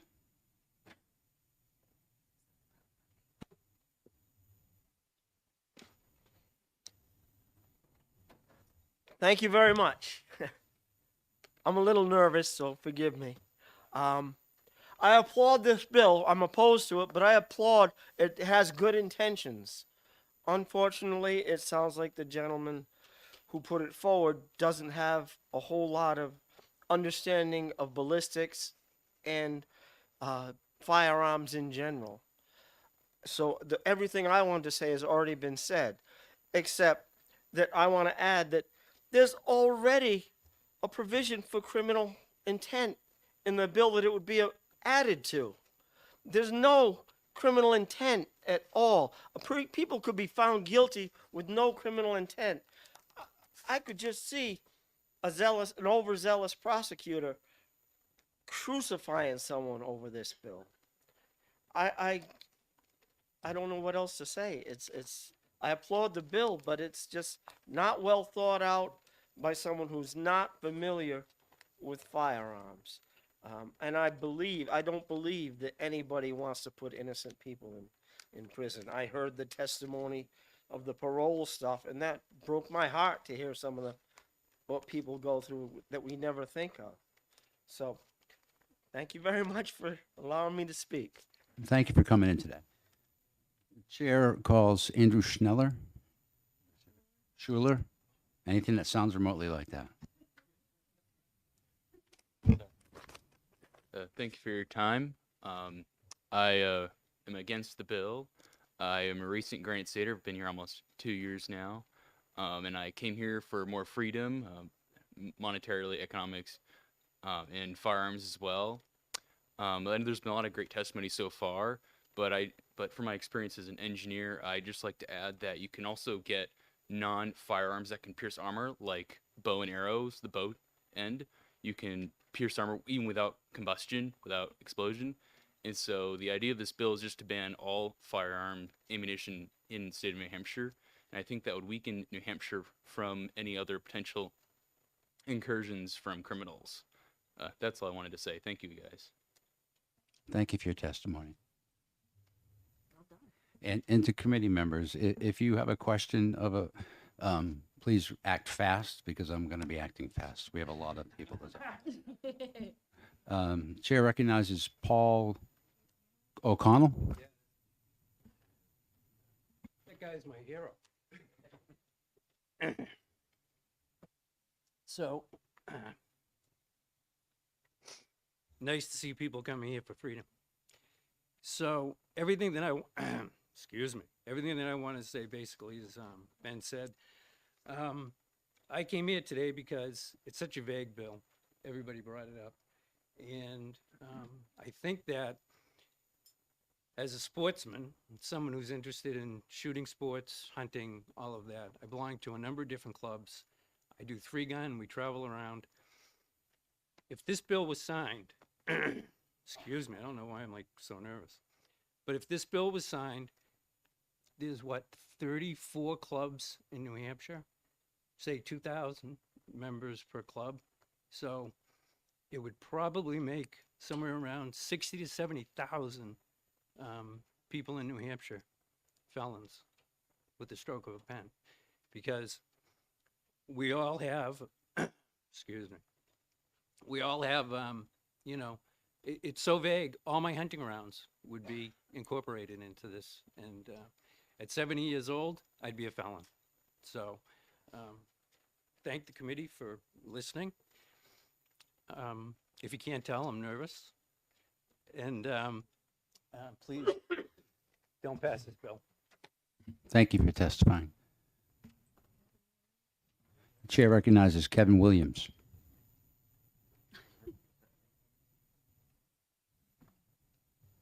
Good afternoon, Mr. Chairman and committee members. My name's Kevin Williams, and I am against the bill. And I'll give you a little bit of my background. I just recently retired from 26 years of law enforcement. Part of my job is in law enforcement. I spent 15 years as a senior firearms instructor for a federal agency. I'm a use of force instructor, a active shooter response instructor, close quarters battle instructor, and I'm also an EMT who has actively worked on ambulances here in New Hampshire. The bill, extremely vague. It would pretty much make almost all ammunition out there illegal in the state of New Hampshire.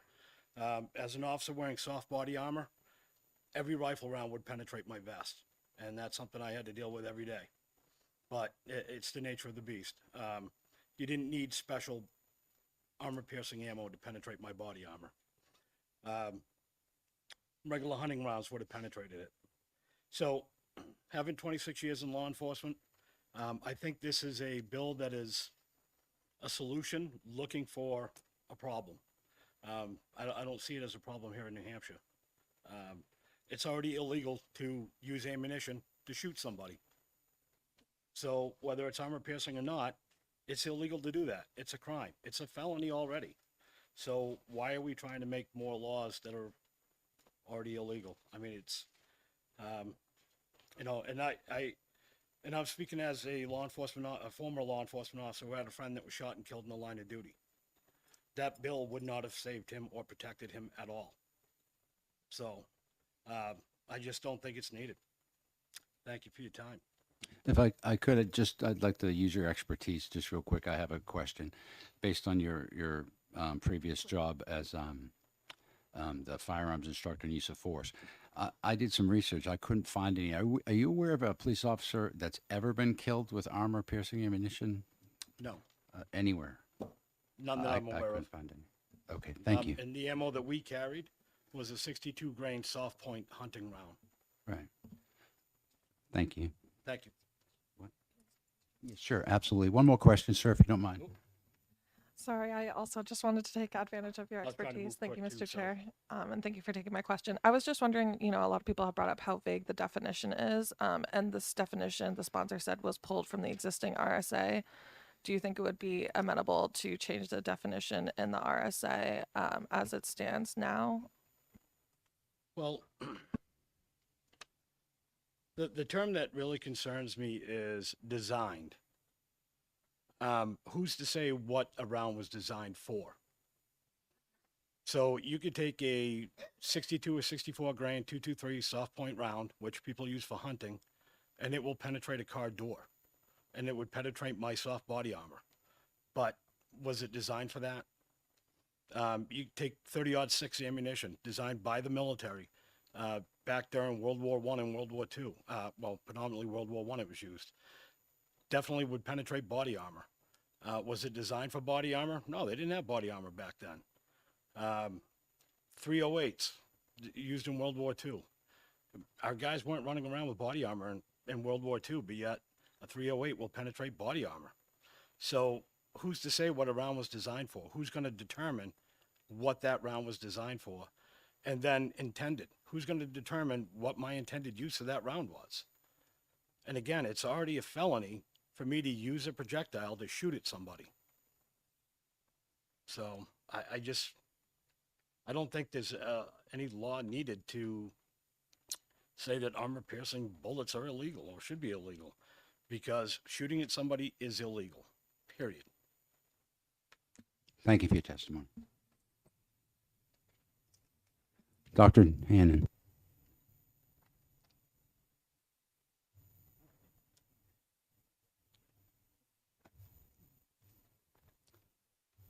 Thank you, members of the committee, and thank you for listening to us all today. I know it's a very trying, long day for everyone, so I appreciate it.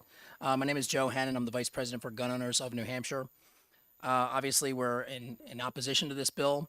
I wasn't even sure what to say at first when I read it, because where do I begin? I mean, there are so many. I could just say it's a bad bill and just leave and probably be just as effective.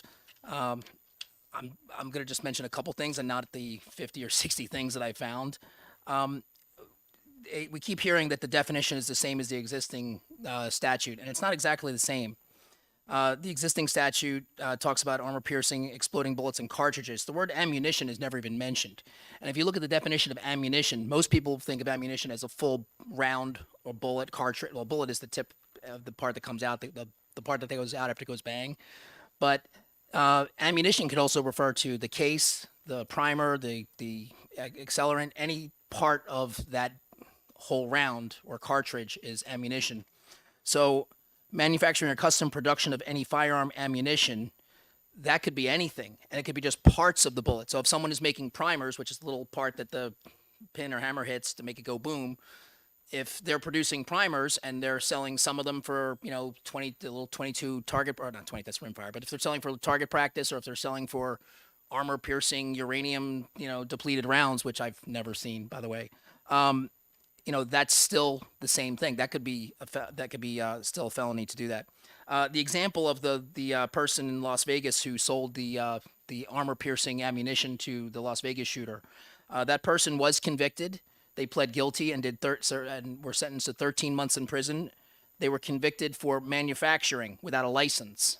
They weren't convicted for selling it or for armor piercing. They said they weren't even sure if it was armor piercing during the trial. The judge ruled it was armor piercing, but they didn't prove that any of the bullets came from him. I'm not defending this idiot in any means, but he admitted he sold tracers, which are just the bright things that come out. You see a machine gun in a movie and it shoots, one thing you can see and there's a few bullets in between. That's so that if someone's shooting an automatic weapon, they can see where it's going. Are tracers covered under this? I don't think they'd even be counted under the existing RSA or the amendment or the bill. And finally, the amendment that was proposed and we haven't really seen yet, exempting law enforcement officers, I find that most egregious. That this is such a heinous thing. Body parts can explode apparently and all this stuff, but the cops can use it on us. I think that alone is one of the most scary things I've heard in a long time in this building. And I just beg you to just get rid of this as fast as you can and move on. More important things to do. Thank you very much. I'd be happy to take questions. Thank you. Thank you.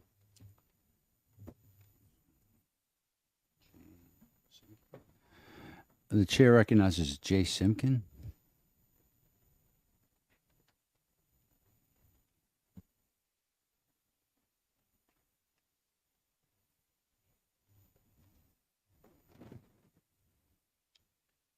Thank you, Mr. Chairman and members of the committee. I actually do have a fair amount of things that have not been addressed. Just by way of background relevant to this hearing, I've held a federal firearms license for a few months under 40 years, and also am an international economic consultant, so I tend to sort of look for data. I will do my best not to cover topics already addressed. But in sum, the only possible aim of this bill is to ensnare the law-abiding. Well, let me put a sort of a face to that. I have in my pocket a little card that I'll hold up, and if you want me to pass it around, I will. This is a Massachusetts non-resident license to carry firearms. This license, or one that its predecessor, was wrongly revoked in 2009.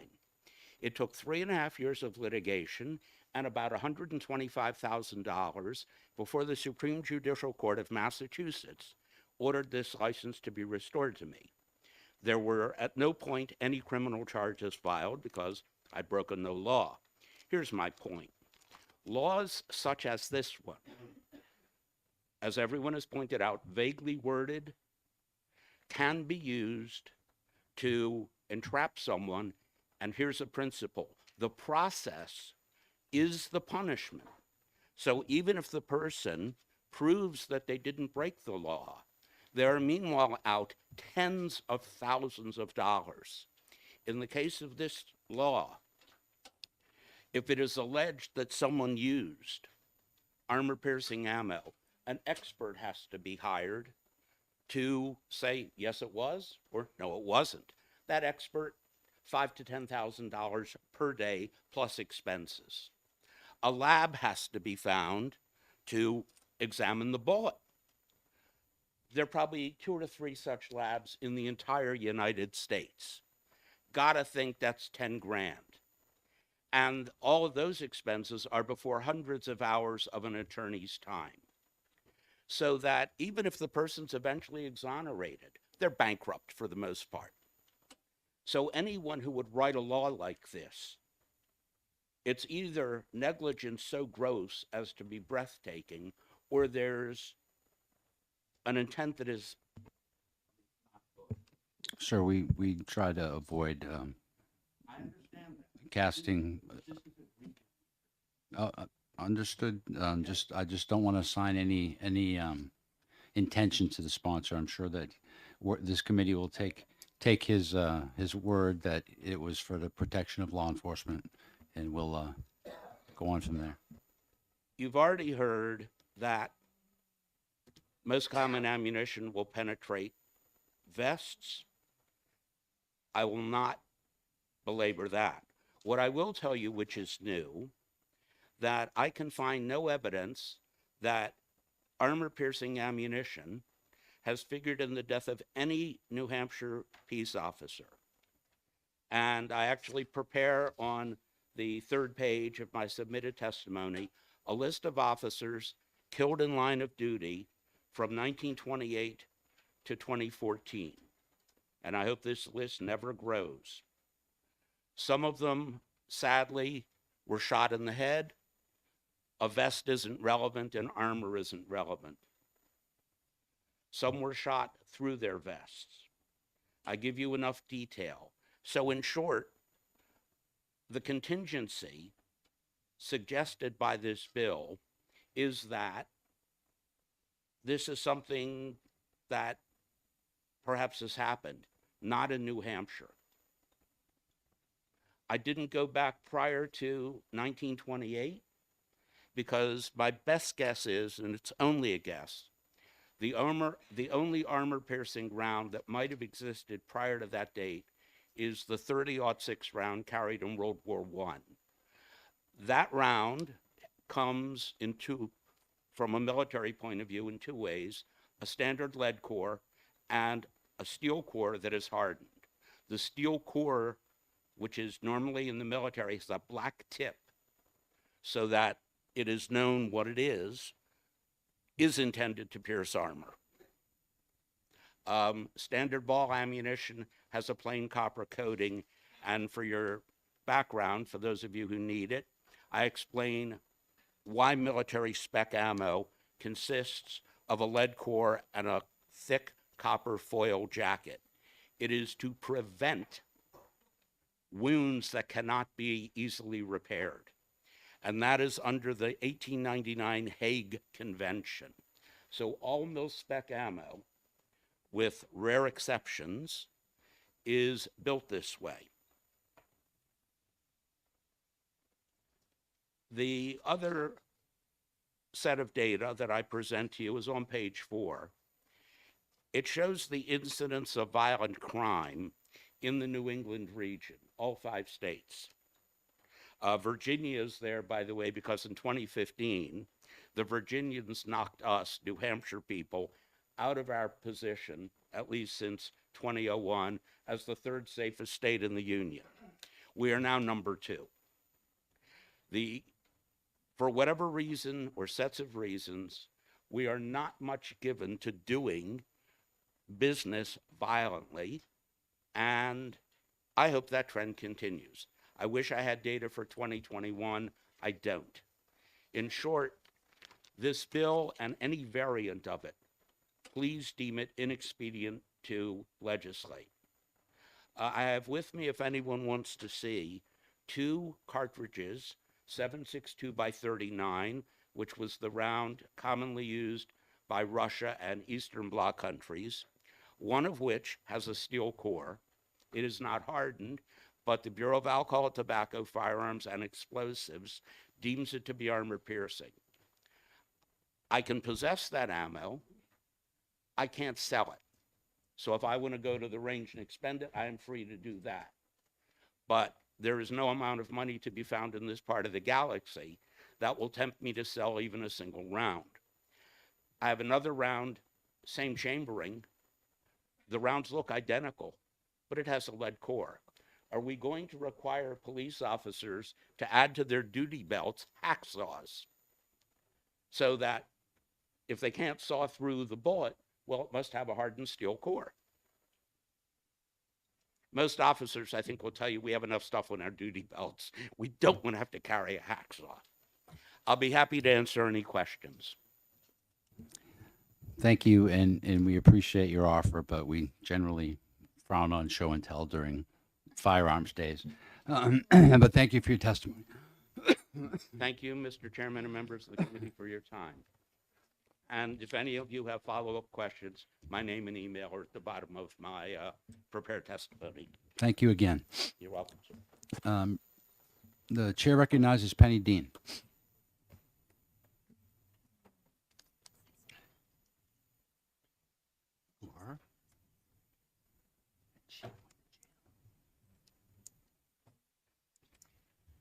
Good afternoon.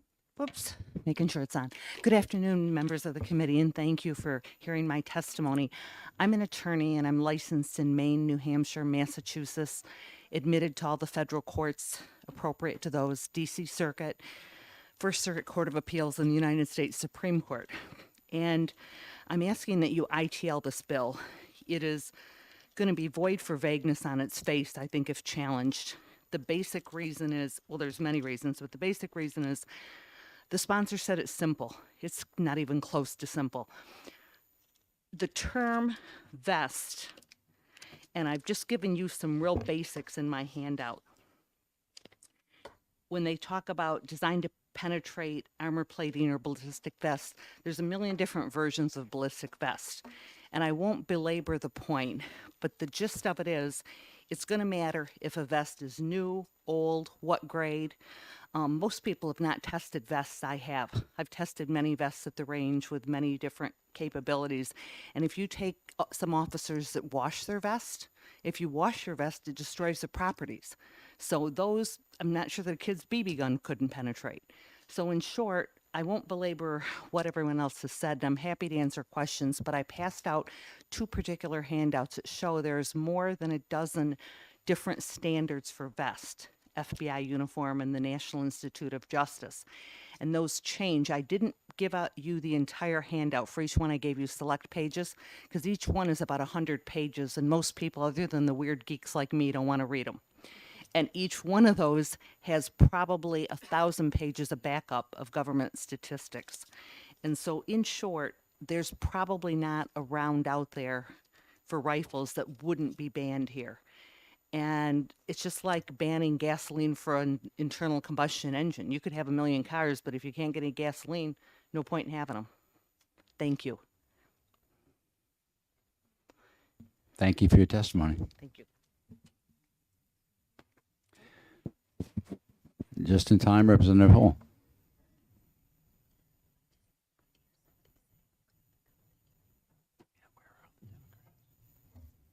Thank you, Mr. Chair, members of Criminal Justice, Representative Hole, serving the towns of Dunbarton, Hooksett, Epsom, and Allenstown. Have to think about it every time.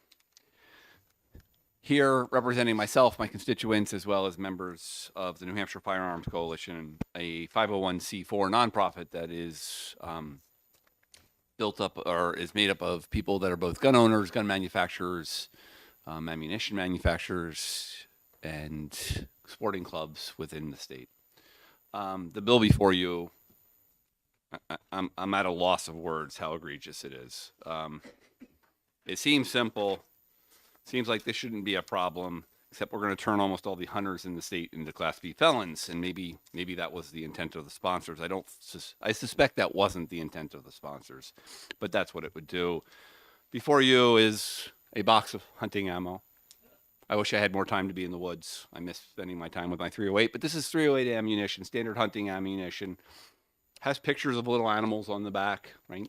For use for dangerous game and big game and medium game and even varmints. Representative, I don't want to interrupt your flow there, but please leave it in the box. Oh yes, no, I'm not pulling it out. I brought the box. There is rounds in it, but for the purpose of having a conversation, right? This is hunting ammo. This is routine 308 Winchester hunting ammo, used all the day in the woods. Happens to have the same form and more or less the same specifications as 7.61 by 52 millimeter NATO ammo. They're used interchangeably in most firearms. My point there is this bill is drafted so poorly that you could easily turn people into felons just because they happen to have the wrong ammo that interchangeably works with their firearm. I would ask that you would ITL this bill. There is no reason for us to spend any more time on it. It really should just go away. And it was never about protecting the police, which is where I saw a bunch of Facebook messages. This was an attempt to ban a number of various forms of ammo.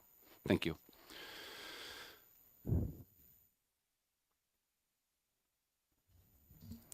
Is there anyone else wishing to testify who has not testified? For the record, I would like to say that as far as this committee goes, we take the sponsor at his word, and his goal was to protect police officers, regardless of how you come down on the bill itself. And with that, I will close the public hearing. And the next public hearing is HB 503. I'm going to take a short 7-minute break, bio break for everybody.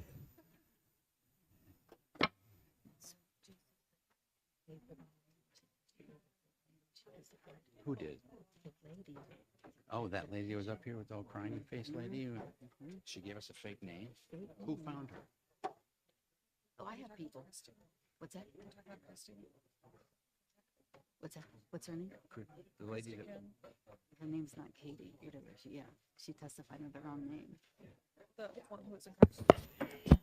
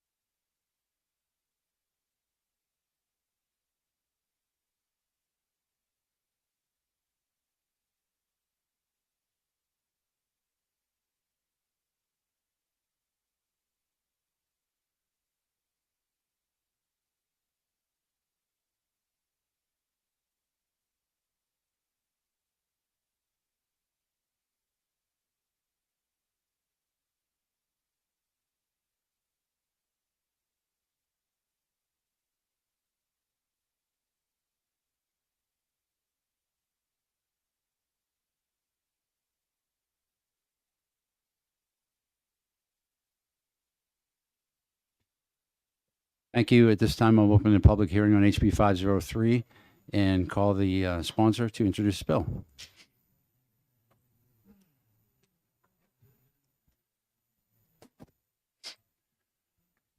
Thank you, Chairman. Dan Hines on behalf of Bedford, Town of Bedford.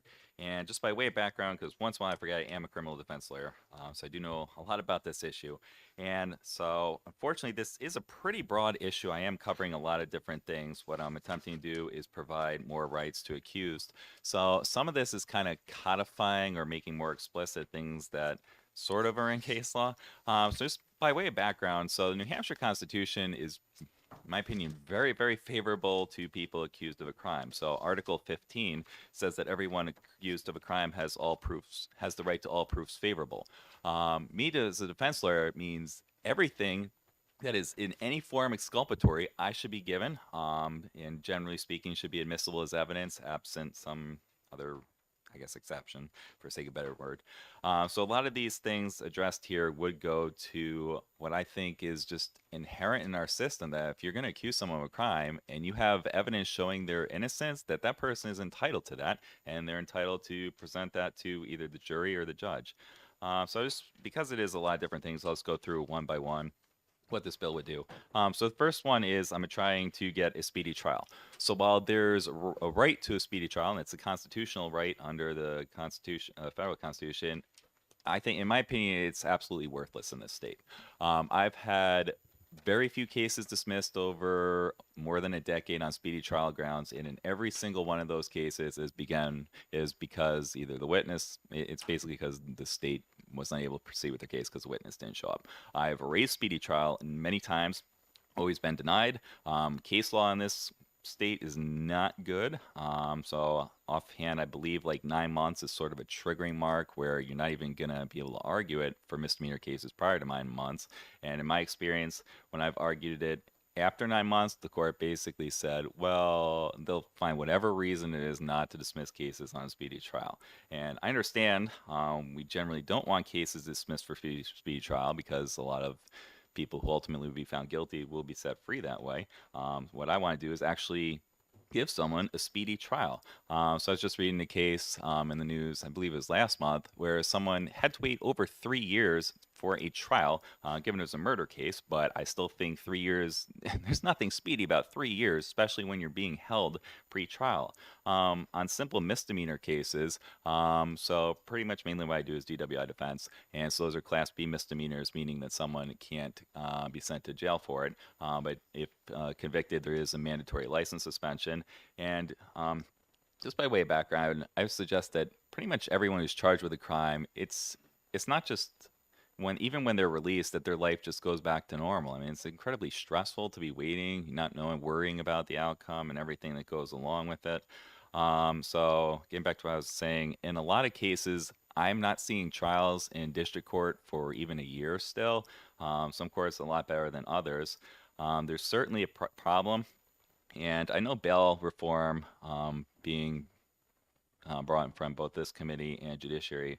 One of the things that I see people want out of bail reform most is the complaint that, hey, these people are out on bail, they're committing more crimes. I think the best solution to that is shorten the trial, have people out on bail less. A shorter trial is just good for everyone. It's good for people who are going to be found not guilty. They'll be set free. And it's good for society if someone's found guilty to have that person punished in a timely fashion rather than a year or more down the line. So I propose what I think is some guideline, or essentially what I think would make a speedy trial. I just picked 90 days. I just picked that.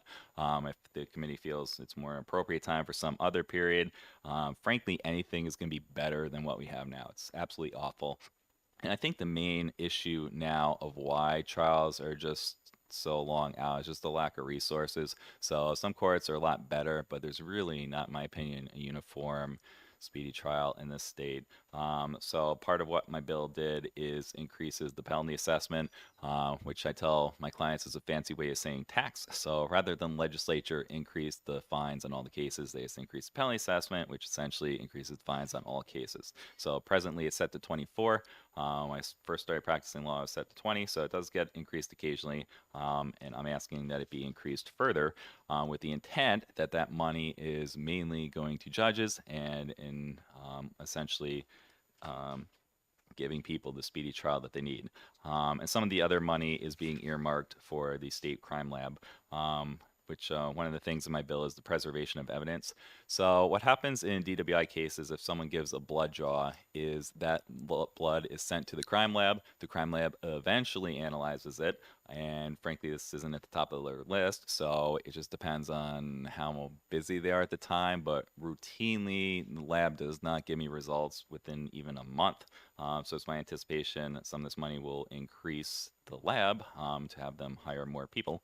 And the other problem is the lab does not store blood in cases. So specifically a statute that says the lab can destroy the blood after 30 days. I'm never getting a trial within 30 days. So the lab, while they can destroy it in 30 days, it's my experience they destroy it as they're full. So that could be 6 months, but could be 30 days. So a lot of times, especially if people don't hire a lawyer right away, by the time they even hired me, the blood's already been destroyed. I think it's just outrageous that the state knowingly is destroying evidence that they know is going to be used in a criminal case while that criminal case is pending. They know the case is pending. It's the state. So I think if they were to do this for DNA, there'd be outrage. But because it's blood, potentially it's alcohol used in DWI case, I guess people care less. But I mean, at the end of the day, people have the right to get that blood tested. Sometimes comes back different. There could be issues with it. And just for basically the state to destroy the blood, because in my opinion, they can't afford to store it, which I can't imagine it be very expensive for a couple more refrigerators. So this is earmarking money for them for that. In regards to discovery rights, so New Hampshire is generally pretty good. We have what's called an open file discovery. So basically the prosecutor will send you everything they have with the exception of basically work product. So if the lawyer has opinions on the case and jots that down, they might not send me that. Or wouldn't send me that, but pretty much everything else we get. So this just speeds up that time frame. Depositions. So depositions in a criminal case is a type of discovery. So basically is like a interview that's being recorded with someone under oath of a witness, I guess is the best way for me to describe that. So I find it interesting that you can get a deposition in this case, in this state, a lot easier in a civil case than you can in a criminal case. I think it's kind of backwards. So I noted that the New Hampshire Association of Criminal Defense Lawyers did submit I believe it did get sent to me, so I assume it got sent to committee. If not, I'll forward to it, the committee. It was an amendment. They had better language for it, so mine just said it shall take place within 30 days, but theirs went through basically how it would take place, and they didn't have a time requirement on it, but I certainly would adopt their amendment. It was a lot more thorough than mine. And they referenced putting it in chapter 517.13. So they also noted they didn't really have a preference if it got put in this. I also don't care if it got put in that or this, but I think people should be entitled to depositions with the exception they were looking for was minors. I don't take any issue with that. Police honesty. I just believe police should be honest with people when they're interrogating people. I think that's one of the main causes of false confessions is lying to people. Right to media. I just believe that people should have a right to essentially tell the media their side of the case ahead of time. Presenting exculpatory evidence to the grand jury. I think if a prosecutor knows that there's evidence that shows that someone did not commit a crime, they should be presenting that to a grand jury. And then the penalty assessment, like I said, basically would increase the fine in all cases with the premise that it's going to hire more judges, and then money earmarked related to alcohol cases with the premise that the lab will then have money to store evidence and actually hire more analysts so that things get analyzed in a quicker fashion. So it's a rough summary of everything. I know there's a ton of stuff in here, and frankly, if some of it got adopted, some is better than nothing. So I would be pretty supportive of pretty much any amendment keeping any of this. And I'm happy to take any questions.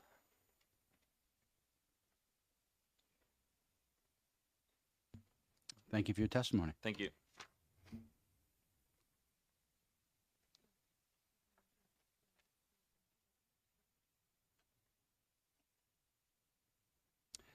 The chair recognizes Attorney Endres and Stroudson. save time. Again, my name is Jeff Strelzin, Associate Attorney General from the New Hampshire Attorney General's Office. This is Steve Enders from the Randolph County Attorney's Office. We oppose this bill, and I'll explain why. So I'm going to talk in general terms, and then we're happy to answer your questions. Oh, sorry. No, you had it. It's on, we just can't hear you because we're closer to you. Thank you. You're welcome. So the bill is not necessary and it's impractical. Those are the two broad objections that we have. Pretty much every aspect of this bill is already covered by existing New Hampshire law or court rules. That includes the issue of trial deadlines, speedy trial, the discovery rights, depositions, preservation of evidence, and grand jury proceedings. Those things are covered in existing, well-established New Hampshire case law. There's no need to create laws that already duplicate those and change them actually for the worse, because the standards this bill imposes are, quite frankly, impractical given our current system. The deadlines in this case could never be met with the number of current lawyers we have or current staffing in the court. You would have to spend tens of millions of dollars to be able to meet these deadlines. It's simply impossible given the amount of cases that people currently have. You have prosecutors that have 150 to 200 cases, defense attorneys that have 80 to 100 cases.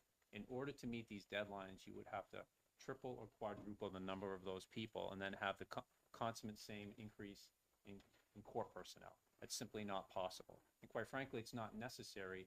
Most every lawyer you talk to who does a complicated criminal case will tell you they want more time, not less time. That murder case that was referenced is my murder case. And it took 3 years to get to trial because of COVID and because the defendant raised mental health issues and insanity. And those issues are complicated and require multiple experts, and we did depositions and all those things, and that takes time. So we wanted to go to trial as quickly as possible, and the defense wanted more time, and that's typically how speedy trial works. Sometimes it's the opposite, but the court balances those factors, and in the end, the defendant has a right to effective assistance of counsel. And unless an attorney only has one client in one case, they've got to balance the needs of their other clients in other cases, and they want to take the time that's necessary to do the best job for their client. And that's why we don't have a speedy trial issue in New Hampshire. The bill talks about deadlines, it talks about depositions. We'll talk about deposition for a second. A deposition is a proceeding where both sides, both sets of lawyers get together in a room and a witness is put under oath and that witness is questioned. It's recorded and then transcribed. It takes time to get everybody in the same room and schedule it. It takes money to pay for that person to record it and money to get it transcribed. You will spend tens of millions of dollars if you give a defendant the right to depose every witness in every case. It's not unusual in one of my homicide cases to have a potential 50 or 60 witnesses. If a defendant has a right to depose each and every one of those people, the lawyers will spend the next 3 to 4 months just doing depositions and will blow those speedy trial deadlines. So it's completely impractical to say to a defendant, you have the right to depose every single witness, but at the same time, we're going to set these deadlines for speedy trial. You can't have one or the other. The way the law works now is every defendant, every party in a criminal case has an absolute right to depose any expert witness in the case. So if I call an expert, if the defense does, they have the absolute right to depose that witness. Every other witness is at the judge's discretion. And the reason it's different from civil cases where you have more depositions is, in a civil case, you don't have one side that's generating all the evidence. In a criminal case, we, the state, generate all the evidence, and we have to give it all to the other side. So there's far less of a need to have depositions because we're doing the interviews, whether audio, video recorded, we're creating the evidence and handing it over to the other side. So there isn't the same need for depositions like in a civil case where often there's just nothing there to begin with. So that's why the two are very, very different.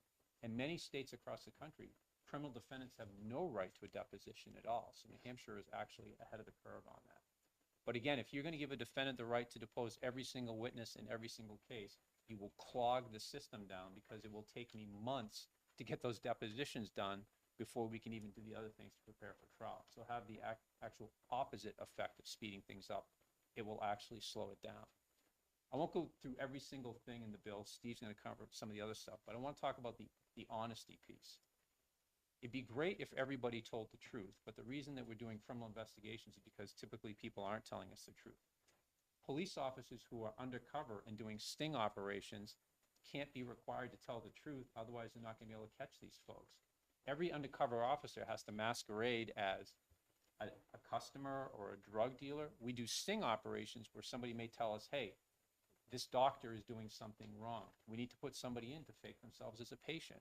This would preclude us from doing those basic things in criminal investigation. You know, typically, if we go and announce exactly who we are and why we're there, you know, to a perpetrator, they're not just going to tell us what's going on. So sometimes we do have to use deception. We do have to lie. We do have to bluff. That's what we have to do. That's one of the tools that the law allows us to do. The Supreme Court has set limits on that. If police officers go too far in their deception, it can be a due process violation, and evidence can be suppressed and charges can be dismissed. So I don't want you to think there aren't guidelines out there or guardrails. There are. But to say that, you know, officers can't do that, you will undercut our ability to go after, you know, the very people that you all want us to go after out there. So it's a tool in the toolbox. If it's abused, there are repercussions, but we don't see that kind of abuse here. So that's just generally, I just want to give you an idea. Those are some of the general objections that we have. Steve will give you a few other particular things. And again, happy to answer any questions that you have about this. Thank you. With reference to speedy trial, I hear people talking about a murder case that went on for 3 years. And it just strikes me that it would be unfathomable to me that a murder case would be dismissed simply because it wasn't tried fast enough. And this sets that deadline at 180 days from the arrest, which is a remarkably fast deadline. And as Attorney Strelzin said, there's already constitutional parameters for speedy trial. The Superior Court has a speedy trial policy already. And dismissal is just such an extreme sanction, and cause in this case isn't defined. So it strikes me that a witness not being available would certainly be good cause to continue a case or exceed those timelines. With reference to discovery, it talks about discovery within 30 days of the date of arrest. Judicial proceedings in New Hampshire aren't commenced by an arrest. They're commenced by the filing of a complaint in court. There's ways that that can occur without an arrest. For example, you could be summoned in lieu of an arrest, or you could be directly indicted with no arrest. So it doesn't make any sense to have the starting date be the arrest, since that's not the beginning of the criminal proceedings. The last sentence of that same section in discovery says the defendant shall be entitled to a copy of their criminal record prior to a bail hearing if the state uses the criminal record at the bail hearing. That's a concept that was sort of batted around by the New Hampshire Supreme Court in an amendment to Rule 12 last year and the year before. The Supreme Court has an advisory committee on the rules. Under docket 2020-006, they considered that proposal. There were a number of letters written to the advisory committee on the rules. There was a public hearing. There was a subcommittee formed. I know that the subcommittee met several times. They were unable to come up with a consensus. The subcommittee actually wrote 3 separate reports since they weren't able to come up to a consensus. That then went before the entire Supreme Court under docket R-2022-0003. The Supreme Court also sought public input. There was public input given to the Supreme Court. And after all that public input, the Supreme Court essentially found that that would be an unworkable addition to the rules, and did not pass that. With reference to depositions, as has been already said a number of times, there's already a statute in New Hampshire that covers depositions in criminal cases. One of the things that strikes me about the deposition, this proposed bill, is that it provides the defendant with a greater entitlement to a deposition than the state. And I don't understand why that would be. The current statute, 517.13, entitles both parties to depositions equally. With reference to the preservation of evidence, there's already constitutional principles about the preservation of evidence. And again, the remedy here is dismissal, which doesn't make sense because the lost evidence may be somewhat unrelated to the actual crime itself. Just for example, if someone was arrested for domestic violence and they were brought back to the police station and booked, the booking may have been completely routine and yielded no evidence, but if the booking video itself was lost, this statute would require dismissal, and if not dismissal, then the fact finder could make a negative inference against the state related to that booking video. With reference to the DWI statute, counsel or the defendant is notified of their blood results. I believe by within 10 days. And then they have 30 days to pick up their second sample at the lab. So it's not that it's being destroyed, they're being notified, you have a time frame to pick it up in. Attorney Strelzin covered the police honesty. Again, there's case law on that. The question about it is whether a statement is knowingly, intelligently, and voluntarily given. The question is not whether or not the person was maybe lied to prior to them giving that statement. It's whether it's knowingly, voluntarily given. In terms of right to the media, attorneys are bound by the New Hampshire Rules of Professional Responsibility, and Rule 3.6 limits a lawyer's ability to make public statements prior to a case. And to some extent, defendants already possess a right to speak to the media. I'm not aware of any law or limitation that says if you're charged with a crime, you can't talk to the press. If you're represented by counsel, I would assume that any intelligent criminal defense attorney would tell you, don't talk to anybody, especially don't talk to the press, because if you talk to the press, it's going to get published, and then the prosecutor is going to see that, and the judge is going to see it, and ultimately it may be used against you. This statute, the right to media, doesn't actually grant you a right to speak to the press. What it does is limits the judge's ability to issue appropriate gag orders or to issue appropriate limiting orders to ensure a fair trial. With reference to the exculpatory evidence being provided to the grand jury, the United States Supreme Court actually talked about this in United States versus Williams, which you can find at 504 U.S. 36. It's a 1992 case. It's actually sort of an interesting read. They point out that the grand jury is an accusatory body, not an adjudicatory one. So the grand jury is not deciding whether or not the person is guilty or not guilty. The grand jury is assessing whether or not there's an adequate basis for bringing criminal charges. In United States versus Williams, it talks about if you wanted a more balanced approach, instead of requiring the prosecutor to present exculpatory evidence, which may not make any sense, it would make more sense to allow the target of the investigation to come in and present their side of the story. But that's been consistently rejected because, again, a grand jury is not, it's not an adjudicatory body. With reference to the penalty assessment, in New Hampshire, there's a case, it's State versus Morrill. You can find it at 123 New Hampshire 707. It's actually a 1983 case, and they talk about when someone's entitled to a jury trial in New Hampshire. And the New Hampshire Supreme Court says that if an individual criminal defendant essentially should be entitled to a jury trial when fines may be levied which are greater than the amount constitutionally entitling civil litigants to a jury. In New Hampshire, the Constitution, Part 1, Article 20, provides that a civil litigant is entitled to a jury trial if the amount is $1,500 or more. A Class B misdemeanor in New Hampshire is up to a $1,200 fine. When you add a 24% penalty assessment, you get to $1,488. And I always wondered why it was 24%, because the math is hard to do on 24%, and was like, why didn't the legislature just go to 25%? Because the math would be so much easier. And I suspect that the reason the legislature didn't go to 25% is because a 25% penalty assessment would make the total fine $1,500, which again is the threshold for civil jury trials, which would then grant everybody charged with a Class B misdemeanor in the state of New Hampshire the right to a jury trial. If you increase the penalty assessment to 30%, the maximum potential penalty for a Class B misdemeanor would be $1,560, which again exceeds that $1,500 threshold. And if you put in a provision that there would be an additional penalty assessment of $50 on every case for alcohol or controlled drugs, that would make our current 24% penalty assessment exceed $1,500 in many Class B misdemeanors. So I think that the unintended consequence of increasing the penalty assessment would be somewhat catastrophic on the circuit courts, where now everyone charged with Class B misdemeanor would be entitled to a jury trial. As I had indicated earlier, Attorney Strelzin and I had reached out to the other county attorneys, and I can indicate that we've heard back from Attorney Halverson from Merrimack County, who opposes this bill.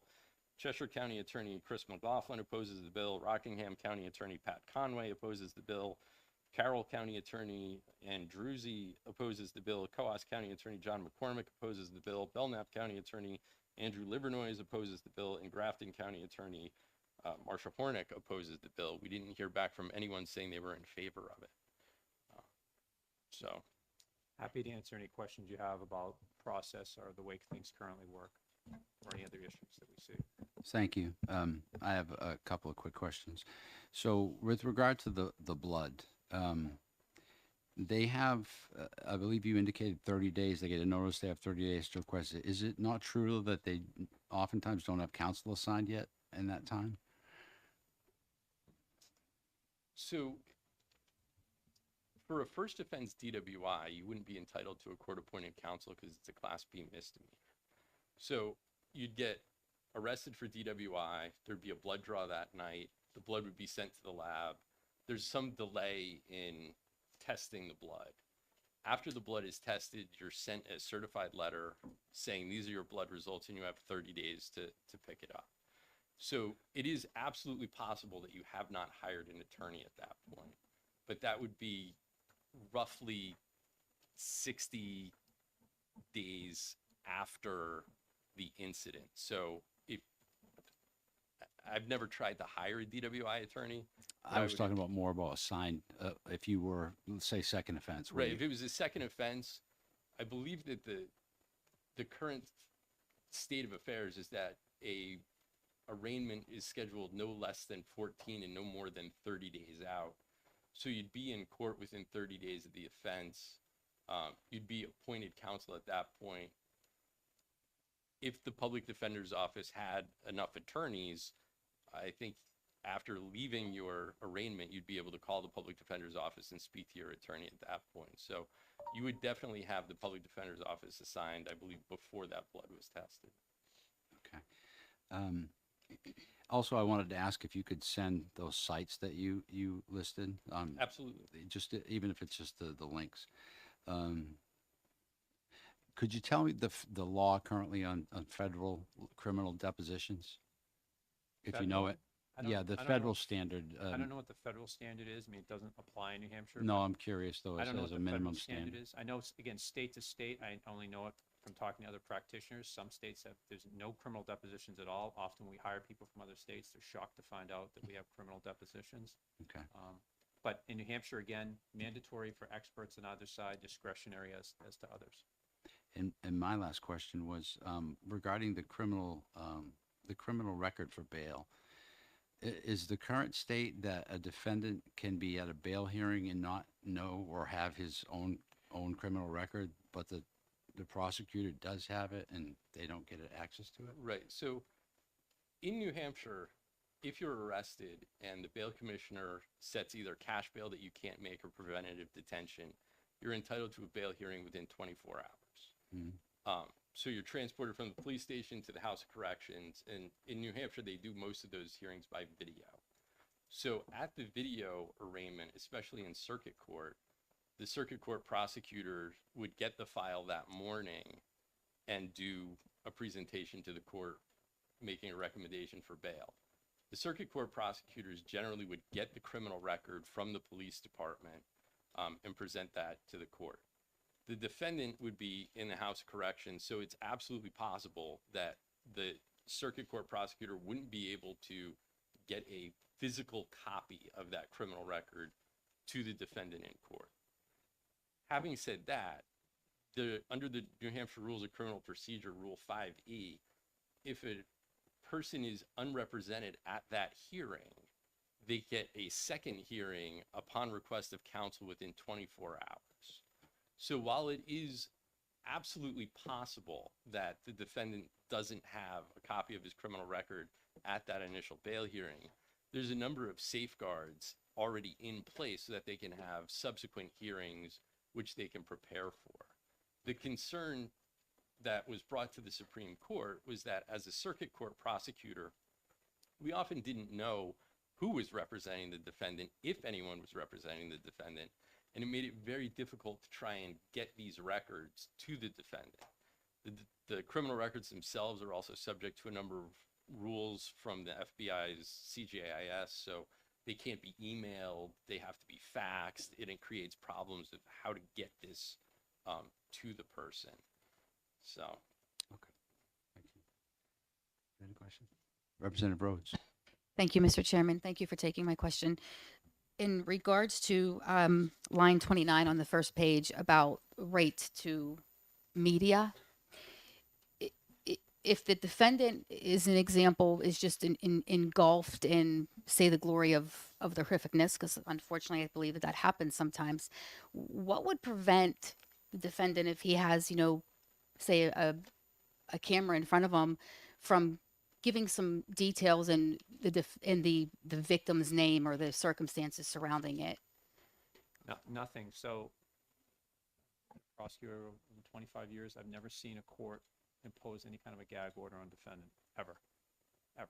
It's the lawyers who are subject to the rules of professional conduct about what we can say, so we don't prejudice the defendant either side. But the rules obviously only address attorneys. I don't know of any provision that addresses the defendant. Now, a judge could decide that the defendant is making statements that prejudice someone's right to a fair trial, but that's pretty rare. Again, it's never happened that I've seen it in my time. I can't even think of a case in New Hampshire. I can think of many defendants in notorious cases, including some of my own, who stepped out and talked to the media. I didn't try to stop them. I was happy they were speaking. So, yeah, I'm not sure what that's trying to get at, but quite frankly, as a prosecutor, I'm perfectly happy if a defendant wants to talk to the news media. 9 times out of 10, it's very helpful for my case. It just is. So, Yeah, I mean, I had a defendant show up with a film crew at one point, and that's his choice. Representative Bolden. Thank you. Thanks for taking my question. I'm not going to claim to know anything near as much as you know, unfortunately, about the criminal justice system, but it seems like the sponsor's intent maybe was to, in part, to cement some Supreme Court decisions in state law, and I know that those can change over time, and some did rather recently regarding other topics. Would you have any opposition to maybe amending the bill just to include the areas that the sponsor was just trying to convert Supreme Court decisions to state law? yes, because most all of this is also addressed by our New Hampshire Constitution. So there's just no need. A lot of this already exists in the New Hampshire Constitution. But what doesn't exist is these set day deadlines. And that, again, is impractical and unnecessary. Some cases are quicker than others. Some move slower than others. So to set an artificial deadline makes no sense. What makes sense is that what typically happens, the parties get together and talk with the judge about what they think a realistic date or deadline is.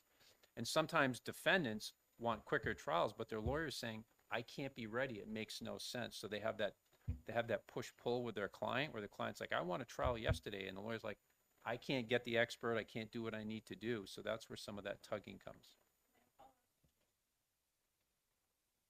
Thank you. I understand that a lot of the things included in the bill haven't come out of Supreme Court decisions. But for example, the mention of exculpatory evidence, isn't that Brady? Is that the right one? Yep, that's a U.S. Supreme Court case. And right. It's also codified in the New Hampshire Constitution about all proofs favorable. So again, it's already covered there. Okay, so are you so you're saying that you feel that the Brady decision didn't affect New Hampshire because it was already an aspect of our Constitution? Well, no.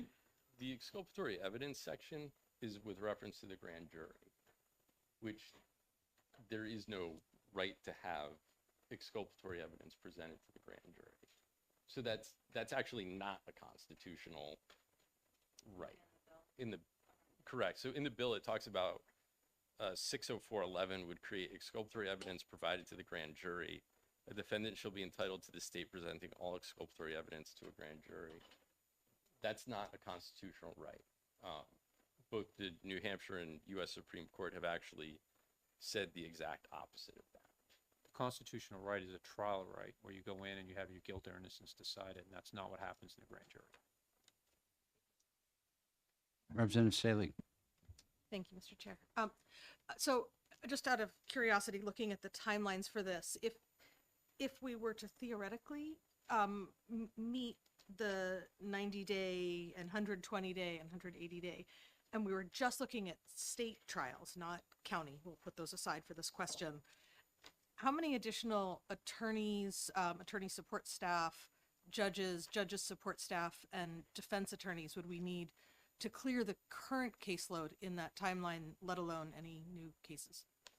I mean, you would be talking dozens and dozens and dozens of people. I mean, right now, probably 90% or so of cases are resolved with plea bargains. Imagine if you were to just reduce that number by 10%.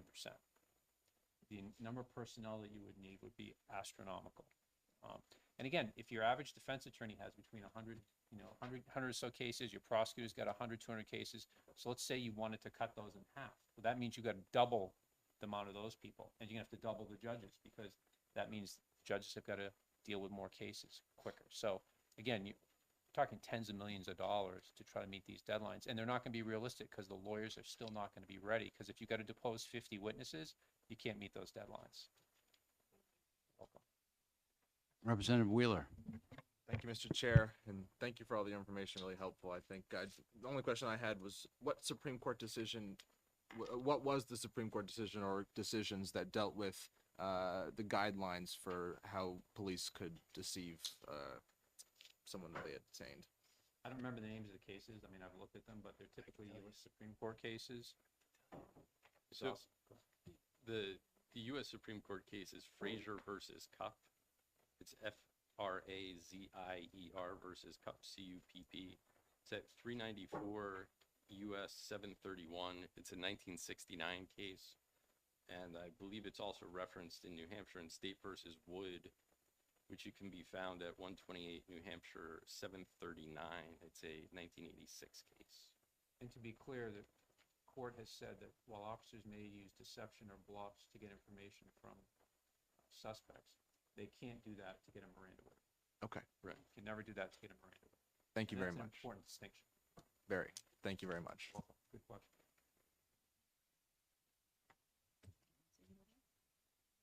Thank you for your Thanks for your testimony and patience with all the spending the questions. day with Thank us.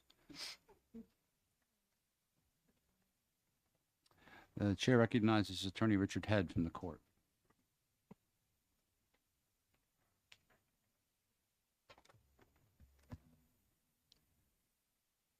Thank you, Mr. Chairman. Thank you, members of the committee. My name is Richard Head. I'm the Government Affairs Coordinator for the Judicial Branch.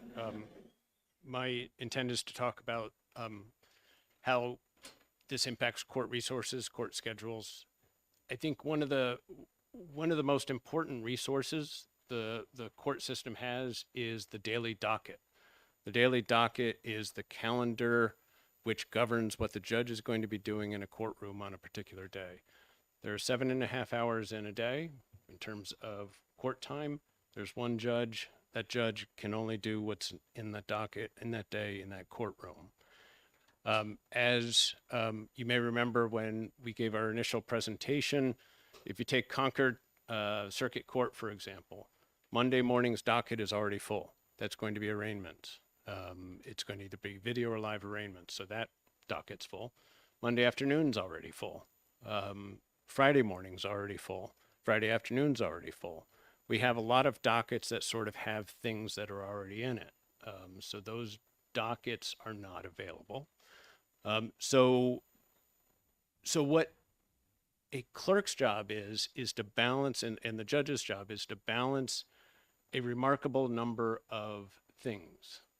They're balancing constitutional rights, speedy trial, whatever it may be. They're balancing physical harm to people, emergency, a domestic violence emergency petition.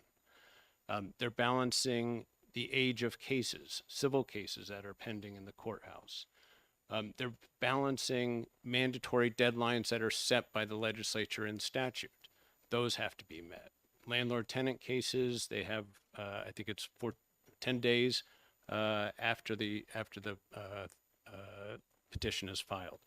There are just a remarkable number of things that go into putting together that schedule. And one of them is absolutely the right of speedy trial. And that is a factor in terms of ensuring that a criminal case, when it's filed, meets those constitutional requirements of speedy trial. When in preparation for today's hearing, we did ask our judges, when was the last time a speedy trial became sort of the driving force of a dismissal?